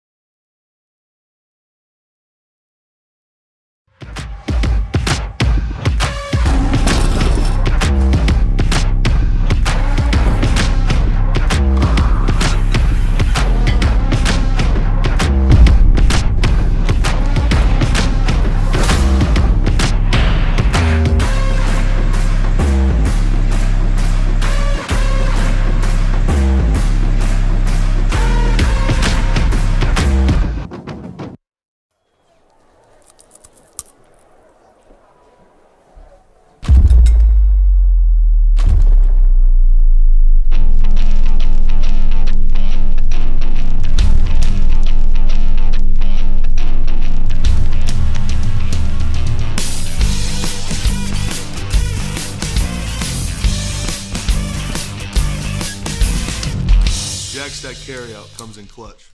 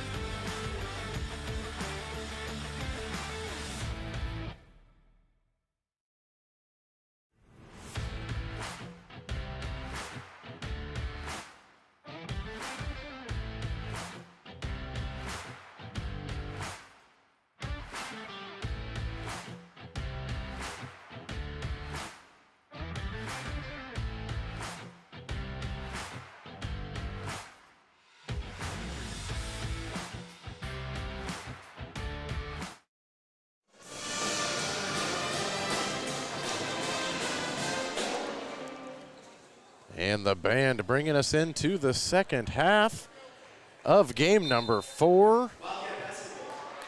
Wildcats start off the half with the ball.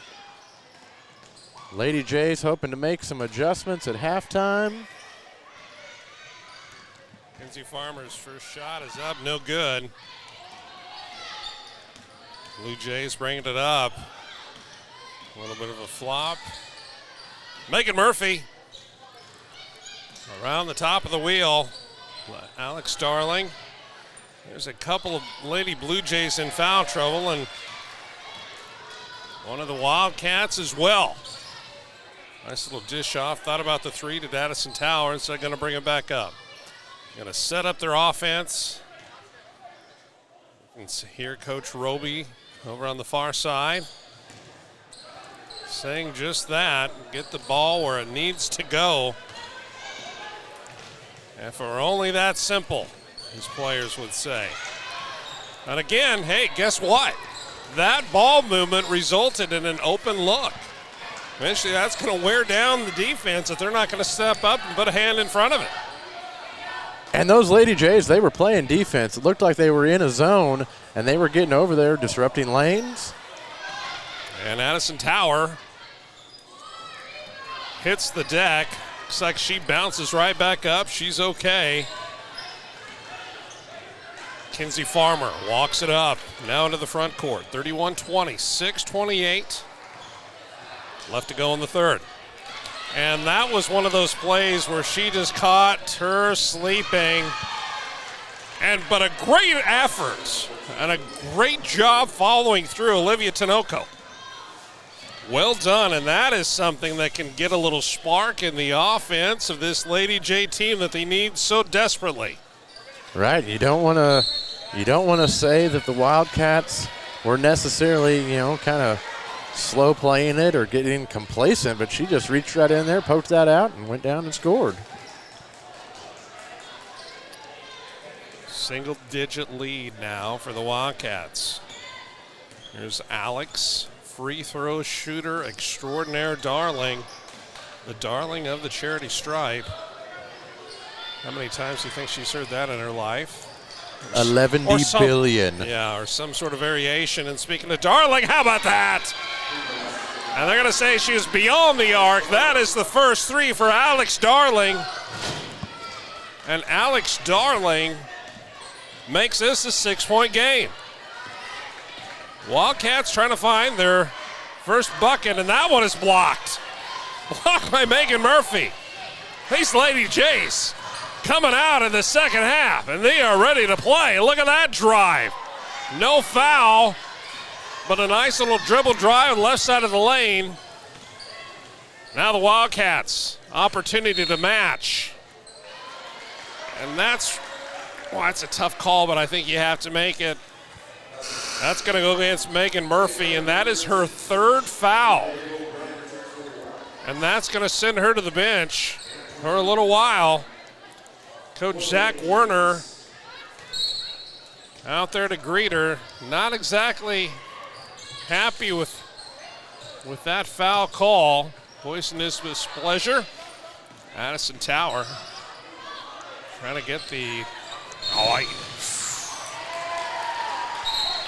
And guess what? I believe that is the 3rd foul on Addie Rickliffs. No, Addie Rickliffs got possession of that ball. Oh, they called, okay, Addison Tower then. Yeah. That's going to be the 2nd on Addison Tower.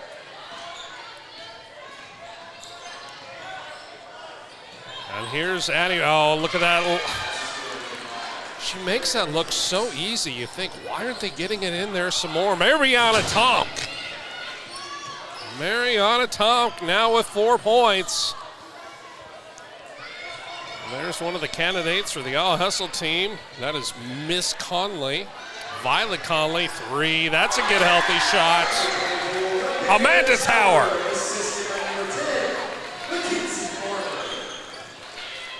Blue Jays trying to keep up, down by 7. They whittled away, down by 11 at half. Underneath, and again, why not? If it worked the last time, go right back to it until they take it away. Mariana Tomk had a nice look. Couldn't get that one to go. Mackenzie Farmer for three, no good.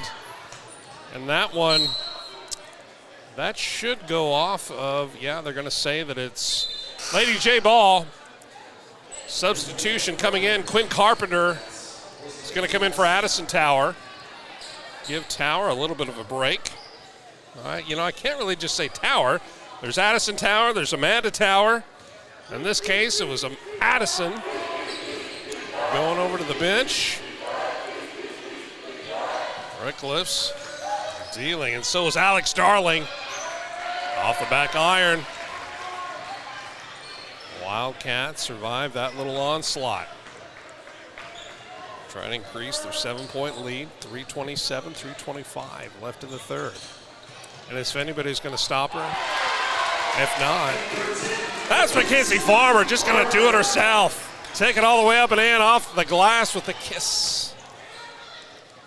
Long three again. Guess who has the hot hand? Well, it's not me, David Trimble. Alex Darling, back-to-back threes. Makes it a 6-point margin. The Lady Jays are flying back into this one. And I absolutely love that call right there. A little miscommunication on that play. I think there was a trailer that was supposed to come through. Not as in like a semi-trailer. That would, of course, cause a calamity of events. It caused a delay. It would. If at the very least. Depending on what was in the trailer. Maybe like... I think a trailer, and even an empty one on a basketball court is probably not a good thing. But that's a good thing to see if you're a Wildcat fan. Violet Conley. That is her 4th and 5th points of this contest. Back to an 8-point margin. Boy, she's got a nice stroke. Can't get that one to fall, just a little bit off the mark. Might have came off her hand a little catty. Wampus. So we are in the den, the Wildcat den. Those that dare enter sometimes have those shots come off a little cattywampus. Farmer walks it up the back court. The thing that I thought maybe we'd see a little bit more of is either picking up at half or three-quarter court. That was awful close from being a moving screen. That's going to be Blue Jay ball. I think it was Ava O'Brien. She kind of moved her upper body just a little bit much on that screen. And she's got to be careful because they've been calling that. Yes, they have.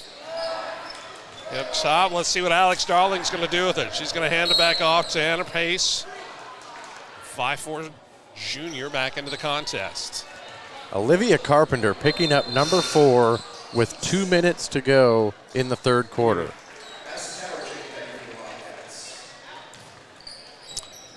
That is not a good thing if you're a Wildcat fan.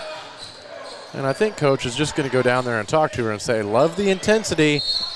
You're at an 11. I need you to bring it back to a 9. Just about, yeah, dial it back in just a little bit. But again, like we've said most of the day and throughout this week, first game of the season for so many of these teams. They've been playing themselves for the past couple of months and probably throughout the summer.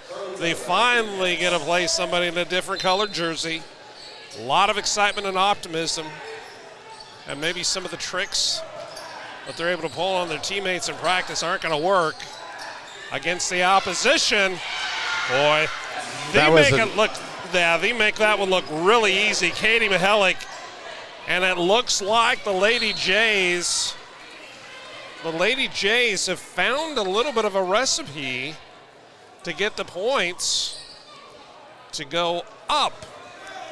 Although you can't really have them go down, can you? Not in this game in particular, but that was a fantastic look on that last drive. Alex Darling, and there's this, yeah, there.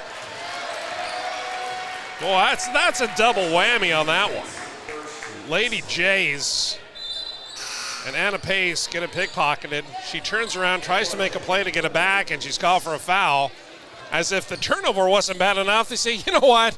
We're going to get you with a foul as well. 4 team fouls now for Lady Jays, only 3 for the Wildcats. Farmer works it around, gets that arm up. No push off, no foul call. What they will call another 2 points for Mackenzie Farmer. Addie Ricklefs pulls up her dribble, waits for a little bit of help. Far out here in the left wing, still going to stay Blue Jay ball. A little bit of what started out at least in the beginning of the second quarter has now moved into just straight up man-to-man by the Wildcat defense. Which, you know, if you have the athletes to do that all game long, well, they're going to say a little bit of an extra step in there. Just couldn't quite get herself stopped and dragged that plant foot, that pivot foot, if you will. 40-32, last minute to play in the third quarter. 8 points separate the Wildcats and Lady Jays. Lady Jays of Liberty High making the trip down here from north of the river, through the woods, over the other river, and out here to DeSoto, the host of this tournament. Long 3, no good, and that was, you almost saw Amanda Tower. I'm going to give that official an earful. She started raising her arms, and then I think she thought better. Well, good on you, young lady. Violet Conley did take a little bit of a hit. I think it might have just been incidental contact, but it looked like she might have needed a second there. Pop on the 3, no good. That one's way off. And we've seen that same play, the hustle by the Lady Blue Jays, because that's what you're taught. Every loose ball is yours. Well, in a couple of those, he probably could have let him just go out of bounds. Lived to fight another day. Farmer bounce pass underneath. That's Conley. That was a great play set up by Mackenzie Farmer to get it to Conley and have an opportunity for her to score.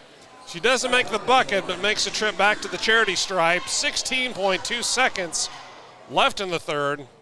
40-32. Favor the home team, make it 41-32. DeSoto up over Liberty. And number 23, Addie Ricklefs, picking up her 4th foul with 16 seconds to go in this third quarter, so she might be on the bench for the first couple minutes of the fourth quarter. Coach Werner over there having a word with her. He knows it's a long season and so many teachable moments coming out of these early games in the season. Want to make sure to work out some of the kinks and get his team right as they kind of hit their stride in mid-season, go through their own conference play and try to be in the best position possible when playoff time comes around. 9.5 left in the third. Blue Jays trying to get a shot before the buzzer.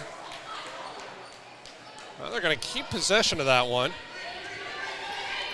4.5 seconds, plenty of time for an inbounds play and get a good look off. In jeopardy of a 5-second call, they do get it out. And there's a shot, no foul. And that's going to do it for quarter number 3. 10 points between the Wildcats and the Lady Jays. Advantage DeSoto right now. We got 8 minutes more to play in regulation to decide this one. Winner will advance to play Scion Thursday at 8 o'clock in the evening. Will it be the Lady Jays or will it be the Wildcats? Well, guess what? Good news. You're going to be able to find out if you keep it right here on 810varsity.com. We'll be right back after this from DeSoto.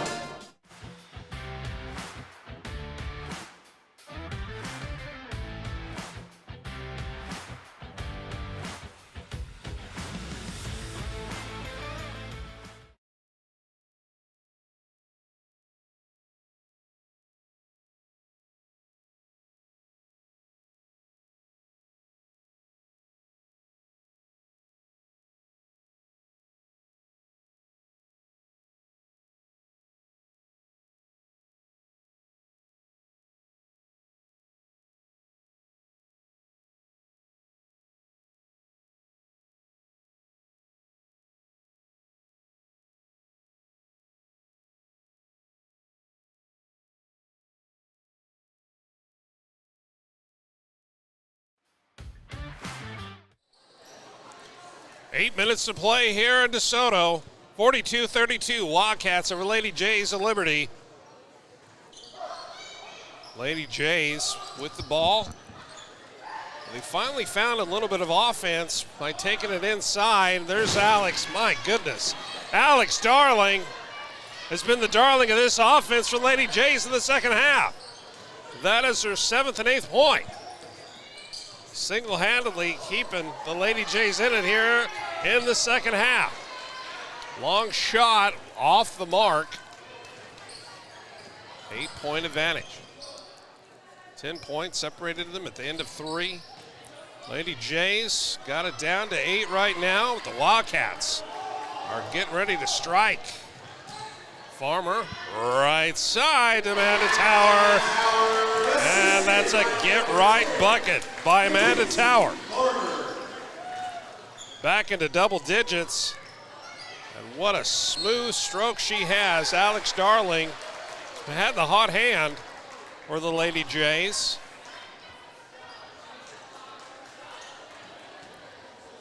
Seeing a sign held up, it says me and Julio. Down by the schoolyard? Shouldn't it be Julio and me? I don't know.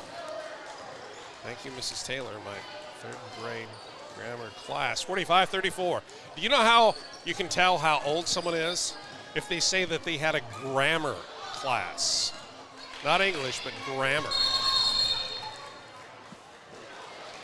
Well, if you can read lips, you'll be able to tell that the language that Olivia Tinoco she wanted to use against the official, and I'm glad that she didn't. I think it's just a little bit of frustration there. Hasn't been able to be on the court nearly as much as she'd like, or her teammates as well, with that foul trouble situation. But really, at this point, with 11 points separating these two squads, just over 6 to play, all bets are off, and if you got 4 fouls, but they need you to play, you're going to be on the floor. And Tomic picking up that foul. That's her 3rd, but that is 7 for the Lady Jays. So that's going to put them in a 1-1. Violet Conley, that one circles the drain, comes back out. Conley almost gets called for the foul. She tried to pull that one back in a hurry. Tinoco, 5'10" senior. Might have got a carry on that one. See, once again, I wonder why they haven't gone in there more than they have. Mariana Tomk, using her 6-foot frame, the senior experience. When given the opportunity, she has made some fantastic plays in the paint. And I think that's been the difference first half to second half, is that they have been getting her some looks down in there. Guess what happens? Guess who then has a chance at a shot on the outside? Alex Darling. Second is good. Back to a single-digit lead for DeSoto. 45-36. Less than 6 minutes to play in regulation. Farmer up over the top. Around the wheel. Back to Violet in the middle. She's got a little bit of trouble. And that's a good time out there by Coach Roby. He saw the Violet Conley was in just a little bit of distress, and he said, you know what? I've got a few to burn. Let's go ahead and use one of them. And I couldn't quite tell from up here, but she was in danger of 2 things, 3 seconds in the lane and a 5-second call, and she didn't have anybody. The Lady Jays were putting on the lockdown defense. She didn't have anybody to go, so he decided to burn that timeout. 5:49 to go in this contest. Speaking of locking it down, David Trimble been locking it down for us on the production here. A-10 varsity at the Hardwood Classic. Beautiful DeSoto, Kansas. DeSoto High School. We're at the Wildcat Den today. We understand that they're going to rename this facility tomorrow. Haven't heard what that name is going to be. We'll take your suggestions at A-10 Varsity on your Twitter book, your Insta feed, your face tweet. That one's Snap face. Snap face, there it is. Snap Adam face. Tower, Come on. she snaps that one off. Doesn't hit much of anything. That might be one of those fatigue shots, 45-36, 5.5 to go. See if they're going to work it back in. Well, you can't work it in to number 5 when she's out at the top of the key. Even on a clear out, she hasn't shown a willingness or an ability quite yet to drive the lane. But what do you know? The end result's still the same. She's back at the free throw line. Try to tighten this thing up. Both teams in the bonus. First shot is good. She wanted that one to go in. She wanted that one to go in. She was ready. 8-point advantage for the Wildcats. Can they hold on for the last 5:20? They're going to find out. That one rims in and out. But how about that hustle? Natalie Hill forces a jump ball. We saw that so often in the first half, but a lot of the time by DeSoto. And what we've seen in the second half is sort of a role reversal, and the Lady Jays have done a phenomenal job of forcing those jump balls and an opportunity to change possession. And Coach Warner at halftime, I honestly don't think he would have told them to have to make very many adjustments. They've been right in this game. It's just, that was a, there it is, Violet Conley. Well done, young lady. Number 33 on your screens, number 1 in our hearts right now after that sportsmanship play. Can we get a focus on number 33, part of the all-hustle team, at least early here. The 8-10 all-hustle team at the Hardwood Classic displays some fantastic sportsmanship, gets tangled up with an opponent. She's the first one to reach out a hand and help her opponent up off the ground. Love to see that. We're always going to call it out when we see it. Natalie Hill not able to corral that, going for that offensive board off her fingertips to the Wildcats. I'd like to welcome those of you that have been watching a couple of other games. I understand that we got some folks tuning in from out in the western part of the state. Hello, McPherson, Kansas. There is no fear in McPherson. That's exactly right. And no fear right there in number 13, Olivia Tinoco. And, you know, having that attitude of no fear sometimes is going to get that young lady in a little bit of trouble. But I can guarantee you this, Coach Warner is going to pull that young athlete aside and say, you know what, you just keep playing with your heart on your sleeve and making things happen. And we'll try to give you a little bit more help on the outsides. Now going back to a 2-3 zone are the Lady Jays. Look at that defense.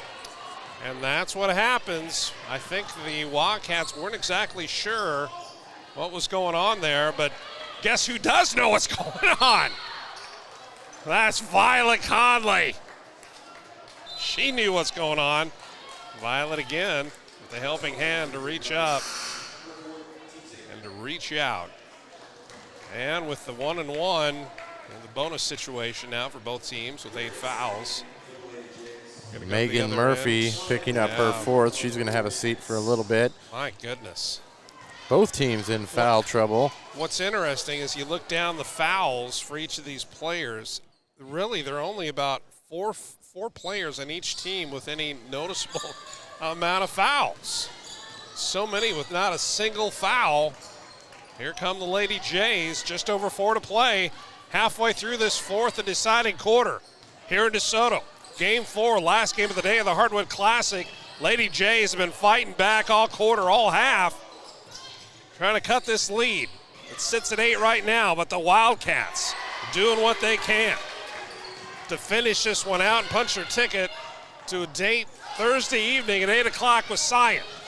The Lady Jays have a little something going, and that's a little bit too soft. Violet Conley saying, get off my back. Does a good job of waiting for a little bit of help, and here comes Mackenzie Farmer and the Wildcats. Farmer thought about it. Yeah, she's going to.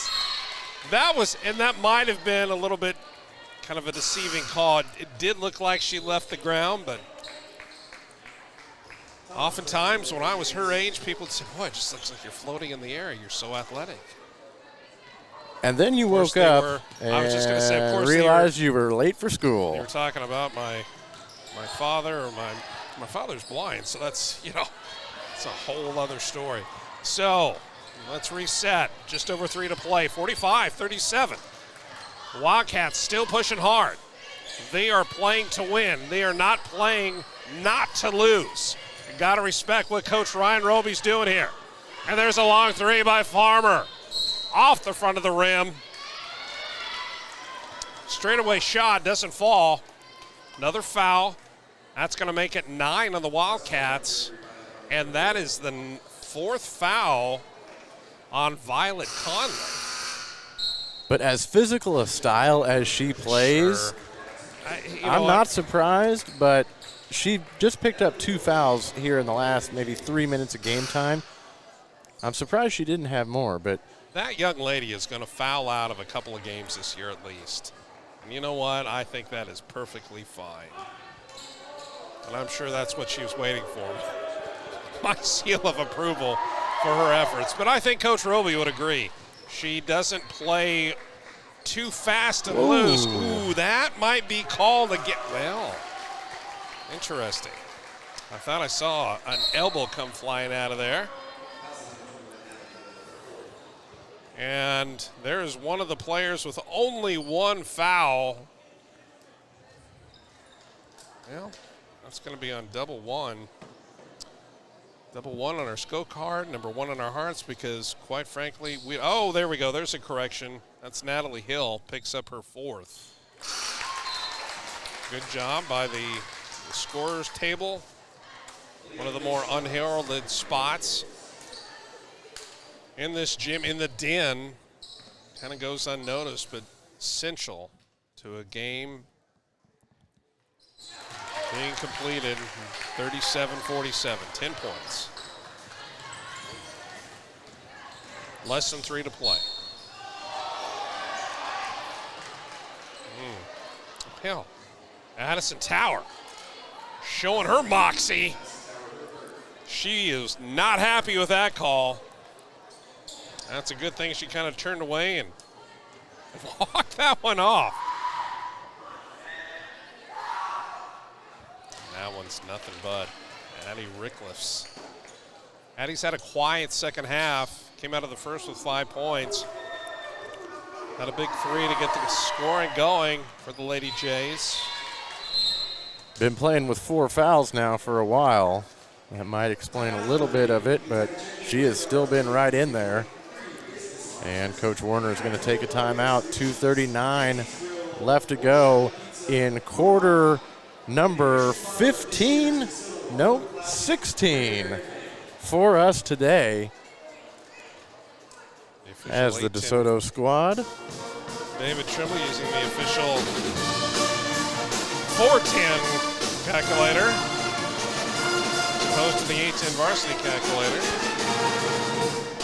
Brought to you by Nolan Rader. Now's a good time to give a shout out to our man down in the truck, Jim McClintock.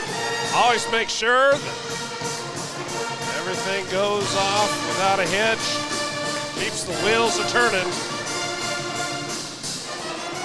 We also get our updates, our viewership updates, and kind of neat to see where everybody's tuning in from around the country. And oftentimes, the nucleus of those viewers are right around the area between here and, of course, Liberty, but we have some folks tuning in from as far away as Nova Scotia. David Trimble, do you know where Nova Scotia is? I believe it is in the far northeast of the not in the United States. It's Canadian, but the What's wrong with being south. Canadian? I was just describing southeastern portion, very far southeastern portion of Canada. Interesting.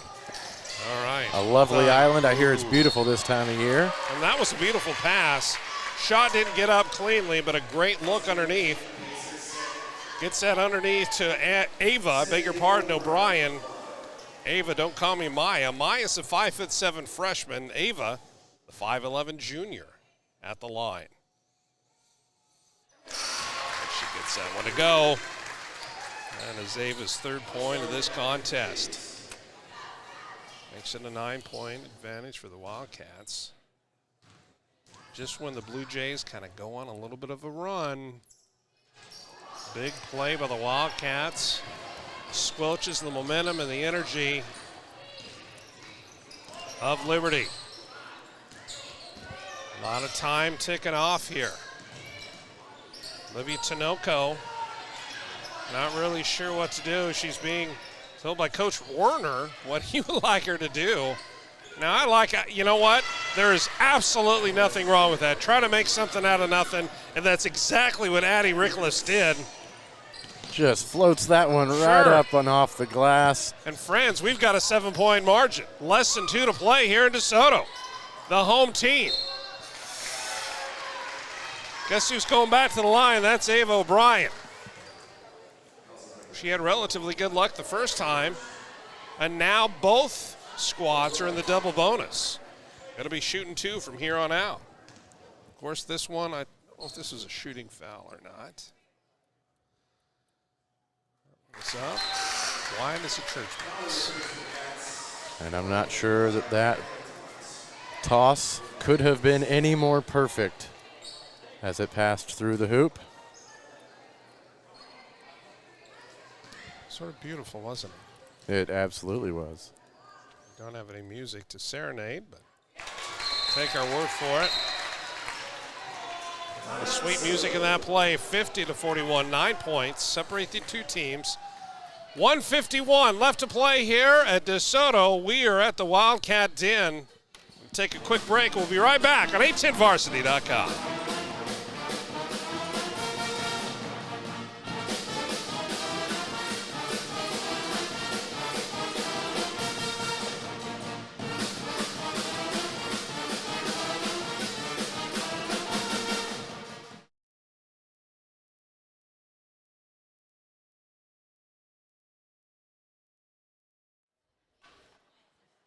Well, we're back. That was quick. That was quick, David Trimble. Thanks to Jim McClintock down in the truck. Just received a message. He's having a little technical difficulties, but somehow he always powers through. That Mr. McClintock, native of Holton, Kansas, the pride of Holton, Jim McClintock.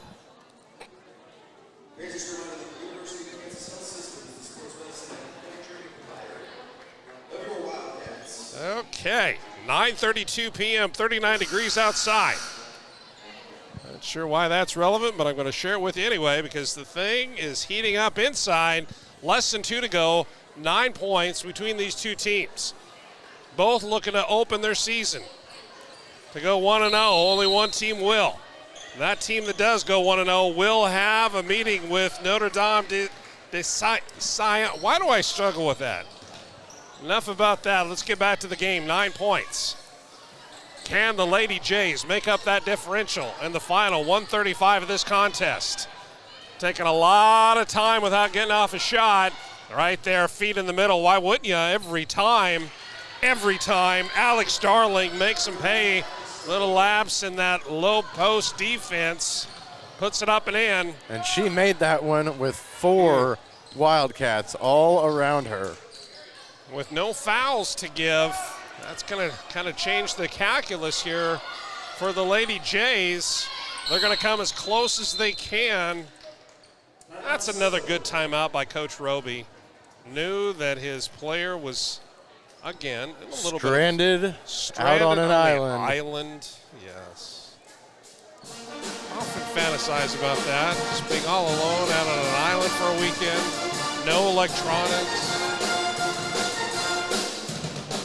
No electronics. I really do like air conditioning though, so I'm not sure. We didn't ask which island and where. I'm talking about maybe somewhere off the coast of Botswana. Botswana, I've never been there. Heard it's lovely this time of year. You know who has been there? Jim McClintock?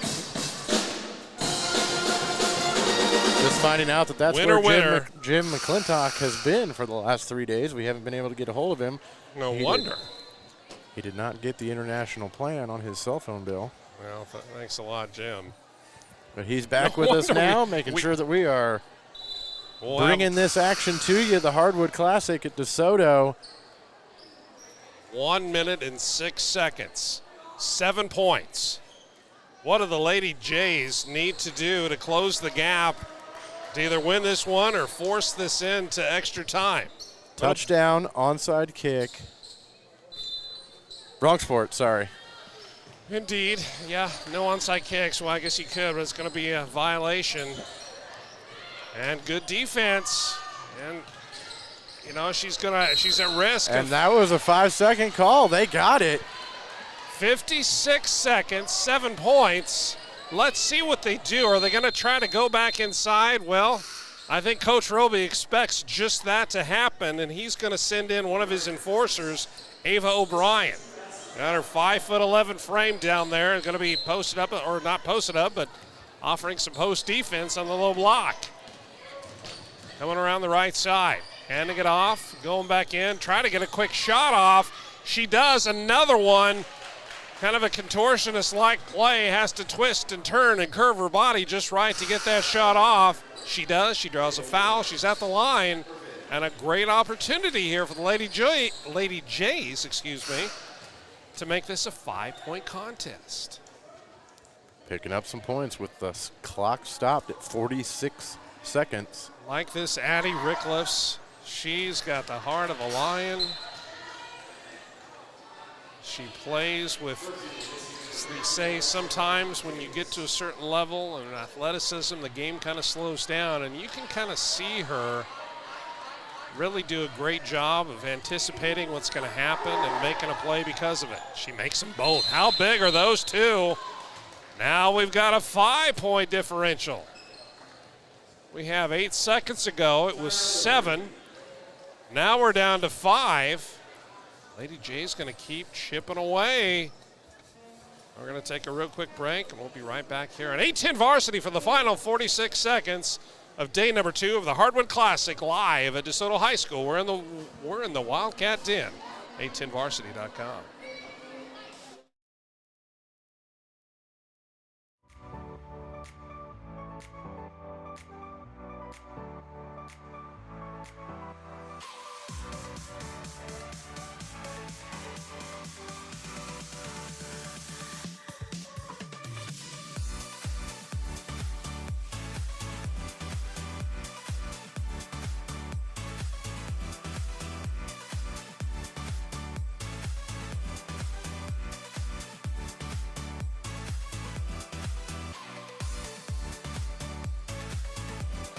Oh, yeah, things are popping, things are hopping here in DeSoto.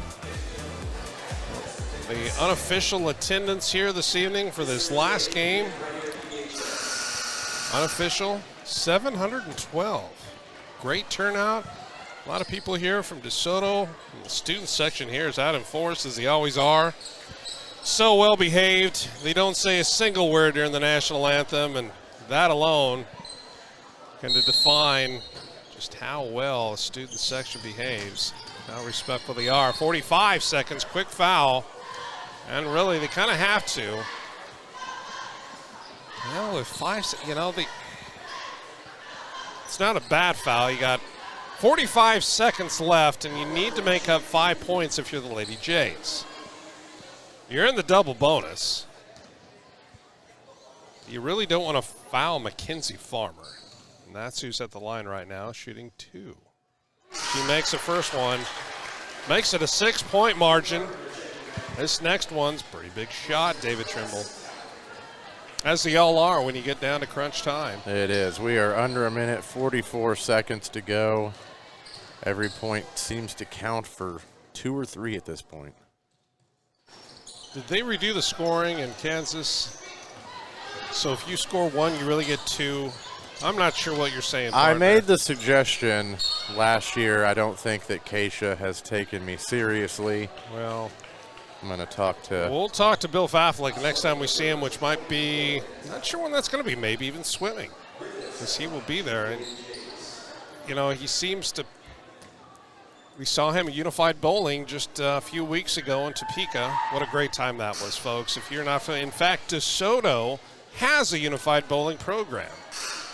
Out of the brainchild of long-time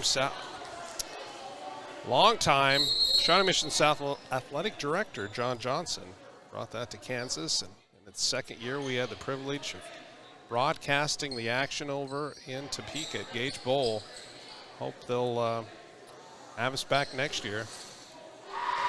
Despite some of the things that David Trimble said, I think we can kind of smooth that over. And back to a 4-point margin, 34.2. The ebbs and flows of the last minute of a basketball game between a couple of squads that are going to fight to the very end. Loser will advance on to the consolation bracket. And I believe those games will take place at 3:30 and 5 on Thursday. The winner of this game faces Scion Thursday at 8 o'clock right here at DeSoto High in the Wildcat Den, or whatever it is that they rename it tomorrow. We don't really know. It could be the Thunderdome. Could be. But we will have it for you right here live on a10varsity.com. And the other bracket, Topeka beat Blue Valley Northwest today handily, 48-30, and Lee Summit North and Olathe Northwest went to battle, and the Ravens came out on top, 46-41. Olathe Northwest and Topeka going at it on the other side of the bracket on Thursday.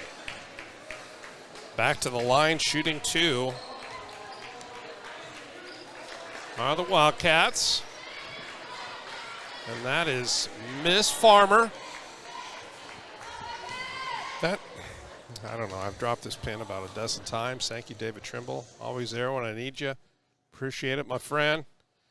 And that one greases the cylinder. Able to get that one to fall. A little bit of body English. Not to be confused with the men's cologne, if there is such a thing. There's not. Maybe we could. Yeah. Farmer's second shot. Trying to make it 53. She doesn't. 5 points separate the two. Less than 30 to play. Here come the Lady Jays. Nice look over on the other side. Underneath. Can't get it off. In danger of a 3-second call. Look at that one. She gets the roll. Olivia Tinoco with the roll. Makes it a 3-point game with 18.7 seconds left to play and a chance to make it a 2-point game.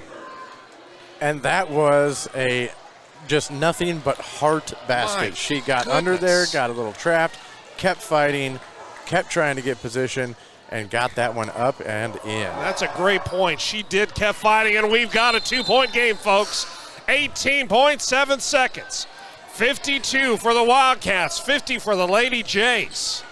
Just what we expected about, 20 minutes ago, that this sucker was going to tighten up, and these two teams have not disappointed.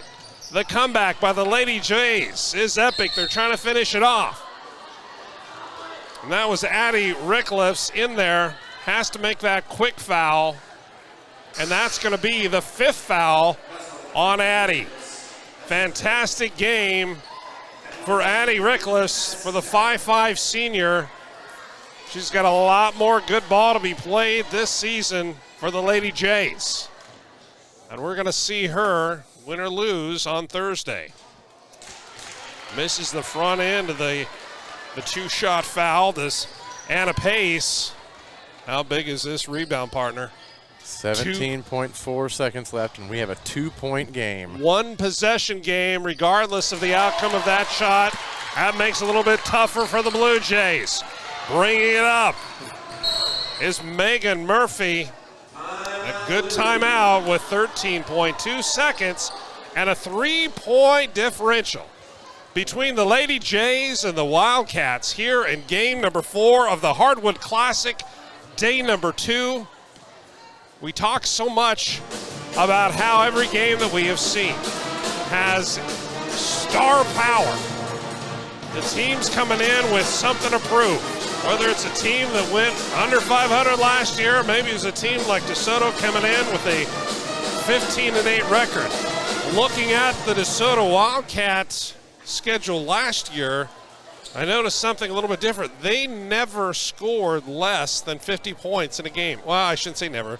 They did that only twice. Otherwise, they were over 50 points every game. Do you know how many times they lost when they scored over 50 points? If I were a betting man, I would bet on 00. 00 is incorrect, but if you said 1, I would say yes. They had a tough game with Baser Linwood, the Bobcats, who are always tough. Coach McBride up there for the boys. Atkin Horse for the girls. Always a treat to have them in the A-10 varsity tournaments around the city. I think we're going to be seeing them in about a month. One of the A-10 varsity shootouts, 53-50, 3 points, 13.2 seconds to inbound it. Alex Darling has a little bit of trouble, and almost stolen by Farmer. 11 seconds, 10, they've got the numbers. A shot by Darling, rims in and out, 5-4, rebound to Soto, and a quick foul by Elia Laney Straws. And Elia with a quick foul, 2.3 seconds. And Mackenzie Farmer with an opportunity. She's got 2 opportunity to really put a fork in on this one and to close this one out for the Wildcats.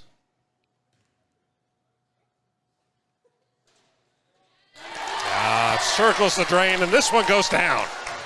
Unlike so many that we've seen today. And yeah, Coach Roby's just going to go ahead and pull his team back with 2.3 seconds and a 4-point margin, possibly 5. Yeah, why not make it 5? 55-50. Wildcats lead. Lady Jays one last effort, and that one is off the mark. The DeSoto Wildcats improved to 1-0. The Lady Jays of Liberty High fall to 0-1, but what a tough battle that the Lady Jays brought to bear against these Wildcats, making the trip down here from Liberty, Missouri. And the game certainly did not disappoint. We're going to see both of these teams in action again on Thursday. DeSoto will take on Scion Thursday at 8 o'clock p.m. right here, and you'll be able to catch all that action live only on A10varsity.com for my good friend and partner, David Trimble. And for Nolan Rayner back in the mothership. And for Jim McClintock, wherever the heck he is right now, saying good night from beautiful Minnesota, Kansas. And we will see you back here tomorrow with a 3:30 tip-off for boys semifinal action.